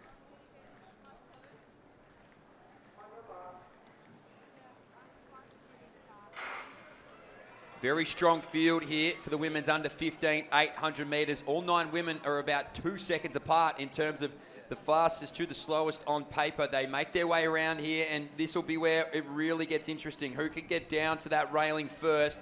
Ariel Stevens of New South Wales doing a good job to just set that early tempo, but Drew Cooney as well. He's pretty eager to go with it, so they'll park the brakes a little bit. The entire field now bunches right up, trying to move wide. Is Fallen from Victoria, makes her way around a few, but the opening 200 metres is, as we expected, everybody just trying to find a spot. Yeah, Drew Cooney, she's moved nicely to the front. She wants some clean air, Mitch, and just slotting in behind her, Ava Jacob, finalist from the 1500. So we've got the bronze medalist from the 400 metres leading the way, and the 1500 metre finalist just behind her. It's going to be a great battle of speed versus endurance, Mitch. Yeah, so Drew Cooney now is just doing a really good job just to see what these women have behind her. There's a slight fracture you can see starting to form in the middle of this pack. They'll reattach themselves to that pretty quickly, I would imagine, as Cooney just continues to push this tempo. It's starting to up the pace. Ava Jacobs is willing to play the game. Fallen now finds herself in that third spot, and the rest of this field is just priming themselves maybe to make a move for some of these medals. But it's Cooney who leads it out here still, more than happy to do so. Ava Jacobs in that second spot will have to work pretty hard just to stay out in front here and maintain that rail position. The Victorian Fallen now has a lot of company queuing up, making their way around the shoulder. It's the Queenslander in Renton doing a good job to bring out this leading duo. So they've started to go again. You can see this pace has quickened with 200 metres to go. 1:42.43 it was on the clock, and they're away. So can they get there now to try and chase this leading duo? Because Drew Cooney has been very comfortable at the front of this field. 120 metres remains now to try and crown herself a national champion. It's Cooney who still leads out this race, closely followed there by Jacobs, who now starts to have them queuing up behind her to get after the medals. Cooney out in front. Jacobs got company there with Beaver. Cooney it is that's going to take this one out, though. That's a strong win. 2:14.19 back there to Jacob. Oh, Lelia Beaver had a really good move at it, and Charlotte Hayward of WA will settle for fourth, but not without effort. That was a great 800 final. Drew Cooney, she just really backed herself in down the back straight first time of asking. She had to move to the front, which she did really nicely. Ava Jacob was just trying to match the moves the whole way around, but just came down to that little kick of speed. Drew Cooney just was able to accelerate that a little bit faster at the 200, and Ava Jacob, she held on well, though the pressure was coming. Beaver with a really big run to finish off in the bronze medal position. And our winner and our champ is Drew Cooney, 2:14.17, lifetime best for her. Ava Jacob also with a PB, 2:14.53, and Layla Beaver has finished in bronze, all finishing in the 2:14s. Mitch, what an under 15 800 metre final. Yeah, that was fantastic. Like you said, Drew Cooney really up that back straight. You know, the pressure starts to mount. You've got to hold your spot. You really do just have to dig deep, because the difference between being off the rail and on the rail in the final 200 metres can be crucial. You don't want to have to run an extra metre, let alone an extra 3 or 4 if you don't need to. So well done to Drew Cooney, and just putting the head down, gritting the teeth, and just maintaining her spot as we see Mornay now just take a crack at it, the Victorian. official took a good look at the board, and it's going to be a white flag. So he'll get another jump registered. He's 6th overall, Mitch, and has a best today of 588. 5th is 589, so he's not too far out of it as we take a look at the final standings of the under 15 800 metre final. Charlotte Haywood of WA has run a PB. She had a strong finishing 200 metres to push up for 4th. Ellie Stevens, Ella Fallon, my apologies. The Victorian, 217. Zoe Renton, Grace Richter and Alexander Bova. Well done. So well done to those ladies. Under 215 is impressive. Our gents are up next in the same age group, although we've got our eyes focused on Kyle here of New South Wales, who is sitting in 6th with a 589. So he's going to need a 605 or more to put himself in the medals here, Kyle. And he stepped in the sand. So that was a 617 from Stanley Moore on that previous jump, so he's now just bolted up to second spot. So see, that's the fascinating part of these field events, I reckon. It can be laying dormant for as long as you want. It just takes one great moment to put yourself in a medal position, so well done to him. So Jimmy Atkins now just sitting in 4th, just outside the medals. Alexander Song has been pushed down to 5th position with his 6:01. So all before him here for Alexander Song. PB is 6:01. He's looking for a little bit of encouragement from the crowd. He's got his family cheering him on, no doubt. This competition taking place in the back straight. He just sets himself now, does his little shimmy, and off he goes. Tail breeze behind. He's nice on the board, Mitch. Our official, he just leaves us hanging, doesn't he? Because he gets the cone out. I know, he likes the suspense, I reckon. And then he gets the flag up. So, Alexander Song, 6:05 is bronze. Neil in the vault. Here we go. Oh, boy, great geez, you were lucky you didn't do any triceps in the gym this week, otherwise that bowl was coming down. He just got over it. The clearance was easy. It was just so tight to the bar. There's so many little technical parts of pole vault that you have to be aware of. Obviously, we've seen it happen a few times here, clipping on the way up, making sure you get that room to arch over, and then if you're too close to that bar coming down, it's so easy for your body to graze it. Here's the man that you've said is under a little pressure in the last round. He's in 4th right now, Jimmy Atkins. He's half asking the crowd to clap along. So I guess if you want to, you can. Here he is, Jimmy Atkins. Can he rise up and get back in those medal spots? Pace won't hurt him to the board. Oh, this is good. Oof. So I reckon that's a good jump too, but it looked like his feet came down maybe a little earlier than what he would have liked. So it was an awkward landing, wasn't it? It wasn't quite the Jimmy Atkins style that we're used to. Alexander Song's just come over and said, nice jump. Let's just try and squeeze out a few more centimetres. He's just going to walk over to his team. Just starting to filter through. 594 for Jimmy Atkins, so he'll finish in 4th overall. Still have 2 jumpers remaining. Theodore Bowen will be next to jump. He's at 6:05 in the bronze. So he's secured the bronze medal, Theodore, after that jump from Jimmy Atkins, and he'll be next to go. And then 6:28 is the lead. Theodore Bowen, 6:05, his best so far.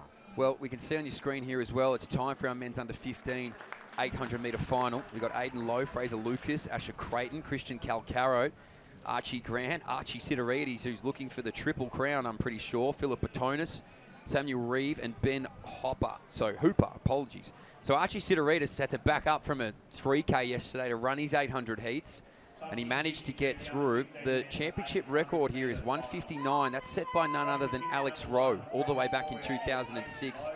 And if you're too young for Alex Rowe, you're going to be too young for this name. He used to share that Australian record with the great Ralph DeBell, gold medalist in Mexico City in those Olympics all those years ago, one of the greats we've ever had in this country. So big shout out to Rowe, still an avid athletics fan back home in Melbourne, and maybe we might be looking at somebody like Archie Sidorides or Samuel Reeve. These type of athletes can maybe dip under that magical 2-minute marker for the first time, because Sidorides is an athlete that's not afraid to get to the front and push a tempo. And I reckon if these guys get a sense of that, Archie Sidorides, he's on the left of your screen here. If his compatriots here in this final get a sense of that, I reckon they'll lock in and say, rightio, we're in for the ride, Arch. Take us to the promised land. Here we go. Third gold medal up for grabs for Sidorides. What championships he's had. Here we go. We'll come back. Well, that was the Victorian in lane 2, Fraser Lucas. His back foot was having a conversation with his brain quicker than his front foot. It was ready to go. The rest of the body not quite ready. So I think we should be okay. Yeah, green card.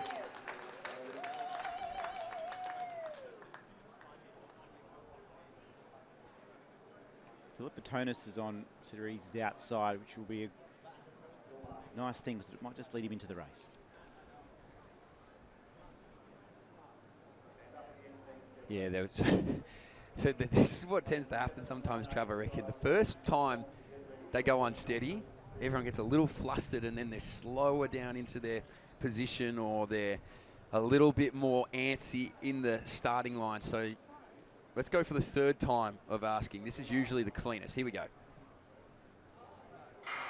No wasting time that time. They all wanted to get down and start this 800-metre final. So watch for Archie Sidorides, the Victorian. He starts fourth from the outside in lane 6. He's trying to chase after the Triple Crown over here in Perth, but they've started out at a pretty hot tempo. It's Hooper and Reeve who are going to lead this one out if they can just find their spot, and they do. Fraser Lucas, the Victorian as well, trying to make sure he doesn't get pushed any further back in this pack than he wants to be, but here come the brakes. They're going to slow it down a little bit as I say that now, though. Samuel Reeve didn't want any of that. So Archie Sidorides, looking for the triple gold here. He's just switched to the outside of Hooper, the Queenslander. Reeve, the Victorian, very impressive in the heat run. And Batonis, who you would be fast early, has put himself right up into medal contention, but here comes Sidorides. Yeah, so they all got a feel for one another, don't they? Their heads on the swivel. They want to see who it is that's making that move. Archie Sidorides will be someone they don't want to see. Here's Aidan Lowe, though. He's going to leave it to nobody. So he says, if you won't mention my name, I'll make you say it. He gets right out in front there, does Lowe. Sidorides now in second. He's got a bit of a challenge on his hands here. It's Reeve now who sits behind him. Looking pretty strong there as well as Batonis. So this group of 4 moving along nicely. The Queenslander just found a spot maybe where it didn't exist. Ben Hooper, he said, I want to get amongst it too. Sidorides now moves past the fast-moving Low, and now the rest of this field is into it. So it's Batonis who gets the best of Sidorides. These two will clear out here from this field. They're going to still try and get after it for those minor medals, but the 2 men out in front will be hard to chase down. Samuel Reeve reasserts himself into the conversation, and Batonis now gets a familiar sight of Archie Sidorides on his right-hand shoulder and says, I'm not going to give it to you. So here's Batonis on the inside. Sidorides looking for 3 golds. Batonis might try and deny him here. The young Victorian pushes. Reeve nowhere, gets it over the top. 201.35. Like a thief in the night, he snuck up and took out the national title. He absolutely slingshot off that bend, Mitch. He just was building and building. Sidorides and Batonis were battling it out. It was a terrific move from Batonis down the back straight. He was able to just go past Sidorides. He put the pressure. He made Sidorides just work that little bit harder, and that might have just cost him in the end because he wasn't able just to get that momentum and that run from Reeve. Gee, that was beautiful. He was able just to time it to absolute perfection. If we look at the replay, Mitch, he's well back, isn't he? He's about third, but he had about 4 or 5 metres to catch up. Yeah, and he's got the sprinting hands going here, so he meant business, and then he switched them to the real kick, and he said, all right, you two are playing with each other. How about I just come straight over the top and take the national title? What a run from young Samuel Reeve. He picked his moment to perfection. It's reminiscent, really, of the Paris Olympic 1500-metre final. You got the gold and silver medalists just focused on one another, and then it just takes one man to come up and steal the win. What a run that was. It sets us up for some more fantastic 800-metre racing here in a moment. Do not go anywhere. We'll be right back with some more action live from Perth.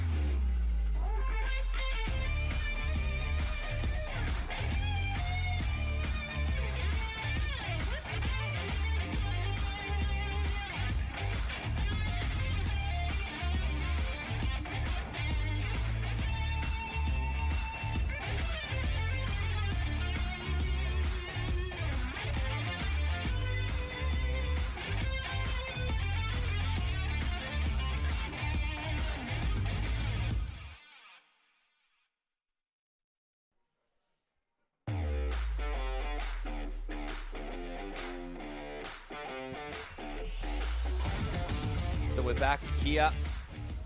More 800-metre action. I told you it wouldn't be too far away. It's our women's under 16 800 metres. Another really good quality field. We're probably on championship record watch here. The likes of Leah Bennett and the way that we've seen these races pan out, you just never know. Hope McHenry from WA is out of 1. Amara Clemens in 2. Chelsea Nicol about to flash up on your screen here in 3. Matilda Johnson in 4. Olivia Galang is in 5. Zoe St. John, the Queenslander's in 6. Aaliyah Bennett, who I've mentioned, the 210 athlete, is in 7. Mia Hooton from New South Wales is in 8. She's a 211 runner as well. Grace Francis from Queensland's also in lane 8. They're going to be sharing. And then in lane number 9 is going to be Yasbel Tompkins. 2:15 fastest for her. So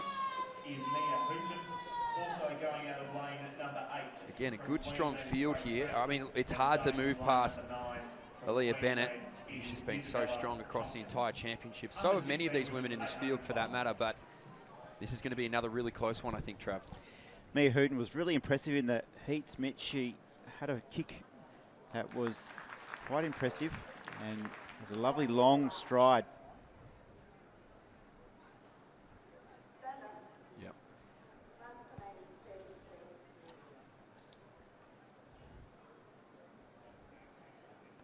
Olivia Galang from the ACT, Mitch, has also been fast through the first 400 in the heat running, so should be fast.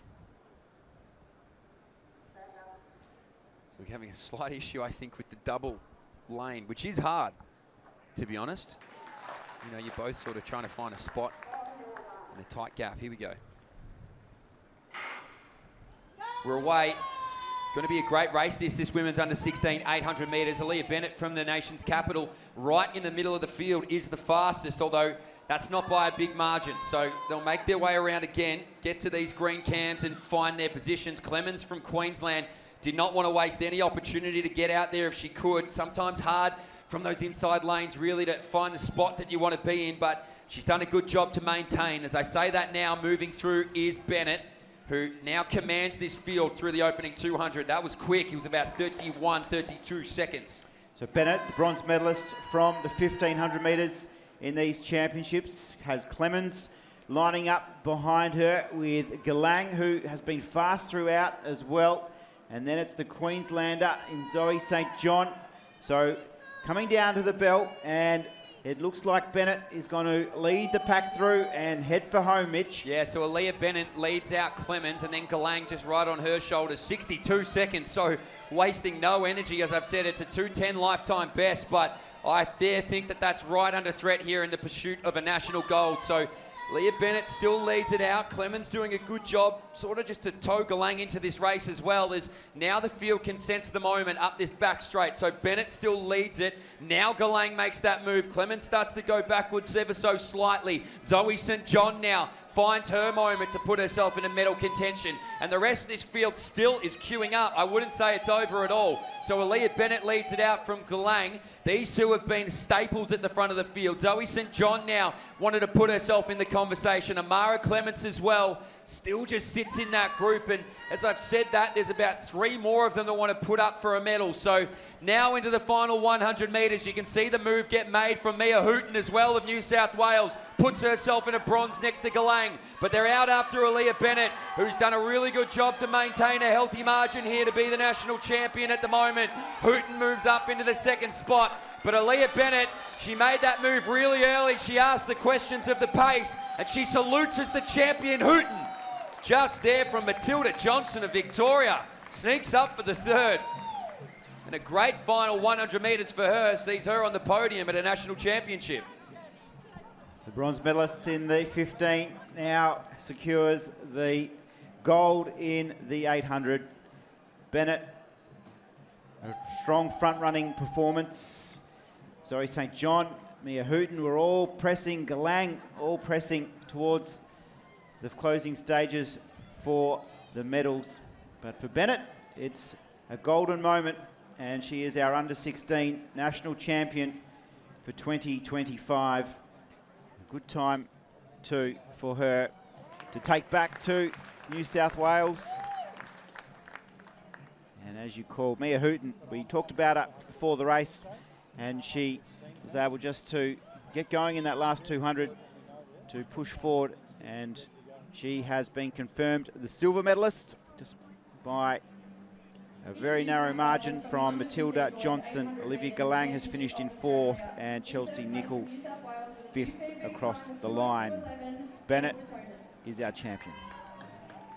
So back to some pole vaulting action for you. Look how far over the bar. You said that's all you've got.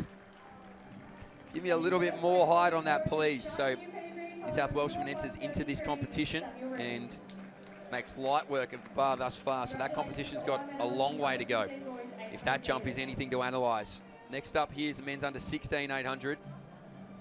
Again, another good field, but it's headlined by a very talented young junior. Here's our women's under 16 results. Leah Bennett, 2:12. Mia Hooton, 2:13. Matilda Johnson, 2:13. And Olivia Galang, 2:13.92 as well. So look how close that was at the top of the field. All the way down to 2:15 to 7th. So just goes to show how close together they were.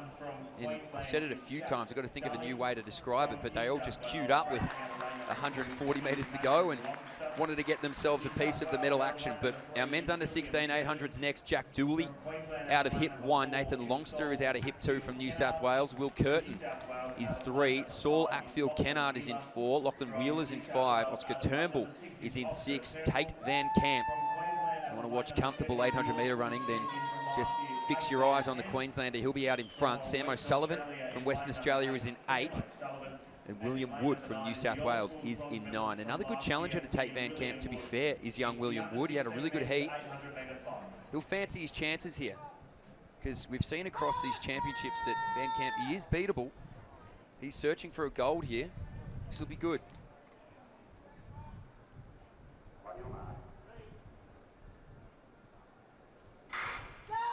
First time of asking here, men's under 16 800 metres. So there's some good quality in this field. William Wood has decided that he wouldn't mind getting out here and trying to lead at Tate Van Camp. The other watch, a 155 man at his best. So make their way down to this railing here, and these two are going to clear. So it's William Wood to Tate Van Camp. Doing a good job to sort of split the middle there was Oscar Turnbull. He now finds himself in the second spot. Good gap then back to the rest of this field, but Tate Van Camp will assume the running. He started well, Mitch. He always just looks so smooth. We've seen it throughout these championships. He missed out on the medals in the 400. He's reset himself. He's pretty hungry to get amongst it here. Turnbull and Wood hot on his heels, but the delightful to watch Van Camp is underway, looking for a gold here. So Tate Van Camp, he's yet to touch the ground in the opening 400 metres. He is levitating above this blue tartan track. 56 seconds it is for Tate Van Camp. Doing a good job to hold on there is Oscar Turnbull and William Wood. So the two New South Welshmen, they might have to work together here. They're used to competing against one another, and of course they will here for a minor. But if they can work together, maybe they can just start to bridge back the gap on the forever opening Tate Van Camp at the moment. So he's getting a bit of a healthy margin back to second and third. It's Oscar Turnbull who still sits in the silver medal position, with William Wood in third place with 200 to go. 125 strikes the clock. So I reckon he'll go under 30 seconds for this final 200 metres here, Tate Van Camp, and stare down a championship record. So the Queenslander is away with 120 to go. They won't catch him. He's flying here at the moment. They're going to try and work for those minors here, the two men from New South Wales. But let's watch the clock. How fast can Tate Van Camp go? The Queenslander is a mile ahead here. This is going to be blistering. 52, 53. 153.22 for Tate Van Camp. That is a new championship record. And that was done in emphatic style. He takes down Joel Smith's long-standing record back from 2005. Tate Van Camp did it in style, didn't he? Absolutely, Mitch. I said it yesterday. When I picture myself running, I always assume I look like Tate Van Camp because he's just so beautiful. I absolutely don't, but he is a real technician. His feet don't look like they touch the ground. He's just able to accelerate when he wants. He'll be pretty happy with the championship record. PB 153.22. Oscar Turnbull from New South Wales has secured the silver medal. William Wood has taken home the bronze. But Van Camp, he's got a little bit of encouragement at the top of the straight from his teammate. He said, "You're almost home, big fella." and he just was able to open up those strides, show his class, accelerates away from the field here, Mitch, and was able to really enjoy the moment. 1:53.22, the official time. Tate Van Camp is our national champion. There are very, very few people in this world that run like Tate Van Camp. I'm hard-pressed to think of even many on the global circuit at the moment that run like that. You used to say that about a David Rudisha type, wasn't he, when he was winning Olympic golds? He just would hardly touch the ground, and I'm not comparing the two, but I'm just saying that type of form and technique is rare. The only other, a young Nick Padusis all those years ago, who was a former national record holder here. So Tate Van Camp, Turnbull and Wood, 1, 2, 3. We're going to go to a break. We'll come back. We're going back to the one-lap distance here at Perth. Don't go anywhere. We'll be right back with it on 7+. Introducing the medalist.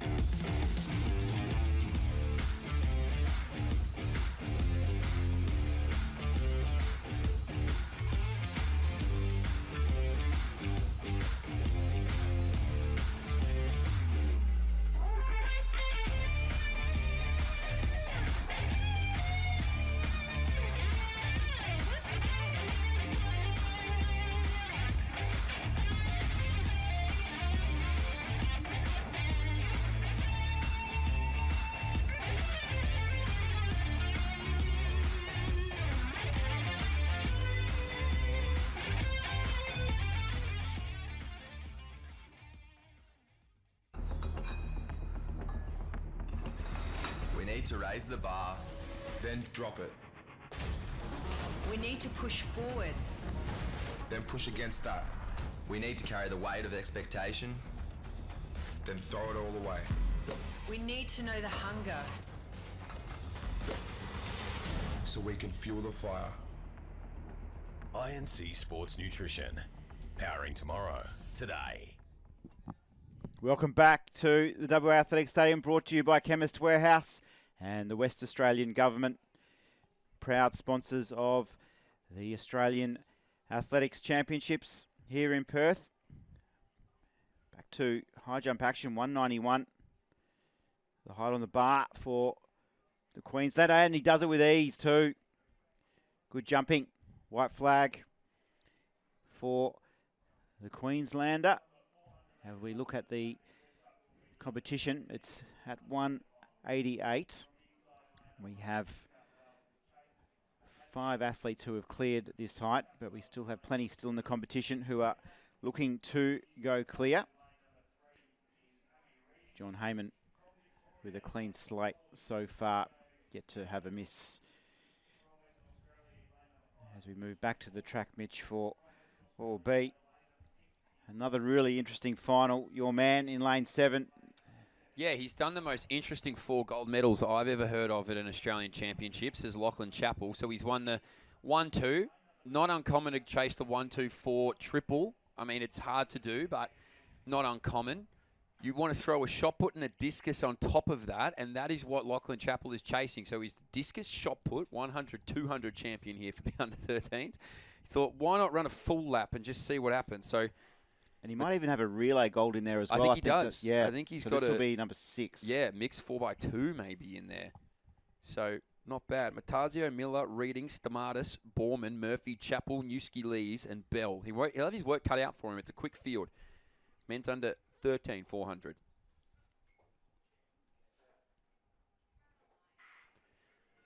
Good clean start. Matazio, Miller, Reading, Stamatis, Borman, Murphy, Chappell, Newitsky, Lees, and Bell. So Lachlan Chappell, who we can see in lane number 7, the big looming figure, he is chasing after maybe his 5th or 6th gold medal at these championships. He's setting a pretty good tempo for the rest of this field to try and keep up with. Newitsky Lee's making good work of it outside of his shoulder, and the double of the Western Australians in Borman and Murphy now starting to get into the running. So we're still watching out for Lachlan Chappell wide, but he won't have it all his own way. They now start to really launch themselves from the track. Alexander Miller from New South Wales inside 2, but Lachlan Chappell is out here into the home straight, and they won't catch him. How quick can he go here from New South Wales? Lachlan, he's at 50 seconds right now. He's going to chase after a championship record, which is around 55. 55.41. Second up there, Newitsky Lees, and then I think he's held on there, Miller, for the bronze. But 55.41 unofficially is a new championship record. What a week it's been for the New South Welshman, Hunter Kwitnewski-Lees. I think he was just in his slipstream the whole way. He was the shortest man in the field. He just used the big windbreak of Chappell, who was able to put his ascendancy on the field down the back straight. And what a competition it has been. A couple of golds in the throws, the 100, the 200, the 400 treble. And he is under Trav Dean's championship record mark of 55.73 as well. So the young man, he'll be one to watch. We'll absolutely be wrapping our arms around him in the athletics community. We want to keep him on track and in the field as well. We don't want any of those rugby league or AFL codes to snatch him, because he is an absolute star on the rise. He's done really well at these championships. Well done. So Lachlan Chappell, I hope he got extra luggage for the way home. He'll be coming back a little bit heavier, his suitcase. Oaks, up and over. So this high jump for under 17 men continues. Now pole vault. Let's give you an update of how we're tracking along here. We are at a height of 4 metres 13. We're into second attempts at 4 metres 13. And there's a lot of medals that are currently co-owned at the moment. It's about 5 athletes who are sitting in the bronze as we sort ourselves out. We're still waiting for Felix Hatwich to enter the competition. He's passed again at 4.13, so he's backing himself in to join the competition.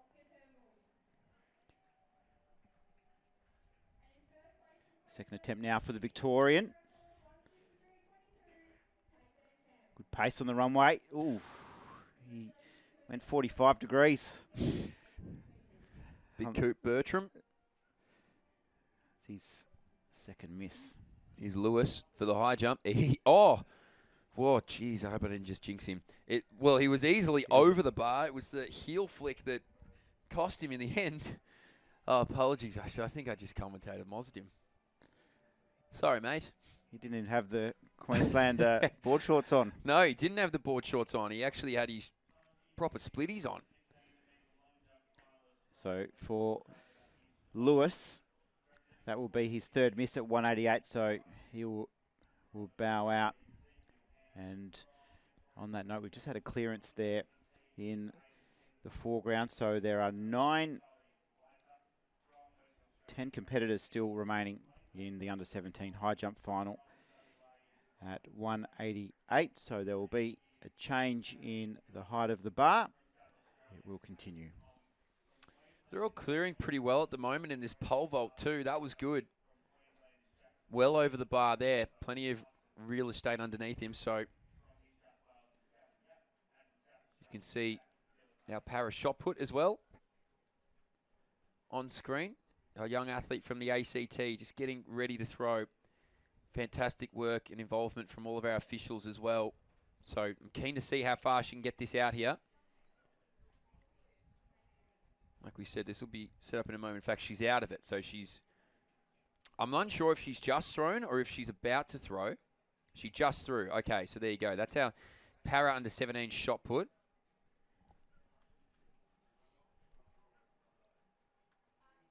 .464. So that was a lifetime best. Out at 464, she went 440, 464, 409, 445 did Macy Wilson. So well done to Macy. Great throwing there to get over her lifetime best. She's a T34 competitor. And that was the under 17 shot put. So well done to Macy. Always nice when you can walk out of a championship with a lifetime best and a gold medal. Even better than that. Absolutely. So next up on the track, we go back to 400 metre racing. Our men's under 14 400. And you can see them here, a strong field. Oscar Levac out of lane 1. Cameron Beatty out of lane number 2. Tyson Kinn in 3. Josiah Skinner in 4. Samuel Shaw is in 5. Ed Wallace is in 6th. Cruz Monson is in 7. Luke Webber is in 8. And Jaden Millet is out of lane number 9. But the state local, Ed Wallace. Also, Mitch, Luke Webber. Yes. He is the man. I know he's got some connections watching on from Thailand today. I've had a few messages from Thailand overnight just saying, just look out for Luke Webber because he is the champion over 200. He has been in terrific form here in Perth all season. He took out an under 13 national record that was owned by Fred Martin in the under 13 Little A's record books and has been in terrific form under coach Ebony Talbot, and his dad also is part of his coaching team. He'll have it all before him here. As you said, Ed Wallace, the fellow West Australian 100 metre champ, was impressive in the heats too. Cruz Monson and New South Wales will be right in between those two West Australians. For Luke Webber, it's been a terrific season for him, and he would no doubt enjoy going back-to-back. National champion from last year. So whoever it may be that ends up winning, they're chasing down a 21-year-old championship record. Maddie Summers, all the way back in 04 with that one. So I wonder if Matt Summers tunes in every year, figures out when this event is on just to see whether his record will stand. I think, Matt, if you're watching on, it's right under threat here. This is a really good final. Men's under 14 400. Levac, Beatty, Kinn, Skinner, Shaw, Wallace, Monson, Webber, Millet. 2 Western Australians ready to lock and load, maybe, for a national gold.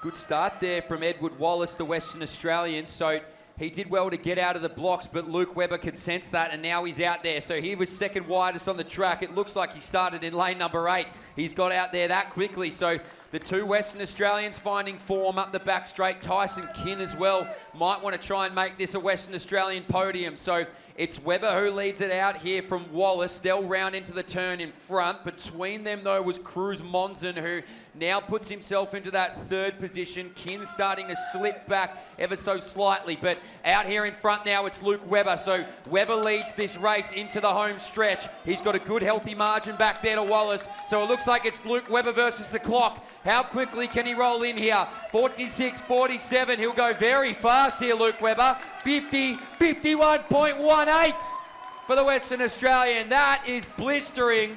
That is his best time of his life.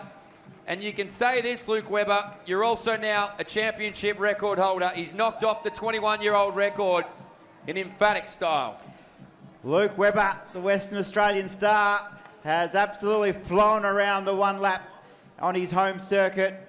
He's been undefeated all year for his age group here in the West, and he's now done it on the national stage. He goes back-to-back, and 21-year-old championship record has been blown away by this young man who has been so impressive all year.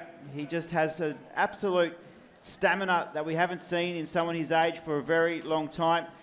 The West Australian Wallace, the 100 metre champ, he'll walk away with the silver, but Lukey Webber, He's a proud West Australian, and he is our national champion.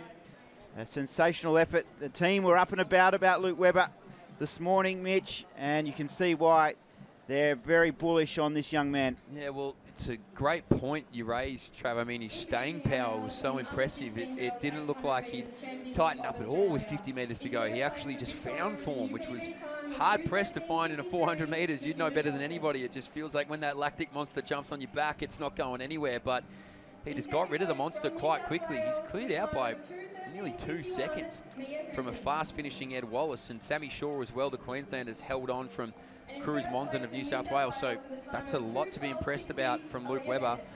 That's going to leave an imprint, I think, on some people's minds. No wonder the team was up and about. We're going to come back here with some more 400-metre action in a moment. Look at that.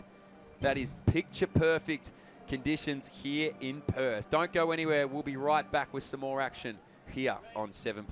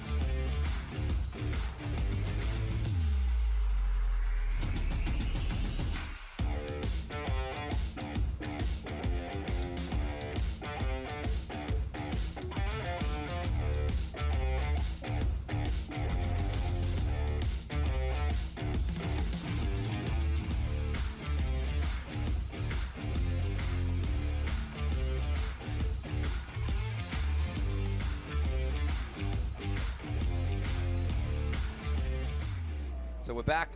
Told you we'd be back with some more 400-metre action. We've got 2 more 400-metre finals for you. It's the women's under 13 and women's under 14 event.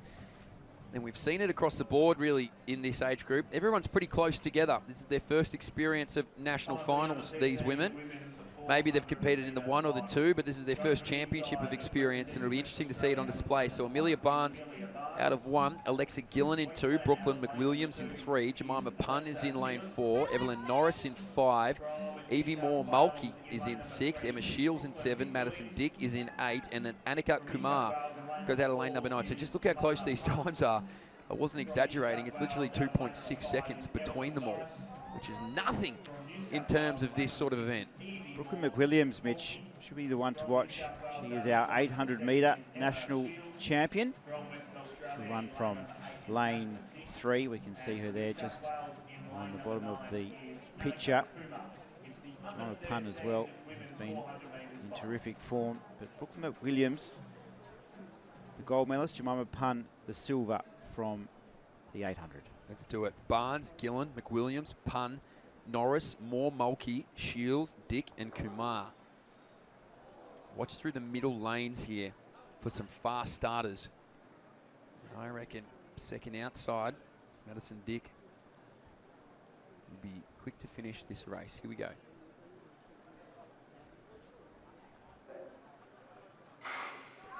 Really good start there, actually, was Jemima Punn, who I think got the best of it. So Punn in the middle of the track. It's Madison Dick from Western Australia out in lane number 7, who's created that separation already back to Emma Shields. Now moving through just outside of Punn was Evelyn Norris. So Norris in lane number 5, doing a good job just to maintain that distance back there to Madison Dick of from Western Australia out in lane number 7. But now we start to see Norris really seize the moment and make the most of this opening 200 metres. So it's Norris in the middle of the track, still out there after Madison Dick, who's leading into this home stretch, but really not by all that much. So it's going to be Madison Dick who leads out from Norris. Inside there as well is Brooklyn McWilliams, but out in front is Madison Dick of Western Australia. So she's going to be hard to catch here, Madison Dick. How quickly can she get down to the finish line? She'll be a women's under-13 national champion, and it's going to be a sub-60. Well done to Norris, who gets there. Ooh, and I reckon Annika Kumar has got up for the bronze. 58.33 for the win. And that is fast, and that, again, is a championship record. Well done to Maddie Dick. It is absolutely raining gold for the West Australians. Not that WA needs any more gold. We're rich here, over in the West, Mitch. But for Maddie Dick, it is sensational running from her. She was in the 100 metres earlier in these championships, and her speed really was on show. She was able to finish 5th in the 100 metre final. She was up against the 800 metre champion, Brooklyn McWilliams. But for Maddie Dick, she's just charged onto the athletic scene over here in WA. And for a national gold, a personal best time, a championship record, and these WA sprinting stocks just continue to show the way here this afternoon. Yeah, it's been a very, very good afternoon for Team WA, and from your reckoning, I believe they were expecting it or they were hoping for it, so it all seems to be going according to plan at the moment, but Madison Dick really impressive to take out that women's title. Burstow now just clips with his shoulder over the top of the bar, and we're going to see the results here for our women's under-13 400. So Madison Dick takes it. Look at that. PBs across the board. Every single woman in this field ran a lifetime best. Madison Dick, then Evelyn Norris, Annika Kumar in 3rd. Emma Shields was so close. Evie Moore Mulkey as well was close. Alexa Gillen was only just off it. So very, very close to crown yourself on this podium here. But Madison Dick, the best of the bunch. Yeah, terrific racing, Mitch. And for Maddie Dick, her step up over the 400 metres, it's only been her first season of it. So for her to be able to come out and win that national title is a terrific effort. And we look forward for her racing in the years to come. As we head back to the field, and the pole vaulters underway. Nice clearance. Most Australians up and about at the moment. Under 17 high jump final. So we're at 1 metre 91 now. Leon Mounzier now has gone over at 191. Introducing our medalist from the under-14 boys. Zadines has the clean sheet, best placed at the moment, as we will reset with a new height, and there are 6 competitors remaining, battling it out for gold in the under-17 men's high jump final. The Victorian in the pole. And in first place, also from WA, setting a new championship record. Didn't love that one, did he, on the way up? 423 is what is on the bar. Congratulations to our medalists in the under-14 boys 400 metres. Curtis Marshall, he often talks about that point of commitment, doesn't he, Mitch, where you're on your way up and you've just got to either go or pull out, and it's sometimes you make the wrong decision.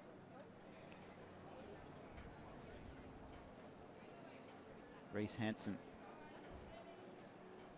has had 2 misses now at 4 metres 23. So this is proving just to be a difficult height. So a clearance here will go away. It'll be significant in the scheme of things, and that's a good clearance. The Victorian has gone over. Well done. So Hatwich will move to the top of the leaderboard in this under-18 final. He is the only man who has gone clear. We are all in. He was the last man to enter the competition. He actually has entered at this height. He had a 423 miss. He's fought back well. The Victorian champ from a few weeks ago, 423. He is the first man over. So Reese Hansen and Dylan Gardner, as well as Teddy Hampton, in Connor Smith-Miller all still to go.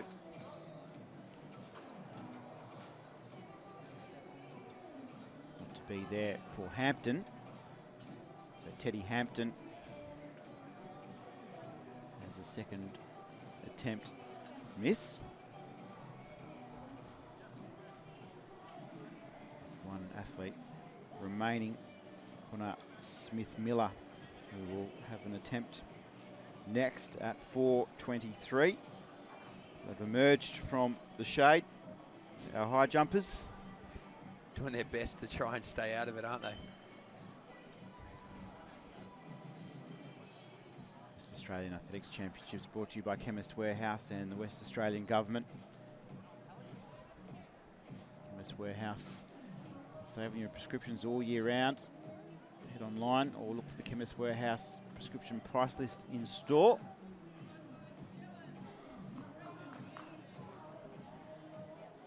So our new height is 1.94 m, Mitch.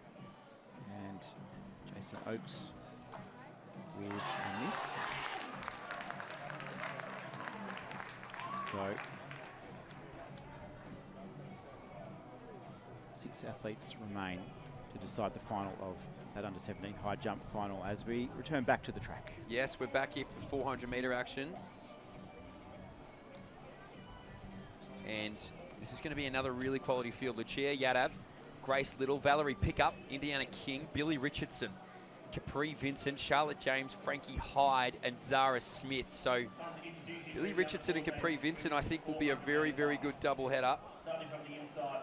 But I thought Indiana King and co as well were pretty great to get through the rounds here. So I obviously know where your allegiance lies. It will be with Indiana King and Billy Richardson.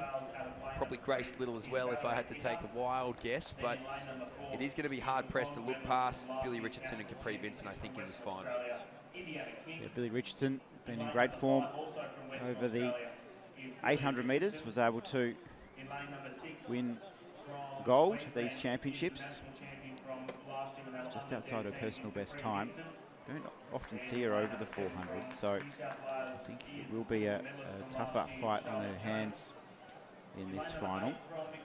I've been really impressed by Capri Vincent at these championships, the Queenslander. I really enjoyed seeing, she missed the podiums last Nationals, but she's regrouped and she's really done really well this year, Capri Vincent. So looking forward to seeing how she goes here. So Yadav, Little, Pickup, King, Richardson, Vincent, James, Hyde, and Smith. Looking in the middle of the track, King, Richardson, Vincent, and James for mine. They'll go out of lanes 4, 5, 6, and 7.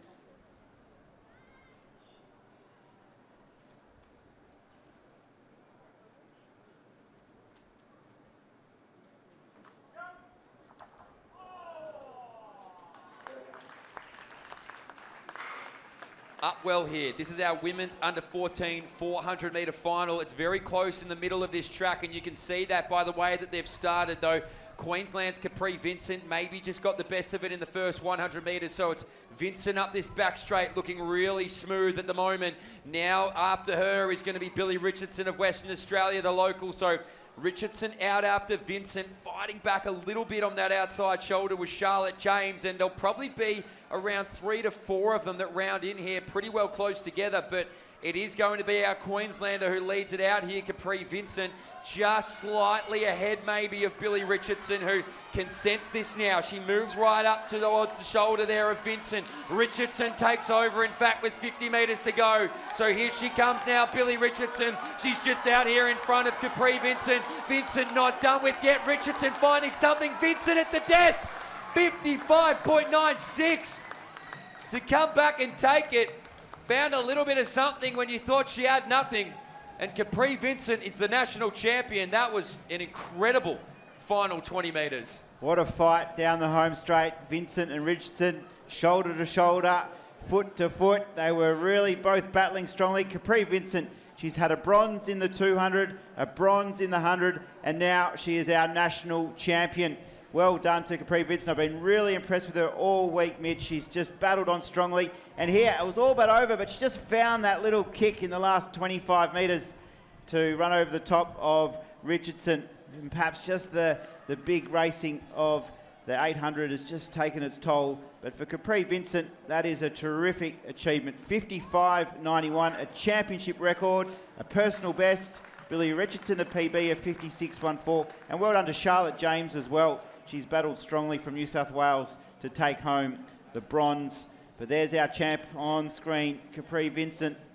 Really happy with her performance. 2 bronze and now the gold. Yeah, and Billy Richardson actually got under that old championship record as well. So they were both absolutely humming down the home straight, but it looked like it was done. Billy Richardson with 20 metres to go, but Capri Vincent, you're right, just found that extra gear, was able to just continue to maintain control. We talked about it in the men's race, but it just looked like there was no fatigue really at the end there. Got challenged on the inside. It's hard mentally sometimes to bounce back from that, but Capri Vincent did a great job, managed to come out 55.91. Billy Richardson 56.14. Charlotte James holds on from New South Wales with 57.96. We're going to take a break. We're coming back with the fastest athletes here. It is the 100-metre finals coming up. It's very exciting up in the booth. We're ready to roll. It's going to be incredible what we're about to see here over the 100-metre journey. Don't go anywhere. We'll bring you all the action in a moment right here on 7+.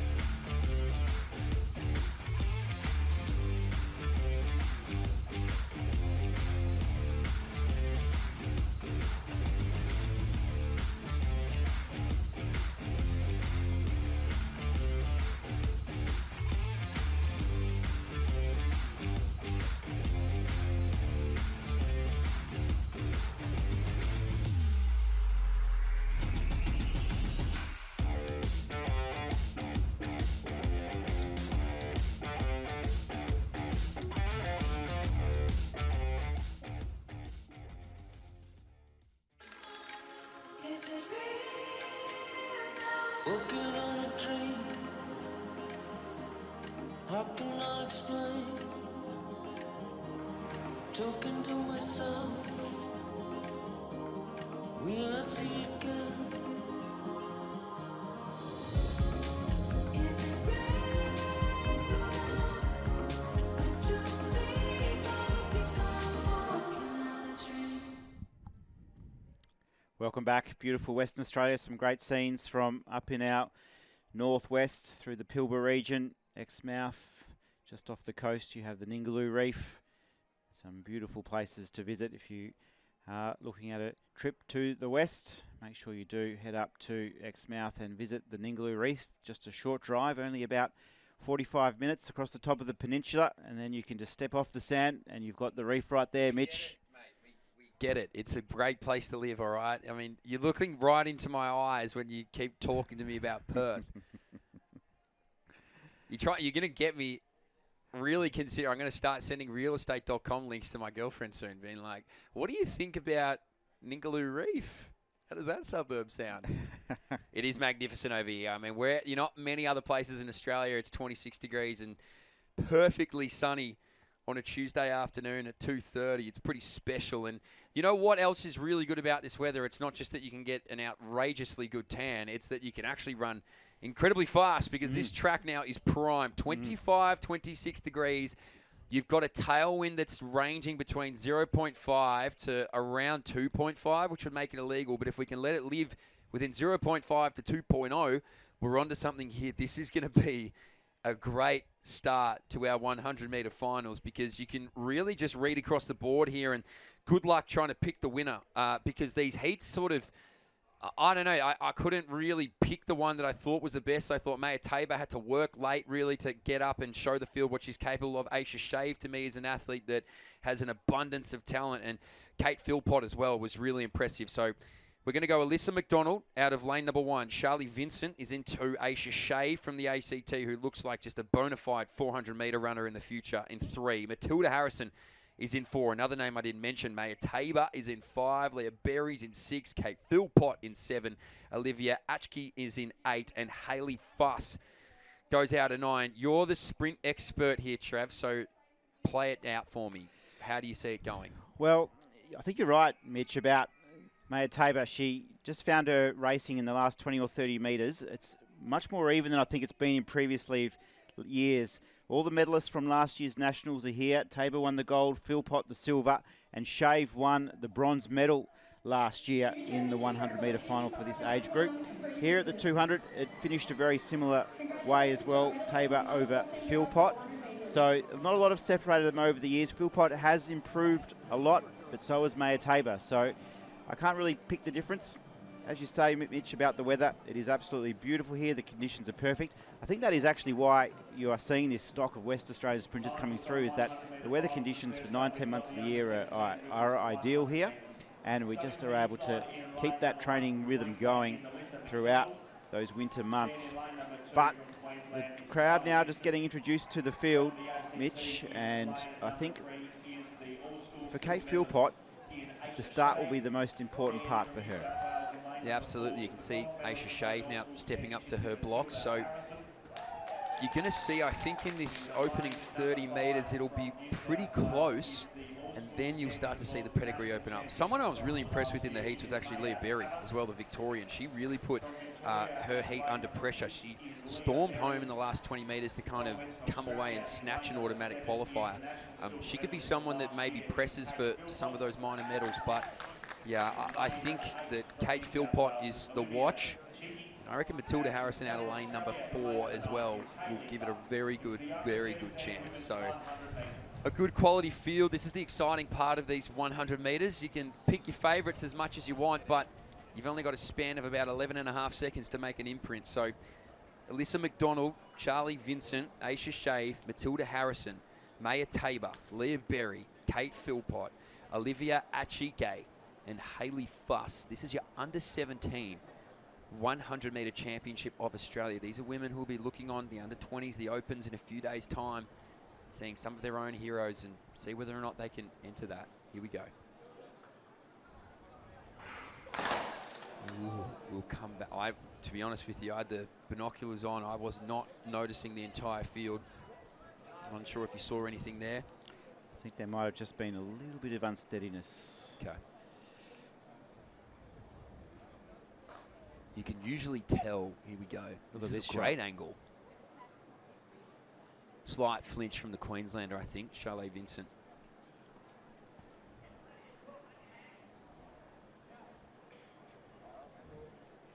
Brilliant angle from 7+ team. It's that right was in position. incredible. I haven't seen that one yet. And unfortunately, there has been a disqualification here, Mitch. That flinch obviously was deemed a break. Yeah. Must have, you know, that clock that they've got where it tests the reaction time, it must have just been over the expected limit. So that's a real shame for Vincent. So we're without one now. It becomes a field of 8. It's the high stakes, high pressure of these finals. McDonald, Shave, Harrison, Tabor, Berry, Philpott, Atchke, and Fuss. Unfortunately, we're without Charlie Vincent. Here we go.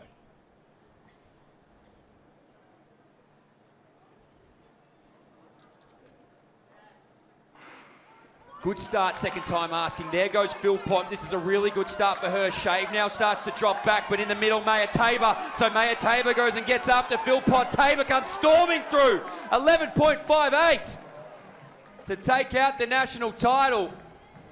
So similar to what we saw in the heats, just really got working late to pick up the rest of the field. But Maya Tabor is your women's under-17 100-metre champion. She defends her title beautifully, Mitch, and she'll be the 100 and 200-metre champion of Australia, Maya Tabor. She was a little bit slow away. Philpott absolutely flew out of the block. She was first to the 20 and then the 30, but then Tabor just got into her work in mid-race and was able just to lift the hips up high, and her acceleration through that mid-phase was absolutely excellent. For Kate Philpott, it will be a silver medal, a terrific achievement at the National Championships. For Maya Tabor, she will be our national champion over the 100 and 200 metres. As we look here at the replay, Mitch, you can see Philpott absolutely flew out. She was opened up a nice little lead, but then Tabor, that acceleration in that mid-phase was excellent. She was unbeatable over the last 20 metres. Well, I'll tell you what, Aisha Shaves got up for third, 11.84, 0.831. And Leah Berry, who I said the Victorian was really good in the heat, she goes 11.84, 0.835, so 4 thousandths of a second. You saw her stumble there at the finish line, left everything out there. But Maya Tabor, a plus 2.3 tailwind as well, so if it had have been any type of national record, it wouldn't have counted. But geez, you're right, isn't it? Like, once that start comes together, that's a scary prospect, because that closing stages, that final 30 is where we see a lot of sprinters fall apart. If you can show some strength in that vicinity, whew, scary thoughts. Well done. Kate Philpott as well, the Western Australian. A blinding start. It looked like that was going to be hard to chase down, really, at stages. I mean, it looked like it was home and hose. Matilda Harrison gets up for 5th. Achike in 6th. McDonald 7th, and Hayley Fuss was 8th in the end. So great racing here for our women's under 17. You can see coming out on track, yeah, women's under 18 event. I think that might have been a championship record as well. Yeah, I was just about to mention that, Mitch. I think Mietta Russell's 11.65 from 2018 has, yes, confirmed, has been beaten by Maya Tabor. Kate Philpott also under that time too. So terrific running from Maya Tabor. She shave the bronze. Leah Berry, oh, so close, 4th. As we have a look at the photo, this will be interesting, Mitch, because you'll see Tabor from Philpott, and that was the difference for bronze. Look at that, Mitch. That's impressive work by the photo finish team. The Chemist Warehouse photo finish. Right there, that's the difference it can be for a medal and no medal. They snapped his pole here. I thought, I've never seen a man try and jump with 2 poles in the pole vault before, but I thought Hansen could be game enough. Let's watch this. So up he goes, and whoa, jeepers. You know what? Stuck the landing. I'll give him a 10 out of 10 for that. Somersault. Seems unfazed too. Yeah. I'm sure his parents are stoked. Be happy with the investment in the broken pole. Not cheap. Oh, well, the Victorians having a good time. He'll remember that. Good somersault, though. That's probably what I'm taking out of it most, is that he just landed that whole somersault. This is going to be a great final, and they're right next to each other again. The two I'm talking about are Tubal Philp and Amaya Mearns. Philp is the 3rd fastest ever under-18 athlete we've seen in this country. She ran that in Brisbane last year. And Amaya Mearns is the 7th fastest. So these two do a lot of battles up there in Queensland. Let me give you the full field, though. Annalise Bury goes out of 1. Ruby Marnov is in 2.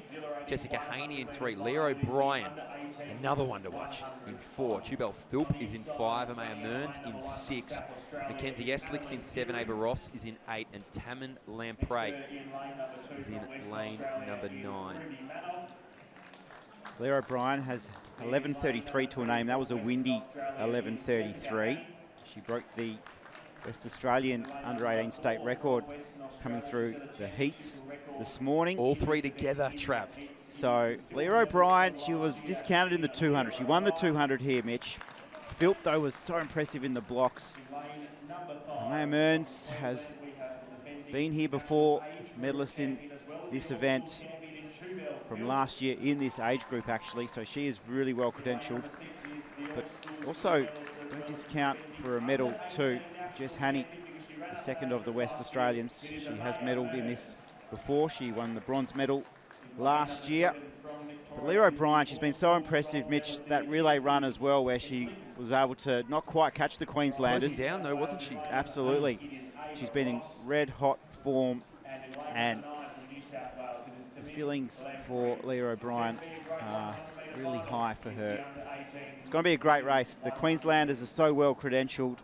Leah O'Brien, if you look through some of the records, she's always bobbed up. You know, she's got the under 16 100 metre meet record, so she's always been thereabouts. Now's her time to win this big race. Philp beat her last year, Mitch. It was a really tight on the line race. What is going to be the moment here in 2025? I can lock in one thing. Tubel Philp will be the first one out of the blocks. A blinding starter. O'Brien took them by surprise in the 2. They won't be shocked this time. Women's under 18 100 metre final. Really good start again there from Philp, but O'Brien from Western Australia went with her, so Mearns got work to do. O'Brien up on the inside shoulder of Philp. She's going to move away. She's done it again. Where's she going to stop it? 11.17, legal wind. Raylene Boyle, all those years ago, has held that record since 1968. And Leah O'Brien has walked in and stolen it. That is one of the best 100 metres you will ever see. 11.14, Mitch, if you don't mind. 11.14. National record, championship record. She is our Australian champion. So, context of things here. Leah O'Brien has matched Sally Pearson, 4th fastest we've ever seen at 11.14. She moves into the top 5 all time. She breaks Raylene Boyle's under 18 record, set back when she came 4th in Mexico City. Standing up, ladies and gentlemen, that is incredible. I don't think she can quite believe it. Leah O'Brien has promised so much for so many years, and her training has been sensational. She is our national under 18 record holder. We're just awaiting confirmation. 11.14 has been confirmed. The wind is legal, 1.7. It is an under 18 national record. It's a West Australian record. It has broken all the records, Mitch. Leah O'Brien is in disbelief. That is just... I don't think Leah O'Brien is the only one in disbelief. That is just incredible. There's her coach. He's excited. He has absolutely worked so tirelessly hard with Leah O'Brien over the years. We've seen it in the 200, but look at the replay here, Mitch. Oh my God, look at this replay. So Leah O'Brien, she's 4th from the right, gets right up inside Tubel Philp early there on the track and then just storms away. And 11.14. You know what, Tubel Philp, I've talked about this a lot, haven't I, Trav? She's one of the best starters in world athletics as a junior. Leah O'Brien was one step back. She was one step back, and then that closing speed, we saw it in the relay. We saw it when she took them by surprise in the 200. We said it. They won't be surprised to see Leah O'Brien at the front of this field, but Raylene Boyle's time, we've just talked about that 11.2 for so long. Raylene, how good she was. Raylene, that 4th at the Olympics, incredible at that age. But Leah O'Brien hasn't just nudged Raylene Boyle's time. She hasn't just maybe dipped under it. She is the equal 4th fastest Aussie in history. What on earth are we feeding these kids? This is ridiculous, the climate of Australian sprinting at the moment. Unbelievable, Mitch. Well said. We were speaking about it off air, Mitch. Is that under 18 national record a chance of falling? We almost went, no way. Raylene Boyle, what an amazing athlete. But her preparation coming in has been fantastic. She's had a habit of just overstriding a little bit, but in that race she was just able to execute it to perfection. Her control in that last 20 or 30 metres was unbelievable. She now has to come into our calculations for the National Open title. I hope she's entered. Absolutely, I hope she's entered in that 100, because I guarantee you there's a lot of women who weren't planning on watching the women's under 18 100-metre final, who are going to be turning on their phones. They're going to be watching social media and saying, sorry? She ran what? 11.14. 1.14. And the most exciting part is to watch that wind reading come up as plus 1.7, because if it had been a 2.1 or 2.2, oh boy, we would have been upset. But wow, if there's a star to walk out of these Australian Junior Championships, it's Leah O'Brien. This was straight after Mitch. She almost couldn't believe it. She was just in absolute flabbergasted. I still don't think she can believe it. We saw her walk down here, Trav. She still was walking around Yeah. as though, don't pinch me if this is a dream. I can tell you, Leah, it's not a dream. My word. It's such a great moment. That's such an amazing story. She's come up through the ranks. She owns the under-14 WA state record. She doesn't have the under-16 record, but she now is the under-18. But right from a young age, I've seen her down here from when she was about 13 years of age, Mitch, and she's always been the best. She had some injury problems a couple of years ago and wasn't quite at her best. We saw Phil beat her last year in the final, and she too, Mitch, actually, let's have a look, 11.35. Yeah, so she's... And 11.45 for Mearns as well.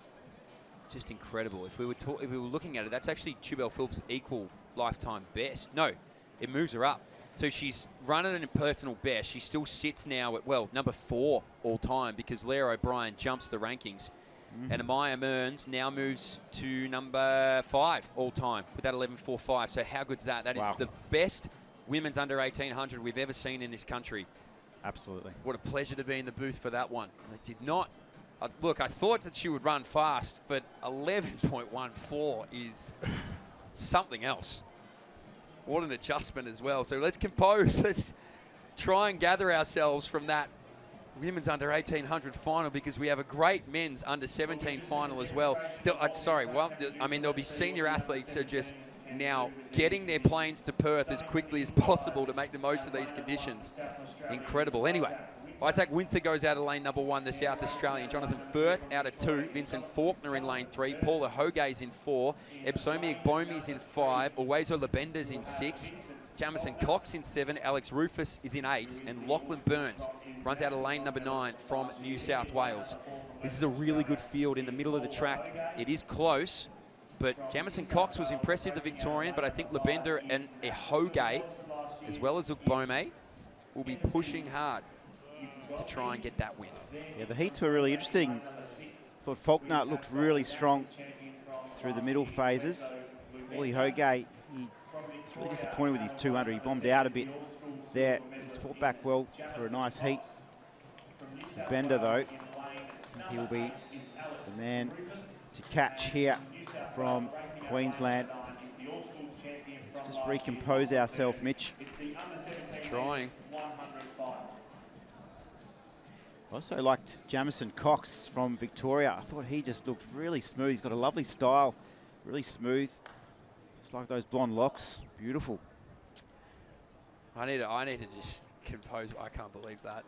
There's something about sprinting at the moment. Let's see what these guys can do. Can they step up and do something? Winther, Firth, Faulkner, Hoge, the favourite for mine. Ugbome, Lubenda, Cox, Rufus and Burns. Well, you said Western Australia wanted to have a good day. They've had a historic one. Let's see what we can see here.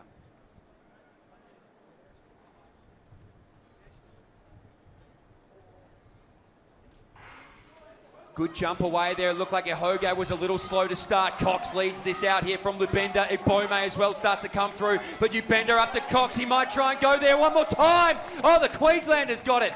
10.49. Uwezo Lubenda will come away as your national championship. Clutches at the hamstring. We hope that's okay. Jamison Cox had plenty of pressure on his outside shoulder, but I think the Queenslanders got up and done enough to be the national champion.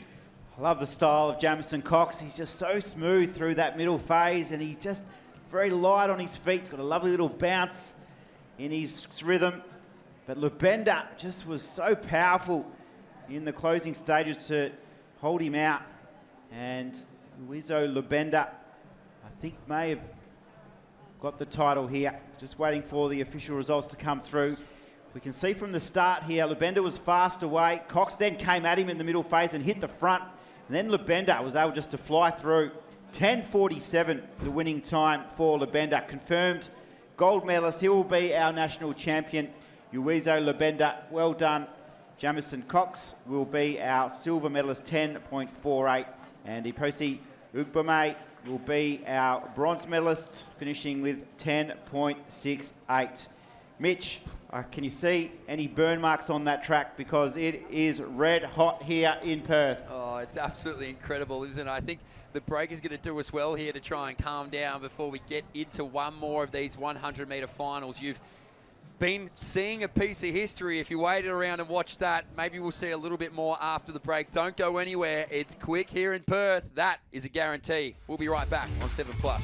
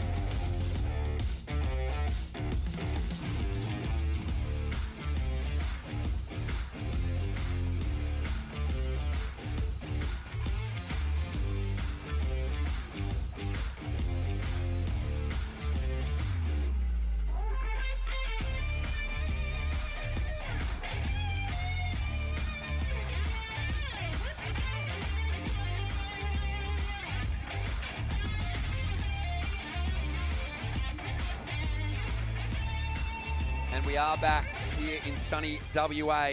So we witnessed, honestly, one of the great pieces of history recently. Just a moment ago from Leah O'Brien. That will be played everywhere. I can guarantee you that. Just incredible piece of history we just witnessed there to move to number 4 all time. Take down Raylene Boyle's 1968 Mexico City Olympic Games record. Is just phenomenal. We might even try and get her up here in the commentary booth just to walk through that race. But our attention turns here to the men's under-18 100-metre final. And these guys will back themselves in as well, I think, to run pretty quick. Their heats were very impressive. You can see our results here for the men's under 1700. Uwezo Labenda gets up 10.47. Jamison Cox, who we mentioned a few times, was really pressing hard there on the outside, gets up for silver. And Epsome Ogbome is your bronze medalist with 10.68. Faulkner not far away either with 10.73. But if we turn our attention here to the men's under-18 final, and this is going to be a good race. If you did miss the heats, it was actually pretty fascinating. So Kelakai Ekwamadu out of lane number 5, the South Australian. He's always been presenting as a man who can take down the national title. He was a silver medalist last year, but to me, he was the most impressive in these heats. It was followed then by Jonathan Cassiano, the Queenslander, who goes out of lane number 4, training partner of Gout Gout. That's been well documented, but he's his own man, and he's his own athlete, and he's a pretty damn good one at that. So watch out for these two for mine, the two to really keep a keen eye on. But as well as that, Ollie Facer and Tobias Drummond-Templeton on paper right around the marker too. So Mason McGroder, he was your World Junior bronze medalist in that long jump last year. He goes out of lane 1. Joel Cedric and Bomo Zalang goes out of lane number 2. Lucas Schneider is in 3. Jonathan Cassiano is in 4. Kelakai Ekwamadu rolls out of 5. Oliver Facer's in 6. Tobias Drummond-Templeton is in 7. Then we go to William Hurt in lane number 8, and Antoine Zamansanga from WA rolls out of lane number 9. So plenty to watch here. It's a little bit similar in the way that we're setting things up. I mean, obviously, Leah O'Brien, we said, don't be surprised after what she did in the 200, but just don't be surprised by the likes of Cassiano, Ekwamanu, Facer. And for me, I think that's where the medals will come from, but obviously, don't hold it to me. They're 10-5, 10-6 runners. I think they're capable of more. 10-3-8 is our championship record for this event. That's going to be very, very hard to chase down. It belongs to Jack Hale in Sydney back in 2015. Magroda, Ebomo Zalang, Schneider, Cassiano, Ekwamadu, Facer, Drummond Templeton, Hurt, and Nisrasangwa. In that order, look in the middle of the track. I reckon it'll be Kelakai, Ekwamadu, Cassiano, Facer. They're in the middle. One piece of history. Do the pieces continue to fall here in the men's under 18 final?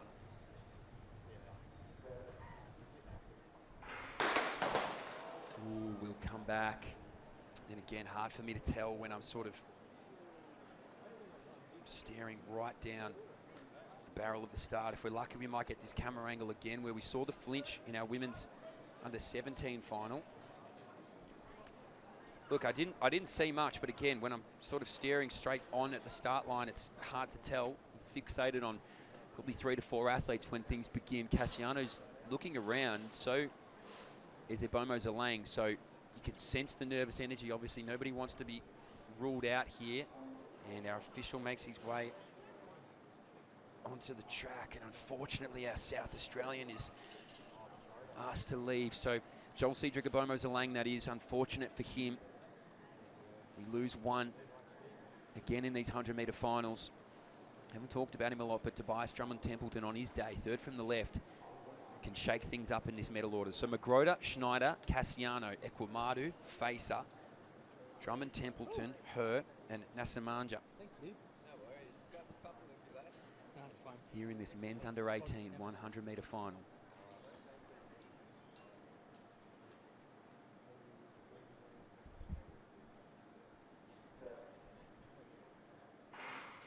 Now we're away cleanly. That's a good start from Ekwamadu. Cassiano, the Queenslander, gets up to him. Facer work to do, but these two out in front here. Ekwamadu moves away, and he'll win it. 10.44, he gets his gold. It was impressive. He really started so strongly. Had some pressure from Cassiano there. Had to hold tight through the middle phases, but gets his national title there, the South Australian. Jonathan Cassiano looks like he'll get up for silver. Let's just see who gets up for the rest of these medals here. It was very close. But Kelakai Ekwamadu, the South Australian, is your men's under 18 100-metre champion. And a good time at that. It looked 10-4 across the line. We'll watch the replay here. So just have a look at how well Ekwamadu does start. He's right in the middle of screen here, in the red. Watch him here. Gone. So William Hurt was strong, the Victorian, but you can just see now in this 50, Ekwamadu just gets those arms moving. It looked like Cassiano was challenging for a while there, but ooh, that is close. I think Facer will hold on. He will. So Kelakai Ekwamadu, plus 2.8. So look, it would be illegal if it were some form of national record. This is where we're so lucky with what we saw earlier. It was under 2, but Kelakai Ekwamadu, 10.40. He's your national champion. Jonathan Cassiano goes for second, 10.54. And Ollie Facer, 10.58. Gets up for that bronze.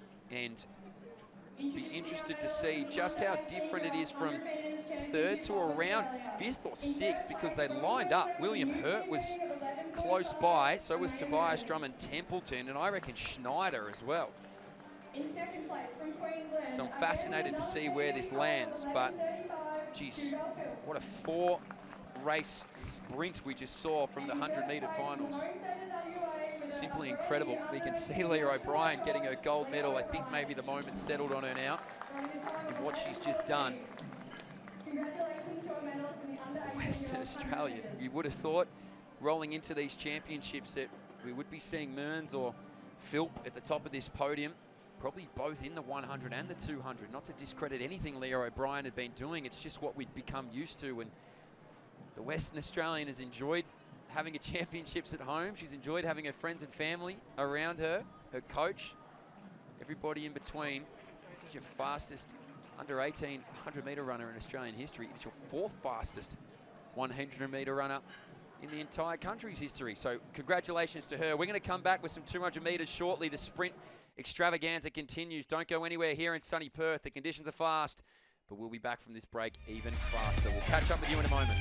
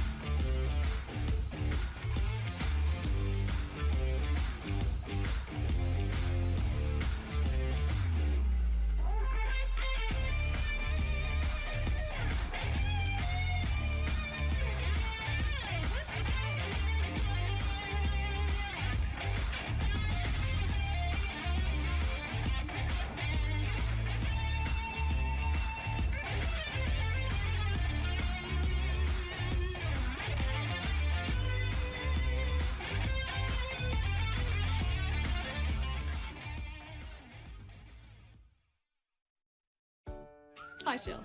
Shell has high blood pressure, and the rising cost of living certainly doesn't help. Annie manages her diabetes with good nutrition, but fresh fruit and veg prices keep rising. And Jack has high cholesterol, but nothing is higher than his power bills. That's why they save more money every year by getting their prescriptions from Chemist Warehouse. And you will too.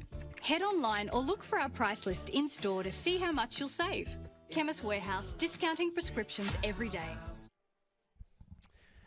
So we are back here. As I said, we've got plenty of finals left to come. Our 200-metre finals will begin here shortly. And we're following that up with some 1,500. You can see our men's under-18 100-metre finals. Now, we do have a treat, and I feel like we sort of whisked our way up the track. And we'll get you on here quickly. So, welcome, first of all, incredible, Leah. Congratulations. Leah O'Brien here, ladies and gentlemen. The fastest under-18 athlete we've ever had in this country. You're now the 4th fastest in Australian history. You share that honour with Sally Pearson. When I sort of say these names, Leah, how does that feel? Honestly, it feels so crazy to think about it. I definitely did not expect that coming into the race. I just wanted to run a PB, but I ran a massive PB, and it's just crazy to be up there with all these top girls. Like, obviously, when I was younger, I've always looked up to them, so I can't believe I'm just running similar times to them now. I'm curious. Here's the race now. You know Tubel's a fast starter, but what are you thinking over this point? Well, I thought if I wanted to win it, I would have to pass Tubel, and obviously she's an amazing starter, so I knew my start had to be one of my best starts I've ever had. So I guess midway, or I guess 3/4 through when I've passed Tubel, it's just amazing because I honestly didn't expect, if I did pass, I only expected it to be like in the last few meters. So it was just so good. Like, it was a great feeling to have a good start and just execute the race. It seems like, so you came out, you won Heat 2, or, you know, Final 2 of that Perth Track Classic, 11.33. Did your confidence just seem to grow exponentially from there? Because then at the state championships, and here you've just gone strength to strength. What did that sort of do for your trajectory? Definitely, it was a great race. I ran my 11.33. It was illegal, so it definitely gave me confidence. But since it was an illegal time, I knew I had to do, like, obviously run it again to get a new PB. So it also just gave me motivation to run, I guess, run it again or run a faster time. You surely you'll be racing in the senior championships now, I hope. Yes, I'm doing the open heats or prelims on Friday, so that would be great. Fantastic. I think you've put a few women on notice now. I think they'll be tuning in and noticing that there's a fast conditions in Perth. Leah, congratulations. You've knocked off Raylene Boyle from 1968. She was 4th in the Olympics when she did that. So is there anyone you want to thank really quickly before we get into this race? I'd like to thank my coach. Thank you so much for just being the best and getting me to where I am today. Okay, you go enjoy a swim or whatever you guys do over here in WA. When it's conditions like this, I don't think I'd be inside ever. Leah, congratulations. Thank you. Oh, awesome stuff. So Leah O'Brien there, your new Australian record holder for the women's under 18 100 metres, the 4th fastest woman we've ever had in this country.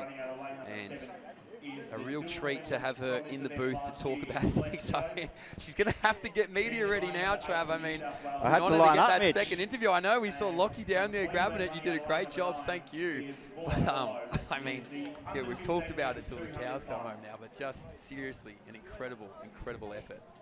She still had the running colours on, Mitch, to come up and join us, so it's really impressive. And we can just go through all the records here, Mitch.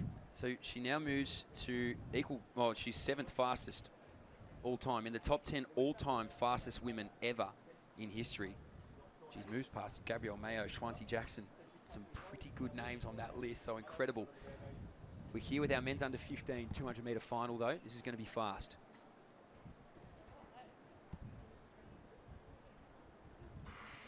Really good start here, men's under 15 200 metre final. So the best to start there was Jake Wood from New South Wales. So Wood gets out there though from WA. Bless Joe, the winner of the 400 metres, rounds into the turn first. So Bless Joe with some company from Jimmy Atkins here. Atkins out to Joe. These two have cleared out from the field. Atkins just from Joe. Joe digs deep like the 400. Double champion for Bless Joe. Plus 2.4, 22.66. Bless Joe under pressure. Well, they'd say pressure makes diamonds, and he is shining here at these junior championships. Bless Joe has just woken up from his Tuesday afternoon sleep to come out here and win the 200 metres. He is he's calm. We saw in the 400, and that strength just held him in beautiful stead. Jimmy Atkins, what a championships he's had as well. The 100 metre champ, and he had it all in front of him here. Joe was trying to hunt him down. Atkins responded beautifully, but in the closing stages, it is Bless Joe who was able to secure the gold in 22.62 seconds. The win 2.4. Jimmy Atkins, the silver, to go to his growing tally of medals, 22.68. Jake Wood has been confirmed bronze in 23.26. But for Bless Joe, he's had an amazing week here in Perth. He'll be the 400 and 200 metre national champion. Well done. Well done to Bless Joe. I mean, he just found that strength again at the back end. He was under pressure from Jimmy Atkins, but Atkins, it looked like when he moved around, you just thought he's got that strength. We've seen this so many times from Jimmy Atkins, and obviously in that 400 from Bless Joe, what set it up was his early race tempo, so we shouldn't have been surprised, or I shouldn't have been, how quickly he can run a 200, but he walks away here as the double champ across the 200, 400. I'm sure, like you said, if you had asked him before his championships, You fancy that? You'd go, that sounds great, but I don't know. So Bless Joe comes down and takes 2 goals. Yeah, well done to Bless Joe, all his team. Jimmy Atkins, the silver, and Jake Wood will take home the bronze. Now, I've also just been alerted to here, Mitch, that Leah O'Brien, in that incredible run, has also broken the West Australian state record, which was from the Brisbane Commonwealth Games in 1982. So that record by Colleen Pekin of 11.24. That's been in the record books here in Perth for a long, long time. So Leah O'Brien has broken that. She's also broken the all-comers record. So she is the fastest ever person to run 100 metres in WA ever. And we've had Commonwealth Games here. We've had big competitions across the years in track classics and whatnot. And Leah O'Brien is the fastest ever woman to run 100 metres open, underage ever in the West. And she also breaks Colleen Pekin's record from the Brisbane Commonwealth Games set back in 1982. Just crazy stuff, isn't it? So, what a treat we've had here in sprinting. And I think in this women's under 15 200, we're going to be treated again because Charlotte Ahoge is going to go out of lane number 8. And if the 100 was anything to judge, I feel like this 200 is sure to be something special. So we continue with our shot put here as well. This is our para under 17 shot put. And these guys through the rounds now. I think they're 2 rounds in, maybe 3. You can check the Roster Athletics app if you want to be able to keep up with the start list and those live results because they're in their 4th and final round. So make sure you do download Roster. It's what we use up here to get the results immediately, and you can get it right in the palm of your hands. You can see it right there, Roster Athletics. It is definitely the best live results system I've ever experienced in athletics, and we've been in it for a while now, so make sure you do download it to keep up to date with everything. I've also noticed, Mitch, too, that the fields for the Open and Under-20s are already starting to filter through into the Roster Athletics app, so we're able to get some of the entrants already underway, and we'll be able to see over the next 4 days from Thursday the Under-20 and Open Championships as we look at that shot put under 17 para. Mark Everett 12.46, Jack Elkhorn 10.94, Thomas McGuff 7.81. And this could be Jack Elkhorn here, ready to throw his 4th round, 10.94, his best today, PB. And it looks to be another good throw from the big Queenslander competing in the the F38 classification. Very consistent throwing, 10.94, 10.76, 10.75 for him. And he was the last thrower in that competition. And I can confirm that he has thrown 10 metres 43 to round out his competition. So he will finish with the 2nd biggest throw. Mark Everett with a 12.46 in the under 17 para shot put final. My phone is alive and well with people checking in on Leah O'Brien, I can tell you that. So this will be good. Charlotte Ahoge, she's a real chance to get under the championship record here, which was set back by Olympic semi-finalist Ella Nelson a little while ago now for Ella, a superstar 200-metre runner back in 08. So she'll be watching on. She will be, Ella. She's doing great things in media as well, so we'd love to see her more involved here. Big shout out to you if you're watching. So Isabella Fox goes out of lane number 1. Liliana Hoffman from South Australia is in 2. Sophie Howson is in 3. Jayla Olm is in 4. Mia Wood in 5. This is where it gets interesting. Jamie Ritchie, the Victorian, is in 6. Sienna Vasella, who has a very, very good closing engine here from New South Wales, is in 7. Charlotte Ahoge, well, she was trading national records for the 100 metres only a few days ago. She goes out of lane number 8, and Quinn Byrne, the Queenslander, is out of lane number 9. So hard to forget that Charlotte Ahoge is just so young, isn't she? She's 13 years of age, turning 14 this year. She was trading off 100-metre records for, what was it, the under-16 event only a few days ago. So a real talent out here in the West. Yeah, it was just wind assisted, so it didn't count as a state record, but it would have absolutely been a new state and national record. That's how fast she is running. This 200 metres will be electric.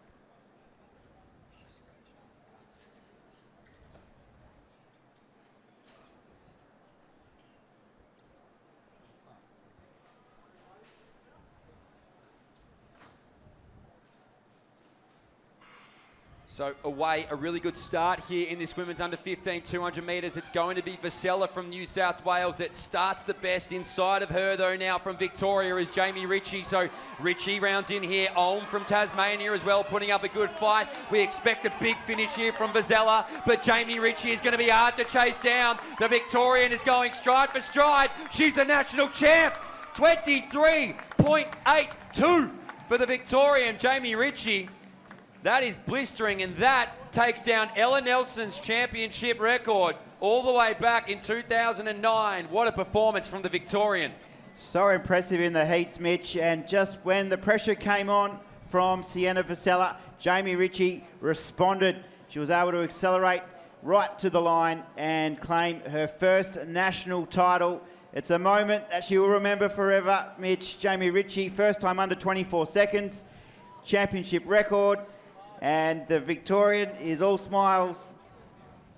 So just an awesome display, wasn't it? It was a great start. And Sienna Vasella, she's always a fast finisher, and you sort of expected, well, maybe she'll just bridge that 1 to 2 metre gap. But have a look at Ritchie here, just powers on away. And as you said, gets under that 24-second marker for the first time. But wait for that official time, 23.77 it's gone down to. So just awesome, awesome work for Jamie Ritchie. She'll be very pleased to come away as the national champion and take down Ella Nelson's previous championship record. Not a bad name. Absolutely. It's a big scalp. Sienna Vasella, the silver. Jayla Olm, the Tasmanian, held on for the bronze medal, 24.48. Her official time. Mia Wood from New South Wales has finished in 4th place as we get confirmation of that big final, the under 15 women's 200 metre final. Jamie Ritchie, 23.77. You can see at the bottom there, Charlotte Hergé did not take her place in the 200 metre final. So we didn't notice that until they got behind the blocks, but an unfortunate scratching there from Charlotte Hergé. So hopefully she's okay. She's had a busy few days, to be fair, so it would make sense if she just needed to rest and relax. Jamie Ritchie, the national champ. Vasella and Olm round out that podium. We'll be right back here. We got a women's under 16 200 metre final. And this one is sure to be fast, and by all appearances, it looks like Amelia Reid is there. So don't go anywhere.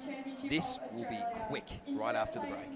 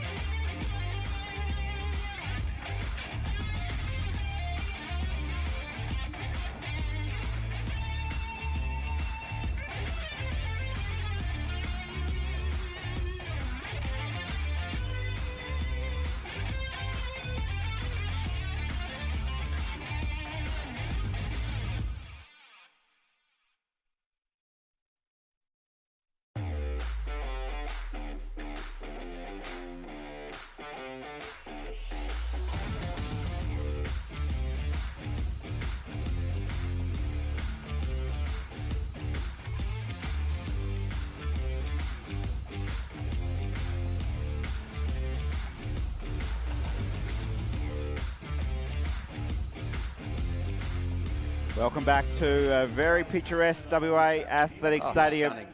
It is absolutely electric, the atmosphere around the ground. And the next big final on your screens will be the under 16 200 metres. Mitch, we've seen a massive national record from Leah O'Brien. We've just been going through all the paperwork. There's papers flying left, right and centre as we go back through the record books. Now we're just starting to look at some of the under-16 national records, and maybe there is a chance here too. Yeah, possibly. I mean, Amelia Reid is here, so we can certainly talk about it. I mean, 23.52 is a lifetime best.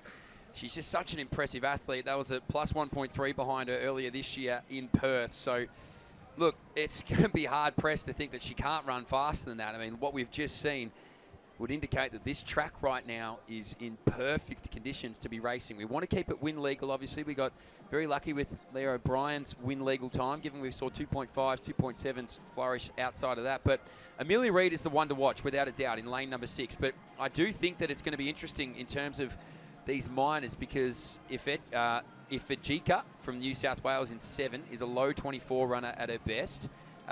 Also, Adelaja, at her very best, is a 23.41. So if she can really get out here and roll alongside of Reid, look, she's actually faster than Amelia Reid on paper. So it's just the likes of this year, Amelia Reid has been ahead. So let's just see what they can do head-to-head. What do you think, Trav? Well, Adelaja was really impressive in the 100. I thought she battled really strongly, and it was only in the last few strides where Amelia Reid was able to assert her ascendancy. Last year, Adelaja got the better of her in the 100 metres. So there's absolutely, it is anybody's race. I don't think it's going to be all Amelia Reid's way. I think Adelaja has been in terrific form all championship. She's setting herself for the 200 as well. So I think, Mitch, we are going to be set for another beautiful race. Ruth Ifejika as well in lane 7 will separate the two young stars. You'd think they push each other, wouldn't you, these two? I mean, obviously, Adelaja ran that 23.4 in February, last month in New South Wales, but it was with a plus 2.2 win behind her. So she was only marginally over the top of what a win legal reading would be. So you get that sense then, but when they're racing off next to each other, they're going to make the most of it. That time from Adelaja was equal 6th fastest all-time, all conditions for the under-18s. So these two are right next to each other, because Amelia Reid is the 8th fastest all-time with her win legal 23.52. So it's going to be amazing to see what they can do together. And when you say all-time, you mean open, don't you, Mitch? That's yeah. This is going to be in Australia. This is going to be very, very quick. So we'll give you the full field. You can see it: Krajancic, Fetri, Bryant, Buchanan, Evie Estelle Russell, Amelia Reid goes out of lane number 6, the Western Australian, the under-16 national record holder in the 100 metres. Ruth Ifejika, Rima Adelaja, who's hunting a wind legal time, and Sophie Dimitrov. So watch for second from the left for you, and then 2 more inside there for Amelia Reid. We've seen that the track is quick. Well, just how quick can it be for these women? Here we go, final time.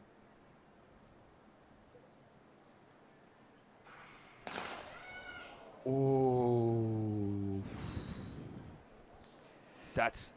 now again, I'm really only looking at sort of 3 athletes when I'm watching the start line. You see anything there? It did look a little inside. Okay. A little quick. Don't want to. You sort of look for anything. body language here too, don't you, Trav? Just it's a terrible feeling, Mitch, when you hear that second gun go and you have to walk back and you always doubt, was it me? Did I twitch? So they're all back behind the blocks.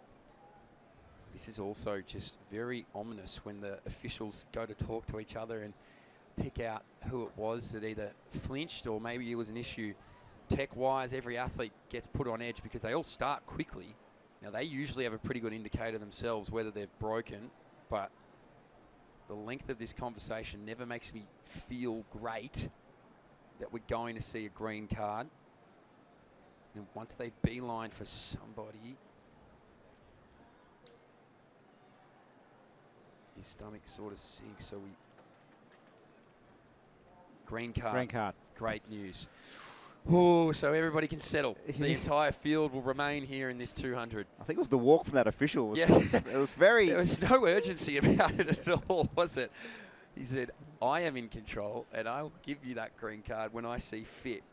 So I love it. Take your moment when you've got it. Full field will remain here, women's under 16 200. Your national record in the 100 metres goes out in lane number 6. And Rima Adelaja, the only woman faster than Amelia Reid, goes out of lane number 8. Full field remains. The nerves will settle. The champion will rise. Here we go.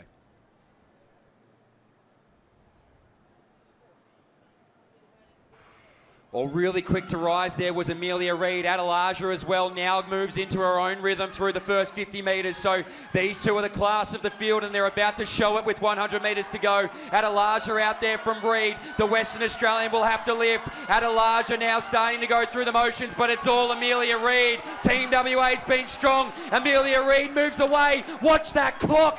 23.27, a plus 2.4 tailwind. Amelia Reid is your national champion. And that is the fastest she has ever run here in Western Australia. Won't be legal with a 2.4 behind her, but it is absolute WA day here for our sprinters. They have been in sensational form, the West Australians, and Amelia Reid continues the winning way for her state. She will become the national champion. It was a terrific run from Rima Adelaja. She has been really impressive all weekend.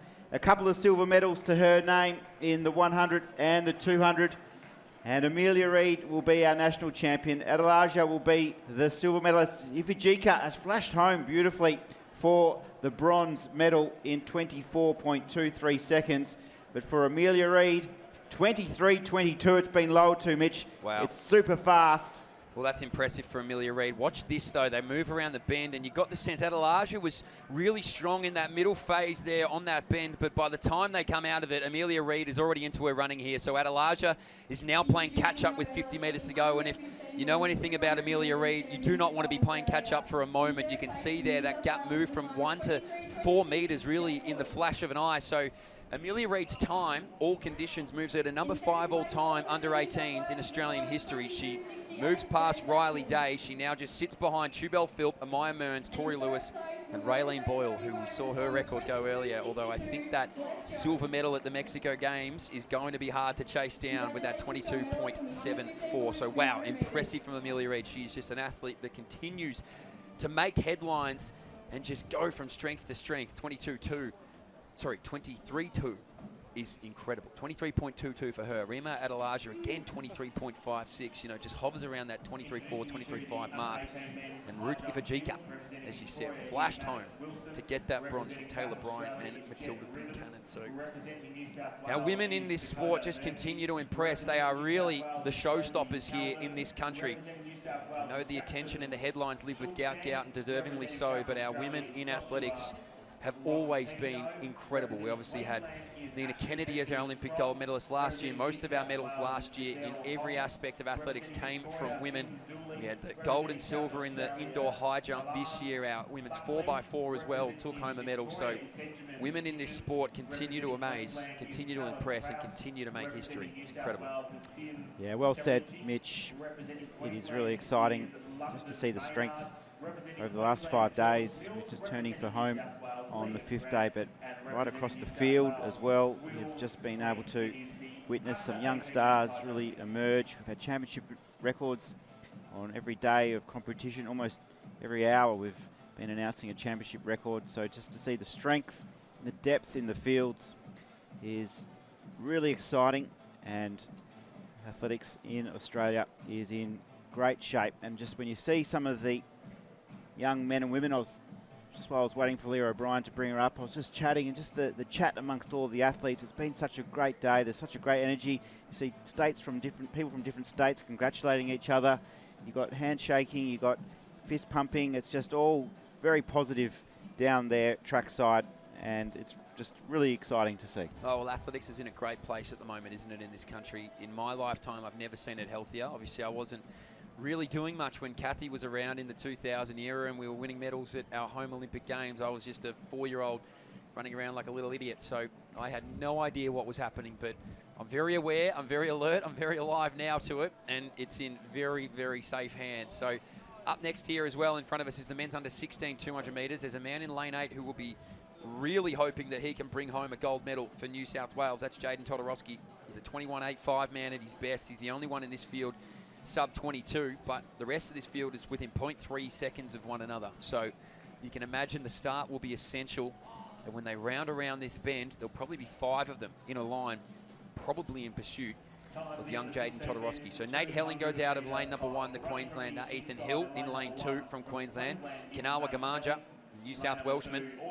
He's quick as well. He's in lane number 3. Ruben Fox in 4. Ashton Foley goes in 5. Kevin De Silva, the 100-metre champion. Well, he was the one who sort of stole the show in the 100 metres, didn't he, the Victorian? He got over the top of Todorowski by 0.01 of a second to get his gold medal. Owen Veltman is in 7. Todorowski is in 8. And Zach Holloway, the Tasmanian, another one who I really do like the way he runs. He goes out of lane number 9. So, Trav, you are the expert. What happens here? I've got a soft spot for Owen Veltman, Victorian. He was impressive in the 400 metres. He is our champ. He is the national champion over 400 metres. De Silva was fast in the 100, wasn't he? But I do love a 4-2 double. The Michael Johnson double from 1996. Owen Veltman, I think, has the class to do so. Looking forward to an exciting race. Love the Atlanta 96 reference to Michael Johnson. He doesn't just run Grand Slam, everybody. He was a superstar. Helling, Hill, Gamanja, Fox, Foley, De Silva, 100-metre champion. Veltman, 400-metre champion. Todorowski, 100-metre silver medalist. And Zachary Holloway from Tasmania in lane number 9. So watch out for that group of 3, De Silva, Veltman and Todorowski. They go 4, 3rd and 2 from the outside. Here we go.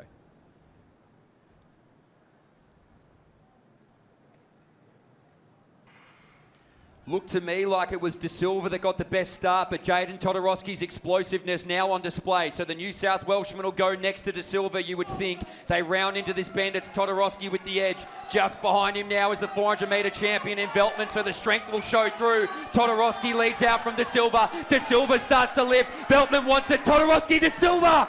21.83, it's blinding, plus 2.3. Now we're on an angle up here in the commentary box, but I think Kevin De Silva might have done it again. Could be wrong, though. Don't take my word for it. Official results are on their way, Mitch. De Silva, he's on the track. He's pretty confident. Todorowski, I think, may have just held on. I'm not sure, Mitch. It's close, isn't it? Really close. It's close. And Veltman, he finished really strong late. He was able just to compose himself. Didn't have the best of bends, Owen Veltman, but what an impressive last 100 metres it was from the 400-metre champ. And there it is. Todorowski will be our national champion by 0.01 of a second over Kevin De Silva from Victoria. Owen Veltman will have another bronze medal to add to his collection from the 4. But Jaden Todorowski, he was in front down the home straight. He was challenged, but he just did not give in, Mitch, did he? No, he certainly didn't. Kevin De Silva's staying power was right on display. It just looked like at the dip, but Todorowski, you can see from that angle perfectly, just gets his chest over the line in time. So Jaden Todorowski, he really, really meant a lot to him winning that gold. You could see the celebration as he walked down into the race right after. So well done to Jaden Todorowski. He does get his national gold here in Perth. Kevin De Silva will walk away with his head held high from this championship. He goes for a silver medal. And Owen Veltman, the 400-metre champion, will get the bronze. Here it is. Ruben Fox was behind him there. You can just see how close that was at the finish line. It was the throw over the line that settled the gold and the silver. Fox, Gamanja, Hill, Holloway, Helling, and Ashton Foley in that order. So well done to Jaden Todorowski. A few years ago, he was easily rolling those doubles of the 100, 200 metres. He now has to work for him, which is a great sight of Australian athletics. Let's look at this photo finish. Let's see how I got it so wrong. So there we go. Look how close that is. So Jaden Todorowski just gets it at the dip. Love close races like that. It just makes it so enthralling. And well done to all involved. We will be back. We're coming towards the conclusive stages of our Australian Junior Championships. There's only about 8 races left here. Don't go anywhere. We've got 1500s, and then we're going to roll straight into some relays. State versus state action. Always good fun. We'll be right back on 7+. See you shortly.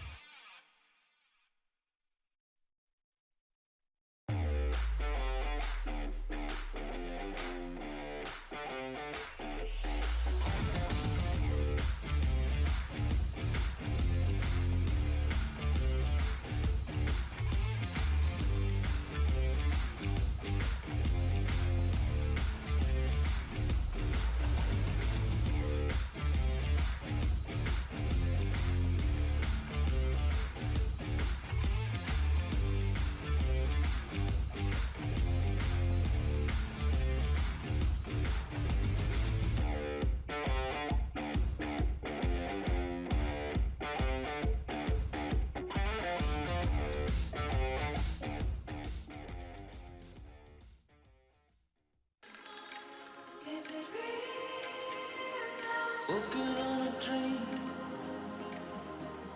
How can I explain? Talking to myself. Will I see again? Is it real? Would you become walking on a dream? Welcome back to WA. It's a Tuesday afternoon, day 5 action, and a big clearance in the high jump competition. It's just been ticking away really nicely, this under-18 boys high jump final. And we are into the 1.75 metre height. So we have a few athletes who are still yet to enter into the competition. The New South Welshman, very happy with his efforts. We'll go to his training team and just have a look at the vision as we return back to live pitches here in Perth, because we've got a couple of 1,500 metre races still to enjoy.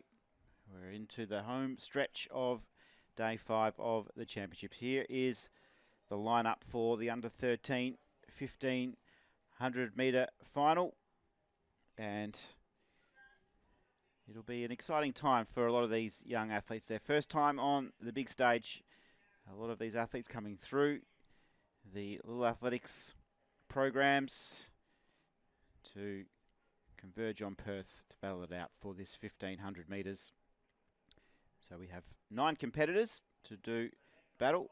Ella Masiello, Western Australia, is an athlete to look out for there with hip number 7. Jenna Hayden of New South Wales has also been very impressive in her home state at the national at her state titles.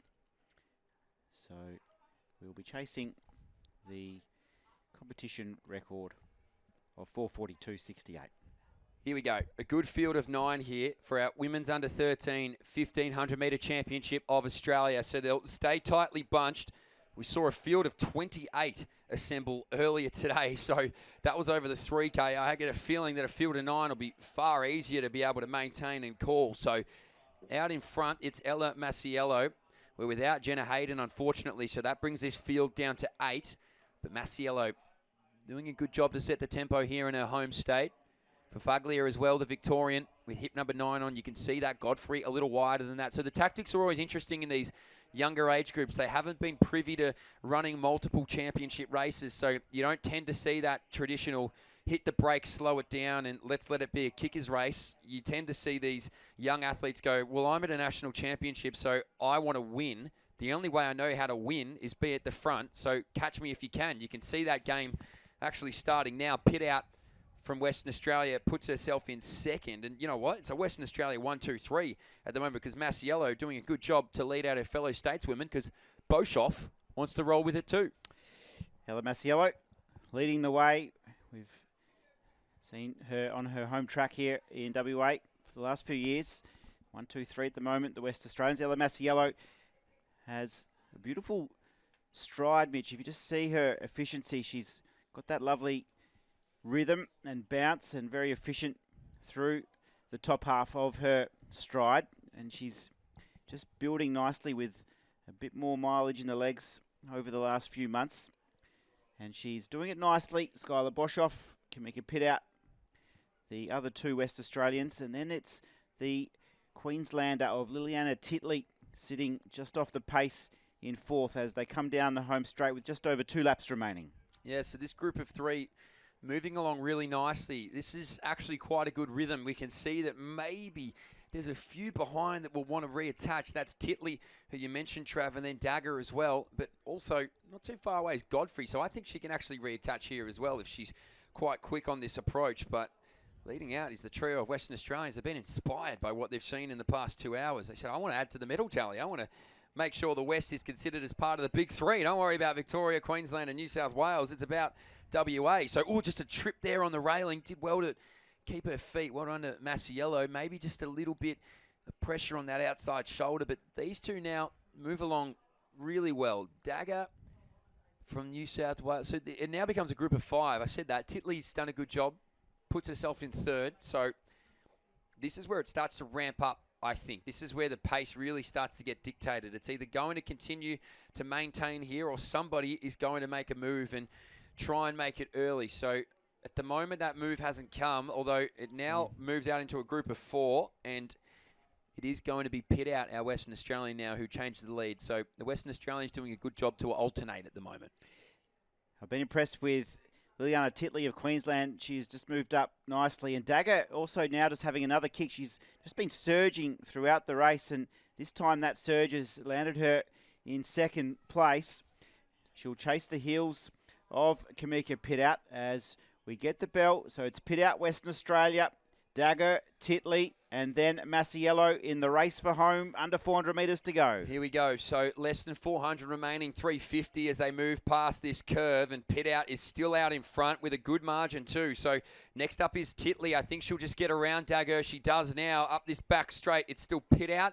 Then it goes to Titley and then Dagger. That group of 3 is starting to clear out, but it's now quickly become a group of 2. So Pit Out. Now she gets some company. Now it's Liliana Titley who moves past into 1st. So the first time we haven't had a Western Australian leading this women's under 13 1500, and it comes at 200 metres to go. So here we go now. Liliana Titley leads things out from Pit Out, who hasn't been shaken at all. She's happy to just sit off this shoulder with 150 to go. So this is going to be a fast finish. You can guarantee that, as now we see Pit Out want to get to the front again. So Titley on the rail. Pit Out now moves on her shoulder. They're going to come in neck and neck, but now we see Pit Out just go strength to strength. Titley trying to respond. Will have to go wide to do it. Pit Out was in front. Titley fights back. These two have played a game of cat and mouse, but the Queenslander will get it. Liliana Titley will be the national champion. 4:45 as well to go with it. Kamika Pit Out will go through for silver, and then Leah Dagger will come through for bronze. So well done to this group. Masiello in 4th. And that was really, really strong over the closing stages, because when one thought they had it, the other one came pushing. And well done to Fafaglia, just crossing over before. And our final competitor coming through the line, Alana Sullivan of Victoria. She gets the job done over the 1500 metres as we take a look back at this race. And Kamika Pit Out, she turned for home in front. She had the family up on their feet. And then it was a great move from Titley. She had to just slow down, take a little step back, swing back to the outside, as she knew she had a bit of extra pace in the legs. And the young Queenslander was too strong. 4:45.23 unofficially her time. It was a good race, though. It was good old-fashioned 1500 metre running, Mitch. Cat and mouse race. The Queenslander will take home the gold. So well done to Titley. A lot to be proud of there. We see the presentation for our women's 200. Amelia Reid gets her next medal, but here we go. Klein at this men's high jump. These guys will soar. This is the under 18 high jump. New South Welshman was easy as you like into the bar. He had no sense of urgency to get there, but he was more than happy to clear it. So Klein over. Give you an update on this competition. And if you want to keep updated, then you better download roster, because that's the only way you're going to be able to do it. A lot clear on the first time of asking at 180. Dooley, Klein, Prowse, Pigeon, Rosiato, Ribbons, and Wilson. So Klein was sort of the last man to jump at this round. We still haven't had Cadell Holmes, Calder, or Grant enter the competition. So this is really in its infancy. Murphy now with his 2nd attempt at this height. And gets over easily. So it's interesting in these high jumps just how much clearing heights on the first round makes a difference. I said this a few days ago in our Women's World Indoor Championships. The only difference between Nicola Oleslagers and Eleanor Patterson was Nicola cleared 192 on the first attempt and Eleanor was the second. The rest of their cards were exactly the same, and that was a gold and silver medal difference. So these jumps do count. They do matter. I know a lot of people watching at home probably think back to the old method where it was just the height before on count back, but now it stems back a fair way in terms of being able to pick medalists. So New South Welshman in, hits it on the way through. Probably didn't quite get enough elevation to get over that bar at 180, but he'll get an opportunity to go again. So our next field here is our women's under 14, 1500. There's our results from the under 13s. 5 PBs for the top 5. Can't be disappointed with that. 445.2, 446.5, and 451.79 for Fuglia as well. Finished off strongly.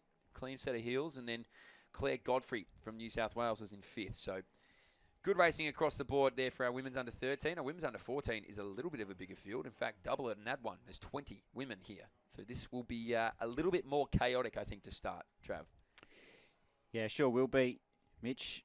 The depth, though, in the 1,500 metres, whenever we're down here at our athletics meetings, even right through the school age, it's the 1,500 metres for women, which always seems to have the most number of competitors. I think the success of Jess Hull now, of course, on the international stage is providing a lot of motivation for our junior athletes over this distance. Jess Hull and all incredible senior athletes over the 1,500 metres that we have in Australia is just fueling the fire for a lot of our juniors. And it's right across the weekend, this 1,500 metres for women has been so strongly contested.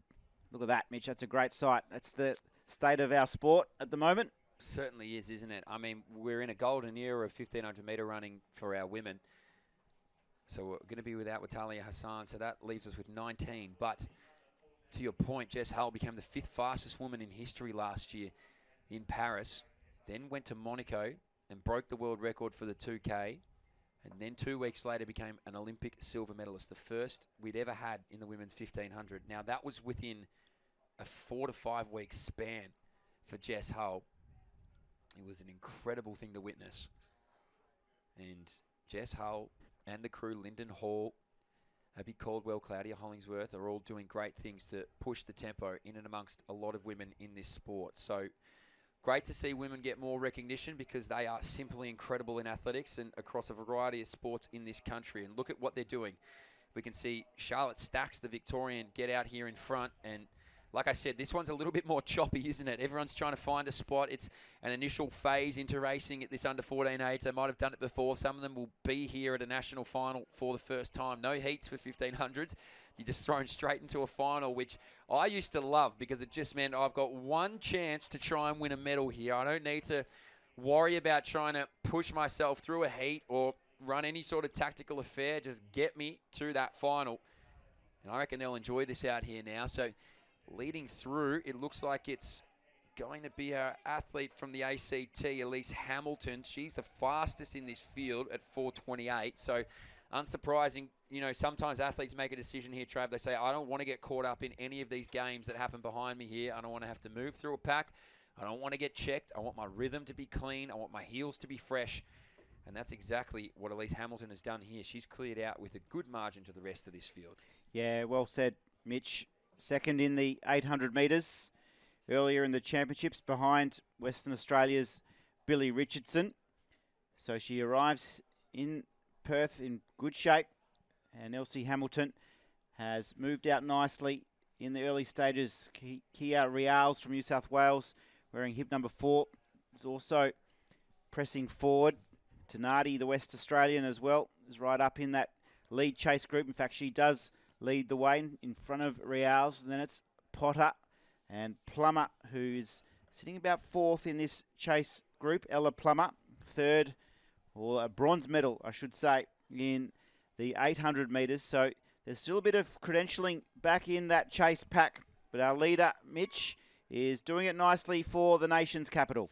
She certainly is, Hamilton. So to your point, Trav, it looks like Rials is going to move on the shoulder now of our Western Australian. There'll be a little bit of movement in this group now during this lap. Next time you come around, you're going to hear the sound of the bell. You sort of want to have a position sorted out by then. This is really an opportunity where you got to lock in. This is arguably the hardest lap in 1,500 metre running because the second you let your mind wander, even for a moment, the field might just move away from you. So you've got to lock in. You've got to be engaged, and this field doing a good job to do that. So they're out after Hamilton, who has that clean set of heels. I've said she doesn't have to worry about any of the games going on behind her here, as the Western Australian still leads things out there, Tenardi. But of New South Wales now, Rials is doing a good job just to sense that moment. I use that phrase quite a bit because that's what it is. You need to feel out these moments as they come. And Hamilton leads things out. Rial's now just moves around Tendari. So maybe this is where these moves start to get made. The rest of this group now has to respond. There has to be some form of reaction to what's happening in these minor medaling placings because you do not want to let this slip. So Hamilton out here in front. She's been doing it all on her own. You can see now these minor medals are certainly not sorted out because here comes Potter from WA, and just drifting into this field now too is McHenry. This will be good. Yeah, as we chase for home now at the belt, and the ACTs all on show here. Tenardi trying to stick with Rials of New South Wales, who's now moved into silver, and that little trifecta of West Australians will just try and work together down the back straight to stick on the heels of Rials. The leader is doing it nicely though. Rials in second. Pit out. Tenardi also going nicely. McHenry has moved up nicely into fourth place, and she'll start to push up for a medal with 200 metres to run, Mitch. It's going to be an exciting finish. Yeah, it certainly is. So Elsie Hamilton is still out there in front, but now they're starting to really inject the pace there for the minor medals. So looks like it might even be Potter from Western Australia that moves around into second. So Hamilton out in front. There's 100 metres to go, and they're lining up at the moment. So Hamilton it is that leads things out. They're still going to try and push down quickly here. It looks like that's going to be Fikey Potter in second. Now we see a little bit more movement for the minors, so Hamilton will get up for the gold. That's a great performance. Potter goes there for second, and the bronze medalist is Billy McHenry, who got up to run a blistering time to take out that bronze medal. Rials did so much of that work through those middle stages just to maintain that distance, but wow, congratulations to the Western Australians in those minor medals. But Elsie Hamilton, she's your national champion. Well done to Elsie Hamilton. Really impressive front-running effort. The West Australians have finished off the race really strongly. Well done to Billy McHenry. She's one of our UWA athletes here, not too far away. She was in the swimming carnival a couple of weeks ago, Mitch, where she was swimming for her school. She's backed up here on the track to take home a national bronze. Very talented young athlete is Billy McHenry. Potter has the silver, and Hamilton with a 4:30.72 winning time will be the national champion. Ella Plummer has finished really high up in the standings as well. Well done to her. But our champion, Elsie Hamilton, she'll enjoy the fruits of being the national champion. Well done to Fikey Potter too. Gave it her all in the closing stages in a good final. And they head down the race. Mitch, family and friends will be all gathering ready just to give the high fives. That's for sure. Yeah, they'll be ready to greet them. I mean, this is the beautiful thing about junior racing, I think, is that camaraderie that you get to share, not only amongst your competitors. And, you know, these women and these men will stay friends with these guys for a long time. I've still got mates from my junior years in running that I speak to regularly or hang out with from time to time now as we've all transitioned into being in our 30s. But it's, yeah, it's incredible the relationships that you can form in these junior ranks, and it's so important too, just to get around each other. No matter the states, no matter who you are, arm in arm, it's a beautiful thing. We're going to come back with a few more 1500s, in fact, a pair of them, and then relay time to round out the Australian Junior Championships. Don't go anywhere because sunny Perth will still be here when you come back.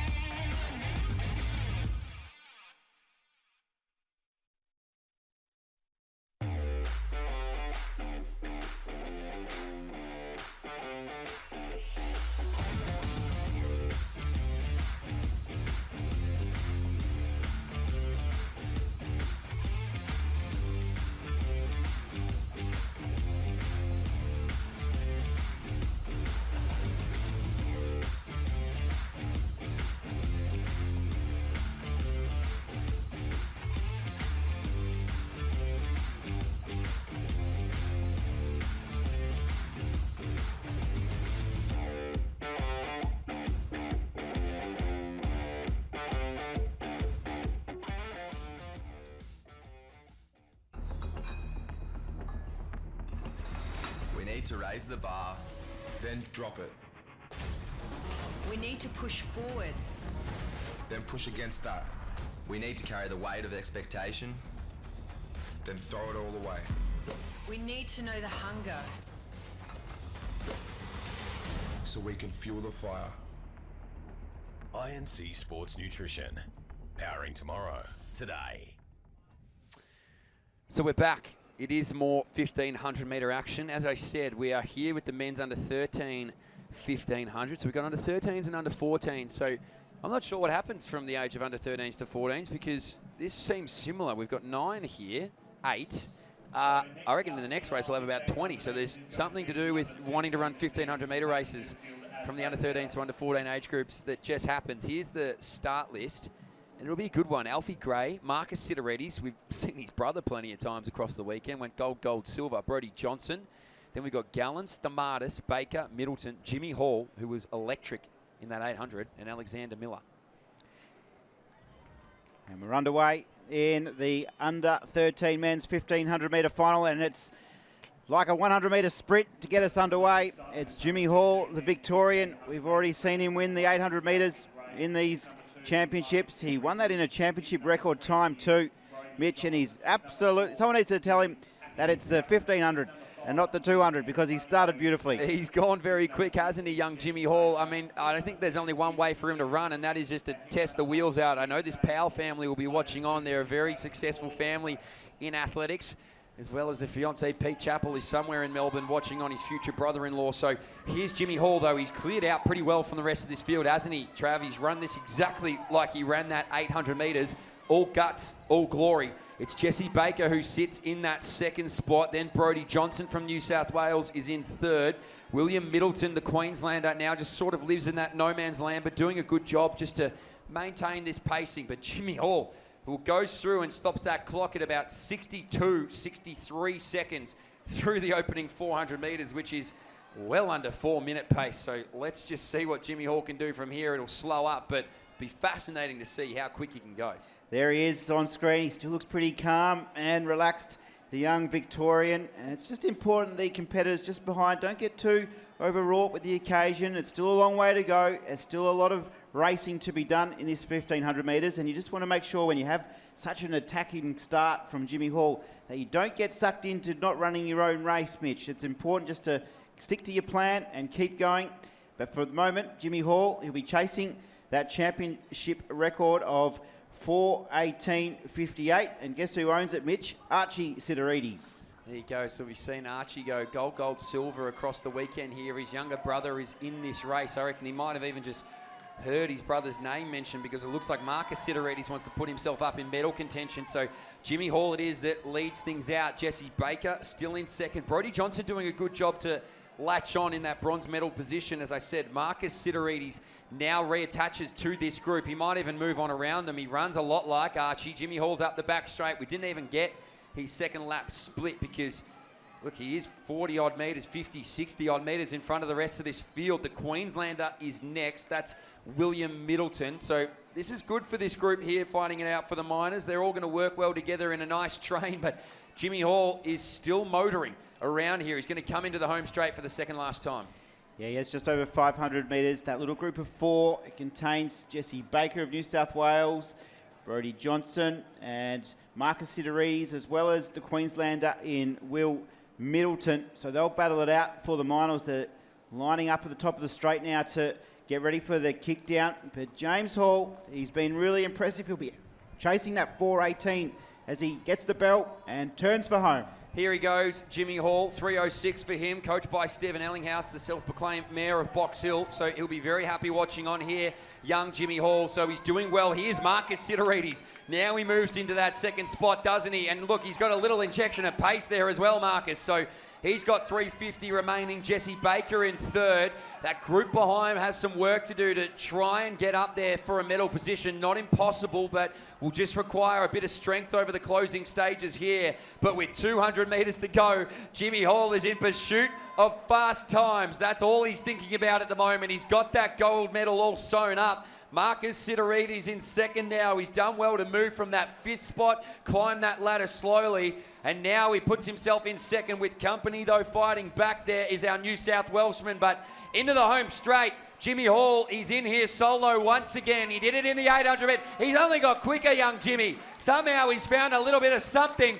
4:05.06. He's going to be just outside 4:10, which is absolutely incredible for a man this age. Championship record. In fact, he'd still be running the old championship record, Archie. His brother Marcus now found a little bit more strength, and he'll come through for the silver. It's a Victorian gold and silver on the podium. Marcus will stop it under 4:30, and the bronze medalist will be Jesse Baker from New South Wales, just over 4:30 for him. Will Middleton now crosses this line as well. Brodie Johnson from New South Wales has put up a good fight. Here comes Stamatis, and Western Australia's Alfie Gray finishes things off, and well done here to Atticus Gallen. Rounds out his championships, but 4:11, that is pretty damn quick. Mitch, that is really impressive from the young man, James Hall of Victoria. Beautifully coached, beautifully executed run. I just love the way that he just was able to keep lifting, even in that last lap. I thought he was fast out of the blocks, but he was even faster through that last lap. It was a really quick last lap. Be interested to see what his coaching team think of that. But James Hall, he will be our national champion. A terrific run from him. He will head back to Victoria. Pretty happy with his achievements here in Perth. I'd say Mum Lindy or Dad Shane will be down here waiting for young Jimmy Hall, if not Coach Stephen Ellinghouse. So one of that pack of 3 will be waiting for the youngster. But by all accounts, just a beautiful young kid is Jimmy Hall. But listen, put any distance in front of him at the moment. He was amazing over the 3K at that feature, and Melbourne 7 News, he said he didn't realise he was even running 3K before he broke an age group world record. So look, it's sometimes, I think, hard to put that expectation on age group world records at that age, but what he is running right now is free. What he is running right now is very fun, and he's finding energy at the back end of these 1500s. So if you can do that, if you can keep a steady course, you can enjoy the sport for what it is, play other sports, footy, swimming, triathlon, whatever you need to do at that age, please, by all means, do it. But it's great to have a talent like Jimmy Hall floating around and smiling and having a good time, and that you can't put a price on. So well done to young Jimmy. Marcus Sidorides will be our silver medalist, and Jesse Baker from New South Wales will take home the bronze. Back to this high jump. Going to start get to some dizzying heights, this under 18 high jump. We currently are at 185. Here's Mills just glancing at with the shoulders, the Queenslander, George Mills, and that will be his 3rd attempt day done for Mills. So quite a few athletes still clear at this height. We have 10 who have gone clear. Cadell Holmes, the only athlete still yet to take his place in the field. He's watching on, feet up. Dakota Murphy has had a clean run so far. Toby Calder entered in at 185. So Joshua Rositano is the defending champion here. He also is still there, ready to go with his next attempt. He's clear at 185. And as we start to turn our attention to the relay action, this is going to be fast and furious. We've got 4x400 metre action. That is next up on the track. No, we've got one more 1500. Look at the classic sprinter. He says, nah, I'm not interested in these 1500s. Ah, there we go. You're just There we chomping go. at the bit for sprinting, There we aren't go. you? Ah, So I watched Leah O'Brien break an under 18 record, Mitch. I want to watch the 4x4s. I think everyone's just waiting for my voice to go. I think that's actually what the betting market is at the moment, because relays are a scary thing for me. But this is what I'm talking about, Trav. So we had 9 in the, or 8 in the end, in our under 13s. We've got 19 in our under 14s. So I don't know what happens at schools where kids to go like, what'd you do on the weekend? He's like, oh, I ran the national final for the 1500. That sounds all right. I wouldn't mind doing that. They Sign come me out. up. Yeah, they go, that sounds pretty great. And then they find out the lactic monster's waiting for them at 1100. Anyway, here's our men's under 14, 1500 metres. This will be another crack up. Barrett's certainly a watch for me, out at 418. And Zarica as well from New South Wales, a sub 420 man himself. So it'll be a good field. It'll be a little choppier than what we saw there because Jimmy Hall just went from a bullet out of a gun, said, catch me if you can. But what that did was it separated that field and it sort of gave everybody an opportunity to run in single file. There'll be guys in this race, I can almost guarantee it, in the first 200 metres that will be 4 wide, trying to find a spot, trying to find their rhythm, trying to figure out whether they need to drop back or move forward. But that's the beauty of these junior races and what you end up getting out of it should you progress to those more senior years.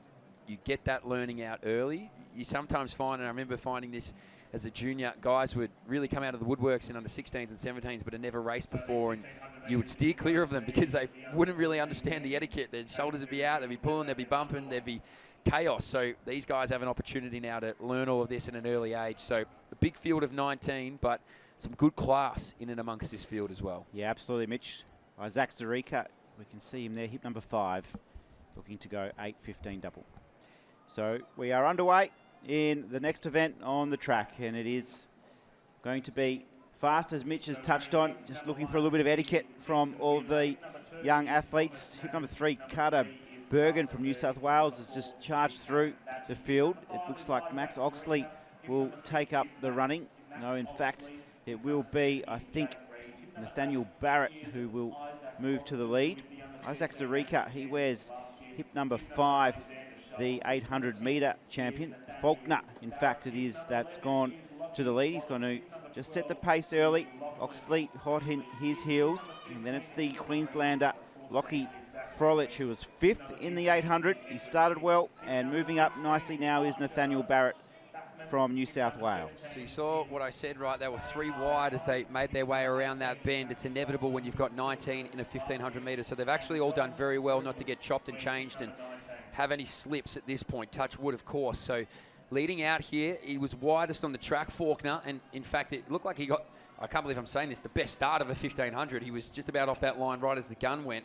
Love the hat on young Mac Oxley. What a name that is. That's got some good punch to it. He just sits 3rd. He's on that railing, but listen, he's got just about half of New South Wales running around him. These guys are out on a Sunday jog at the moment, and there's just one lone Queenslander who looks like he's taken a wrong turn. So Frolich it is who's fighting the good fight in and amongst this pack of New South Welshmen, because it is rather large. I know we've seen New South Wales take over races before, but not quite like this. There's 10 of them all fighting for this position, plus Frolic. You can believe that. So I would love to have seen their state final. They're about to rerun it just about. If you didn't like the way it went, you get another opportunity here at the national final. So Frolic is doing a good job. Oxley now just moves to the front of this field, so maybe he's learned something a little bit here. Now out there is Faulkner. I reckon one to watch here. He's got hip number 8 on Robinson as well. He's 4:16 to his name.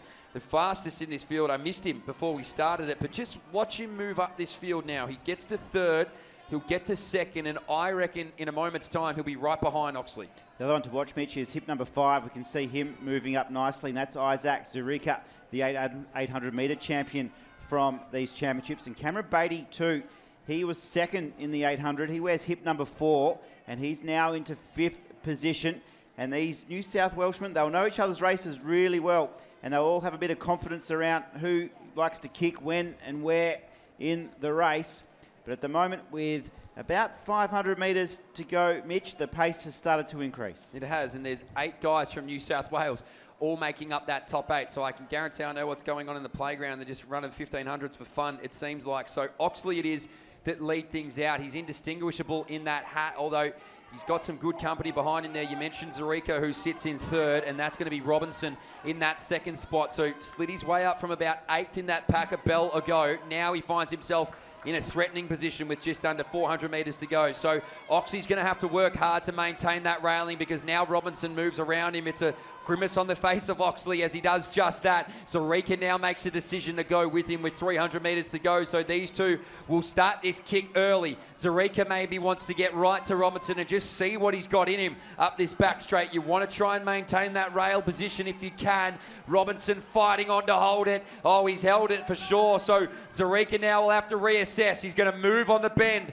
One of the hardest things to do in distance running is make that move on a bend, and he does just that. So 150 to go. Zarica's found himself where he wants to be, but can he hold on now for a national gold? So Zarica leaves it out from Robinson. Robinson now gets out into lane number 2. That was to be expected. Zarica will have to find a little bit here. Robinson now starts to lift. Zarica, it is out in front. Robinson not done with yet. Zarica checks, doesn't need to. He's the winner. 4:10.18 for him. Takes out the crown. Robinson goes for the silver, and Nathaniel Barrett comes out of the track to come up for third. Well done to Oxley. He'll go for fourth. Next one through there was Beatty. It's just New South Wales galore rolling through. Our first from another state is Jake Reed, the Victorian. As we continue to see them pile in here in the men's under 14, 1,500 metres. But it was a well-weighted run, wasn't it? And he managed to get the national title. Yeah, it's the second gold medal for these championships. He'll be the 800 and the 1,500 metre champ, and well-deserved as well. He had to earn it because his New South Wales competitor was right there the whole way. It was a really interesting final last lap. Isaac Robinson will have a nice new PB, 4:10.44. Nathaniel Barrett has been confirmed as the bronze medalist. Mac Oxley, fourth across the line. Cameron Beatty, Lachlan Finley Kidd. Let's just see how many New South Wales. There was 6 in a row of New South Wales competitors there. Very strong showing from the team. We'll take a quick break, Mitch, because after the break, the relays are on. Get those tonsils just cooled down a little bit because we're going to need you in fine voice for the 4x400 Relay Championships. Here we go.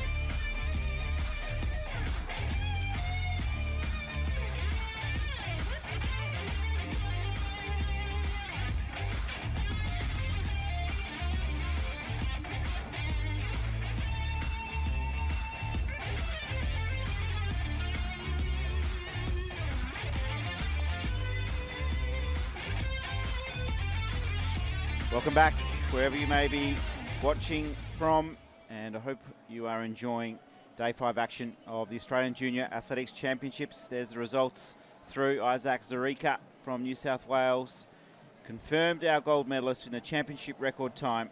Isaac Robinson, the silver, Nathaniel Barrett. The PBs all the way down the page in what was a hotly contested under 14, 1500 metres. Some valuable racing experience that I'm sure these young men will take back to their home states and build on for the winter. It gives you a lot of exciting things to look forward to when you come back from the Nationals and reset for another year of winter training. That is for sure. Yeah, absolutely.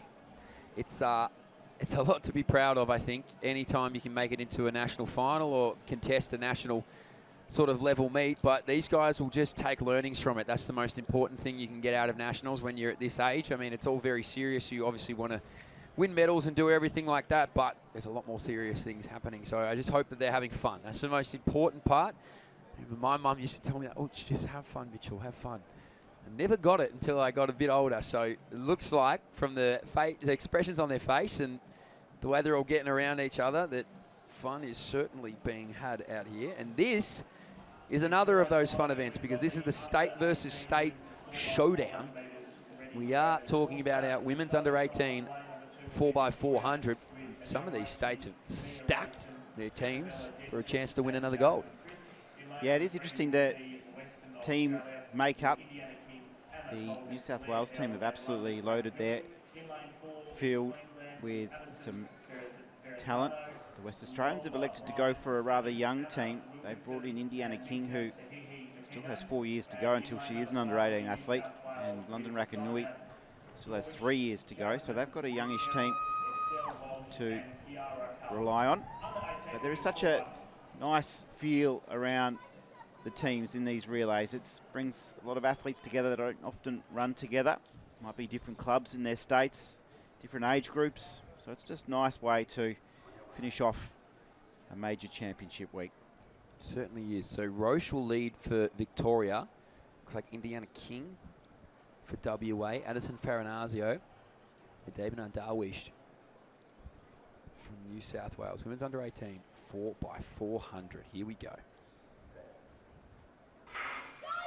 So here we go, state versus state. This is the way these championships are meant to end. It's going to be Victoria, WA, Queensland and New South Wales. Team New South Wales off to a really good start here. So just putting it out there, 3:42 is that championship record. It's also the national record. So let's just keep that on file given how things have unfolded today. But out in front, it is New South Wales. They've actually got a pretty nice margin here as well. Western Australia running a good back end of this leading 400-metre leg, and Victoria trying to get up to Queensland. But out in front, it is New South Wales. Queensland now starting to pick up a little bit here, so you can sense the tiring legs out in front. Team Queensland will be optimistic that they'll change over pretty closely, so they might even change over first. This is a really good final 50 from the Queenslanders. Yes, they will. So this is blowing past here. Farinazzo, Lola Bryant demanding the baton. Says, give it to me, I'm ready to go. So Queensland's away. Now New South Wales 2 in Walsh, but that was a really good opening leg. Really was. That first leg, Mitch, it's the longest out of all of the 400-metre legs. That's what my coaches used to tell me when they put me there. And it's just about that, getting that composure in that last 30, and the Queenslanders have done it really well. They're accelerating nicely down the back straight, and also moving into contention is New South Wales, Western Australia, through Anna Colgan, just starting to pierce their way through, trying to get up onto the shoulder of Victoria. And yes, Western Australia now move into second. So Queensland lead the way. That little lead just starting to be eaten into by the West Australians. Then New South Wales, Victoria and Queensland lead the way. They're holding their shape nicely. It is going to be into Anna Wilkinson. Lola Bryant's done a great job. She'll be pretty happy with her performance. She's kept that lead, Mitch, into the second change. Yeah, and Estelle Walsh looks like she might even get it second here for New South Wales. So they'll cross just in front of Western Australia's Blair Bell, and Victoria's very own Annabelle Denton gets it too. Can she put Team Vic up into an opportunity to get a medal? But out in front here, the Queenslanders are going from strength to strength. What looked like that lead might have been eaten into has just been broken back up again for Anna Wilkinson. So Minka Takwewe-Takino will be very happy to get this baton in this type of position. So the Queenslanders lead it out. It's a good leading trio though behind here. That hasn't changed even remotely. New South Wales happy to sit in that silver. Estelle Walsh, that is now, who's just maybe starting to move away from this field and try and get back any distance she can on Team Queensland, because now we're going to see Minka Takwewe-Takino grab this baton and really see how far she can go through the legs here. So Queensland will still change in front. That's been consistent. Next one up here is New South Wales. Kiara Carlson will get the baton right alongside Western Australia's London Rakanui, who won that 400-metre title. And the Vics now have it too here. That's going to be Jasmine Firth. But these two are going to try and get after Queensland, who it looks almost unassailable here. Takwewe-Takino is such a strong leg as London Rakanui now just moves around the outside shoulder of New South Wales. But this gap is healthy, and the Queenslanders are out here with 200 metres to go. So 3:19 it was on the clock. It'll be fast, not a championship record, but fast, as Queensland now rolls in with 1:30. London Rakanui's done a good job to put her side into a silver medal position, and that battle for bronze is, I think, going to light up down the home straight. But the winners here will be Queensland. They've been strong the whole way through. The girls are happy about it at the finish line. They're ready to celebrate. Team Queensland, national champions. London Rakanui's going to have to hold on for silver. She does. New South Wales up for bronze, and the Vics will settle for fourth. But that was impressive from Team Queensland, wasn't it? They held on well. Team Queensland showing plenty of voice, plenty of excited fans for this Queensland team. It wraps up a really nice championship for the under-18 Queensland team. The West Australians, I think they're a little bit shocked. They brought in a very young team with Indiana King and London Rakanui, both with 4 or 5 years still to go in this under-18 group. So they were really happy with the silver medal. They had to fight on strong from a fast finishing New South Wales, who have completed the time in 3:51.29. The Queenslanders, they'll be our national champions for 2025. They're all smiles, the Queenslanders. WA the silver, New South Wales edging out Victoria for the bronze, as we see the final standings from the first of the under-18 4x400 metre relays. There was really one in that first leg, wasn't it, Mitch? It was just a great start from Addison Farinazzo. She was able just to put that little lead, and just the team just did the rest. Certainly was. So, to your point, the Western Australians really just said, who wants to run a 400 maybe? They just walked around the warm-up track. Said, anybody interested? Picked up who they could and walked away with a silver medal. The men haven't done the same here. These teams are loaded with the right age groupers, so you get the sense then that they want to move along pretty quickly. But well done to Team Queensland to crown themselves national champs. Looks like Minka Takwewe-Takino isn't quite ready to celebrate yet with the team. She might need a moment as the final legger. These girls were already jumping up and down with about 120 metres to go, so they were confident. The Victorian clips that bar, geez, with the silk of his singlet. Didn't seem like much, but enough to bring it down. So he'll go again as our men's under 18 4x4 gets ready. And again, these are some very, very class teams by the look of it. I think your Western Australians have decided they want to have a go. Team Tasmania to me sticks out. Buse, Ling, Holloway and Davey. Zapra, Smith, Mavrakis and McIntosh for Victoria. Kieran Jose, Evan John Jimmy, Braden Kodra and Wyatt Hill for WA. Ollie McDonald, Joshua Smith, Thomas Scottolaro and Fred Hamlin for New South Wales. And Jaden Curtis, Vincent Faulkner, Connor Campbell and Luke Unwin for Queensland. So, geez, some good talent in this race. Absolutely. We saw in the 4x100s, the Victorians were dominant in the 4x1s. The Queenslanders traditionally have been better in the 4x4s. And once again, they've loaded up this team. They love the sound of a gold medal against their name, the Queenslanders. Keep an eye on that high jump too. That's getting towards the final stages. So Queensland in 2, New South Wales will be in 3, Western Australia 4. Good to see the Tasmanians making an appearance here in lane 5, and the Victorians out in lane 6. So the runners, they don't change over to the second runner here, Mitch. So this first leg, you do have to just run that extra sort of 15, 20 metres to get to the changeover zone. Which can feel like an eternity. Yeah. 15, 20 metres doesn't sound a lot, but when you're in the pain cave, it feels like forever. New South Welshman hits the bar there in the high jump. So we're at 1.94 m over in the high jump final. We have 2 men clear. Cadell Holmes and Finn Klage are over this height. All competitors are now underway.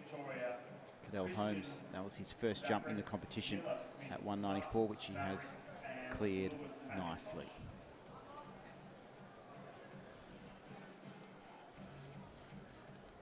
So here we go, more 4x4 action. After this, there's some 4x2s, and that draws a conclusion to our junior championships of 5 days of competition. Can you believe that? Queensland, New South Wales, WA, Tasmania, Victoria. Queensland has won the women's under 18.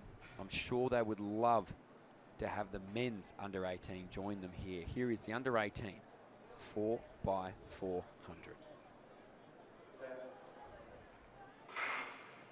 Clean start across the board here in the men's under 18 4x400. Look like the Victorians are going to try and get out there and set a quick tempo. New South Wales already picks up that inside shoulder of WA, and Team Tasmania doing a good job to maintain in the middle of this field. Queensland now gets into it. That's Curtis, who picks up the early pace there of McDonald, but the fastest at the moment is Christian Zapris of Team Victoria. He really is leaving nothing to chance in this opening stage, and through this opening 200 metres, Victoria looks like they'll change over well.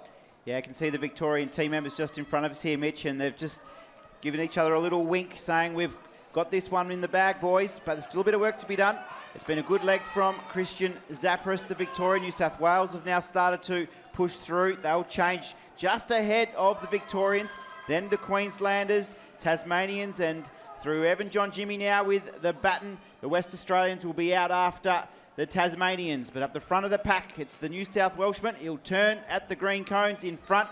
Queensland hot on his hammer, and then the Victorians will settle for third. Yeah, it was Meet the Smiths there, both from New South Wales and Victoria carry that last name, but the Queenslanders have really moved up here. Vincent Faulkner wasted no time, so he actually sensed the gap on the inside of Miller Smith, the Victorian, and made the absolute most of it. So Faulkner's now put Queensland in a very strong position in this 4x400. He's going to move on that shoulder now of Team New South Wales and Smith. So Thomas Scotolaro really wants to get that baton first, but I think Queensland will, and Connor Campbell now together, work cut out for them.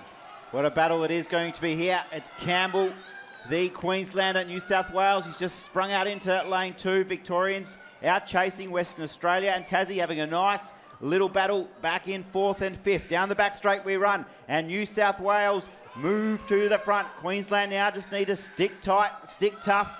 New South Wales through their third runner in Thomas Scotolaro is doing a nice job. Team New South Wales hit the front. Queensland out after them in second. Victoria still in that bronze medal position. Tasmania, WA still chasing hard. Top of the straight, we're going to come into the last change. This is where it gets pretty exciting, where the hair on the back of your neck just starts to stand up. It's New South Wales from Queensland. Final change incoming. So here's Fred Hamblin. He said, I want it. Put this team on my shoulders, boys. I'll take us to the promised land. Luke Unwin wants to join the ladies here as under 18 4x4 champions. So Queensland in pursuit now of New South Wales. The Victorians might fancy their chance, although it's going to take a lot for Lewis McIntosh to get up there and chase down these two. So Queensland now, Luke Unwin, he's staring down the barrel of trying to get after Fred Hamblin, who set this tempo really well through the opening 200 metres. But can he hold his nerve? Can he hold on here for New South Wales to take out a gold medal? He's gapping away here from Luke Unwin, is Hamlin. So 100 metres to go now separates him from being a national champion. Hamlin rounds in. Unwin of Queensland not done with yet, but he's made a really strong move. It won't be enough. New South Wales will take it. They will be the winners here in the men's under-18 4x4.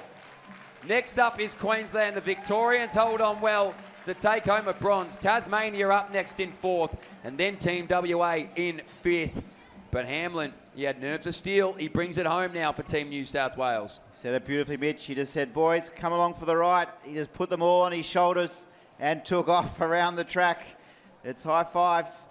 It's not the best way to enjoy a gold medal is after running a 400, but they're looking pretty fresh, these New South Welshmen. A gold medal does give you a bit of a spring in your step. The Queenslanders have finished off really strongly. They will be pretty happy with their week of work here at the Under-18 Championships. And for the Victorians, it will be the bronze medal. So New South Wales in championship record time too, Mitch, 3:17.57.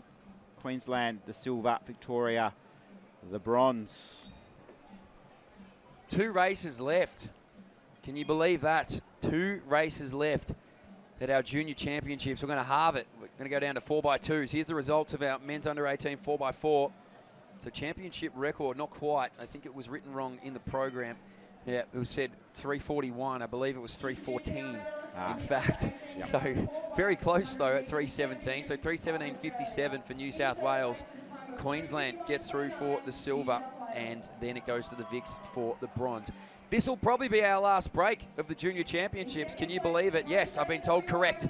It is our last break of the Junior Championships. So we got 4x2s coming up. Don't go anywhere. We'll be right back with some more action shortly.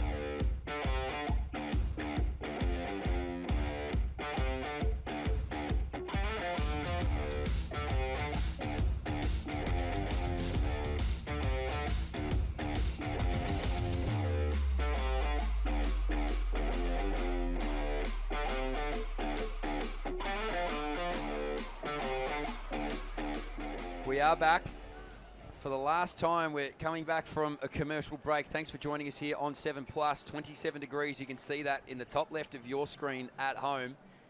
And we're in the penultimate event of our Australian Junior Championships. It's been such a pleasure to be here these past 5 days. We'll be back on Thursday for the seniors for 4 straight days of that competition. But massive shout out to all those coaches, families, parents, friends, neighbours, training partners, whoever you are watching on. It's a pleasure.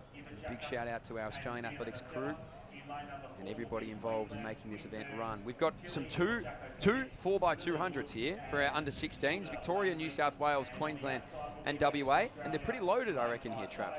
Yeah, good teams right through. We can even see for New South Wales, Rima Adelaja is going to kick things off for the New South Wales team. So impressive with her 2 silver medals in the 1 and the 2. So she's been pulled in to run a 4. She'll pass to Sophie Dimitrov, Ruth Ifajika and Sienna Vasella, who was really impressive in that 200 earlier today. So that's a cracking team for New South Wales. Western Australia also putting together a nice strong team. Sade Hughes, Molly Brayshaw, Gracie Lee Briggs and Lily Smith. We're just about set for a start. So under 16, 4x2s is away, and Rima Adelaja is going to waste no time in seeing how far in front she can leave Team New South Wales. So she'll get up this back straight first, then probably the Victorians, I'd say, via Jamie Ritchie will be up here next. So this is going to be really quick. The changeover here can be pretty chaotic, but it's going to be New South Wales from Victoria in that order, and then really just throw a blanket over WA and Queensland. I think Queensland got it first, but WA got it cleanest. So they make their way around here, hip number 2, and have a look at Harding from Victoria. She's going to try and go and get after the New South Wales team. Harper Harding, what a celebration it is for her. She's had a great championships and she's doing it. Great job for Team Victoria. It's New South Wales leading it from Victoria. And then it's the West Australians trying to work hard in 4th at the moment. New South Wales change first. Then it's the Victorians who are clean. Queenslander away. And Soph Williams for WA has the baton in hand. Yeah, so New South Wales via Rupi Vajika are doing really well. Sienna Vasella will love getting the baton in this position. The Victorians with Buser will change to Pike. And then they've got the Queenslanders barreling down on them. That's Lily Woods. Matilda Langley will be happy to get this a little closer to the Victorians. But Vasella has the baton in hand. So New South Wales is away for the final leg. Victoria changes over a little cleaner there. Now it's going to be Queensland next to WA. WA will fancy their chances to move around here via Lily Smith. So into the final 100 metres it is now. Vasella is out in front by a country mile for New South Wales. They won't be caught. It really is a battle for bronze at the moment. Queensland holding on, but Vasella of New South Wales is going to see just how quick they can stop this clock. 137.98. Victoria goes for second. WA lifts to get up for the bronze. And Queensland will settle for that 4th spot. I can tell you now, that is a new championship record. Well done to Team New South Wales. It was a beautiful start. Rima Adelaja into Dimitrov, into Fijika, and Sienna Vasella. She had a smile on her face coming around that bend, Mitch. She could sense the victory wasn't far away. And for the New South Wales team, it is a championship record confirmed. It makes it number 41 of these championships, Mitch. It's been a really impressive showing from the New South Wales teams all week. Victoria have battled on nicely for second. WA will flash home for that bronze. You've got Prowse on screen here in our men's high jump event. See whether this young man from Queensland can get over the top. And he just clips on his way through. I'm just fascinated here. I'm looking at the 4x200 metre records for Australia, the men's team. S. Vasella next to it. So I wonder if that's Sienna Vasella's dad, who was maybe a part of the relay team here as a national record holding team. Don't know that for sure, but Capobianco also part of that 4x200 metre team. So there's a name from the past. In fact, there's 2 Vasellas. P. Vasella, S. Vasella. Could run in the family. So well done to our women there. Team New South Wales gets over the top.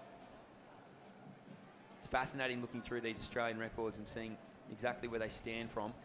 Our men's under 16 4x200 metre relay record was actually also our under 18 and under 20 record. So they must have run this quick. Gardner, Bannister, Turner and Morton, Sydney, 2007. to stay in the competition. Third and final attempt. Good effort from Finn. He will leave with a PB. Had a nice clearance at 1.94 m. And that's job done for Finn. So 4 remaining in the under-18 high jump final. Cadell Holmes, Ben Pidgeon, Liam Grant, and Josh Rositano, the defending champion, looking to continue their way up in this high jump final. We're going to reset to a new height. So here's our field. The men's under 16 4x2. Matteo Tonga, Tyler Bell, Finn Schmidt, and Rowan McClelland from South Australia. Queenslanders will roll off with Robbie Fox, then Helling, Ethan Hill, and Kanae Miller. New South Wales will check in with Ashton Foley, Kanawa Gamanja, Harrison French, and Jaden Todorowski, who's your gold medalist. We're going to flip the script because our silver medalist, Kevin De Silva, is going to roll off the first leg for Victoria. Then Veltman, the bronze medalist, will go second. Lachlan Rosado and Zach Kirk will bring it home. Then Campbell Bannister, Mitchell Warrilow, Michael Passaretto, and Aaron Pemba from Western Australia. So, look, there's some very good teams in here, biasly, and I think on paper the Victorians would be likely the favourites, but anything can happen in relays. Yeah, especially 4x200, because it is that combination of a bit of fatigue and still need to get those changeovers right to win these relays. Almost a bit like a 4x1 rather than a 4x4, the 4x2s. But yes, that Victorian team, what a team it is. What a celebration it is across the field, though, for all of these competitors. It's been a big week. It's the final event on the track of these championships, which you would have to say, Mitch, has been highly successful for so many athletes. There's been so many PBs across the week, and this is a nice way to finish on the track after 5 big days. We can reset tomorrow, come back for the under-20 and open on Thursday. All that action will be live and free on 7+. We hope you can join in to enjoy the action. But what a great entree of track and field it has been over the last 5 days. There's the team members watching on a little bit anxiously. That'll be the third runners you can see there. Second and fourth runners over at the 200-metre start. So here we go. Will we see a national record, championship record, to finish off what's been a record-setting championships? Here we go. Good start there. Team Vic's Kevin De Silva really got them off to a flyer. He's already up on that shoulder of Team WA, but from Queensland, it's Ruben Fox who's really going to start things off well. So they'll be able to cross in here. They're going to do a really, really strong job to try and hold things out. It's Queensland from Victoria. Then back to New South Wales, WA and South Australia. So they're off here. The Victorians changed over really well. That was a classic baton change from them. Queensland really quick here, though, to try and make up that step. Now New South Wales, Gamanja is going to see if he can put his team into a more winning position. But as they round into this turn, it is going to be the Victorians who lead out with Veltman. Owen Veltman, really impressive, hasn't he? All championships. He'll now pass the baton to Rosado. He says, give it to me, young man. I'm off to the races. Queensland changed second, New South Wales third, then the West Australians and South Australians currently in 5th position. So it's the Victorians through Rosato doing it really nicely. Queensland second, New South Wales through Harrison French battling in that bronze position, and then Western Australia into the last change, Mitch, and it's the Victorians looking to bring it home. It certainly is. So Zach Kirk gets it for Victoria, but then also for Queensland, who has it now, is Kanae Miller. So Miller had got Todorowski bearing down on his outside shoulder. So Kirk out in front for the Victorians. Todorowski for New South Wales just gets right around Queensland, but the Victorians are out in front here. Todorowski will do everything he can to lift, but the Victorians via Kirk will stop it as the champions. 130.04. Todorowski did everything to get New South Wales into a gold medal winning position and was hammering home late. And Queensland via Kanae Miller settle for that bronze. So what a way to end these championships on the track via that 4x200. The high jump continues up at the top of the home stretch, but wow, the Victorians hold on there for a good gold. Yeah, it was set up really early from that first leg. Kevin De Silva, he ran beautifully, and that change in development, that was absolutely first class. It just catapulted them from second through to first. It was just so sweet to see. And then Rosado and Zach Kirk was able to enjoy his trip down the home straight in what has been a tremendous 5 days of action on the track. And we can see official confirmation, the Victorians have secured the gold ahead of New South Wales, Queensland, Western Australia, and the South Australians, who have enjoyed many good moments across the last 5 days. Mitch, it's been a wonderful few days. Really enjoyed your calling. Ethan Quinlivan has done an amazing amount of work here for Athletics Australia, or Australian Athletics as it now is. Chemist Warehouse have been fantastic, the Government of Western Australia, for their sponsorship. I've really enjoyed working with you, Mitch. You've brought a real energy to the commentary position, and you've just brought this event to a new level, and you've brought in 41 new championship records.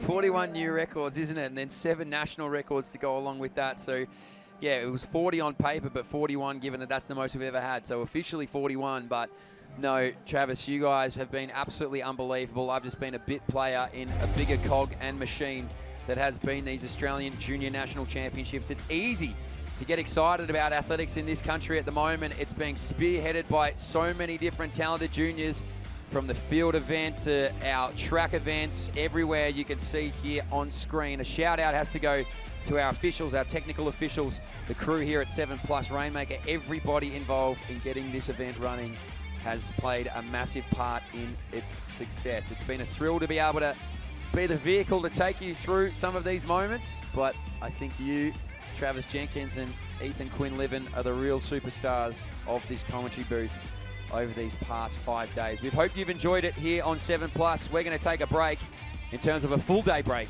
because on Thursday we're going to return with some senior action that these juniors would have been looking upon as their future heroes. Just looking at some of these moments, Mitch, it's just right across. Tara Bay, she was fantastic in the heptathlon. She really, and then she came out and won the shot put too. Amelia Reid, what a championship she had. Walks away with a couple of gold medals. She was really impressive. There was our champ. She was playing it up. Abrazizi, he got the crowd behind him for his long jump. Matheson, she was fantastic in that sprint hurdles. Nothing that she can't do. Across the board all week. It was such an exciting win. Crosby, he couldn't believe it. The West Australian. His mum and dad were extremely happy with that performance. Travan Ackerman probably got the photo of the competition with those big eyes. And Mitch, you called the pole vault so beautifully today. Oh, look at that. That's smooth, isn't it? Like butter, isn't he? So these juniors will be ready to watch on at the seniors. Thank you so much for everybody who's been involved in the process. Have a beautiful night. We'll see you in a few days' time.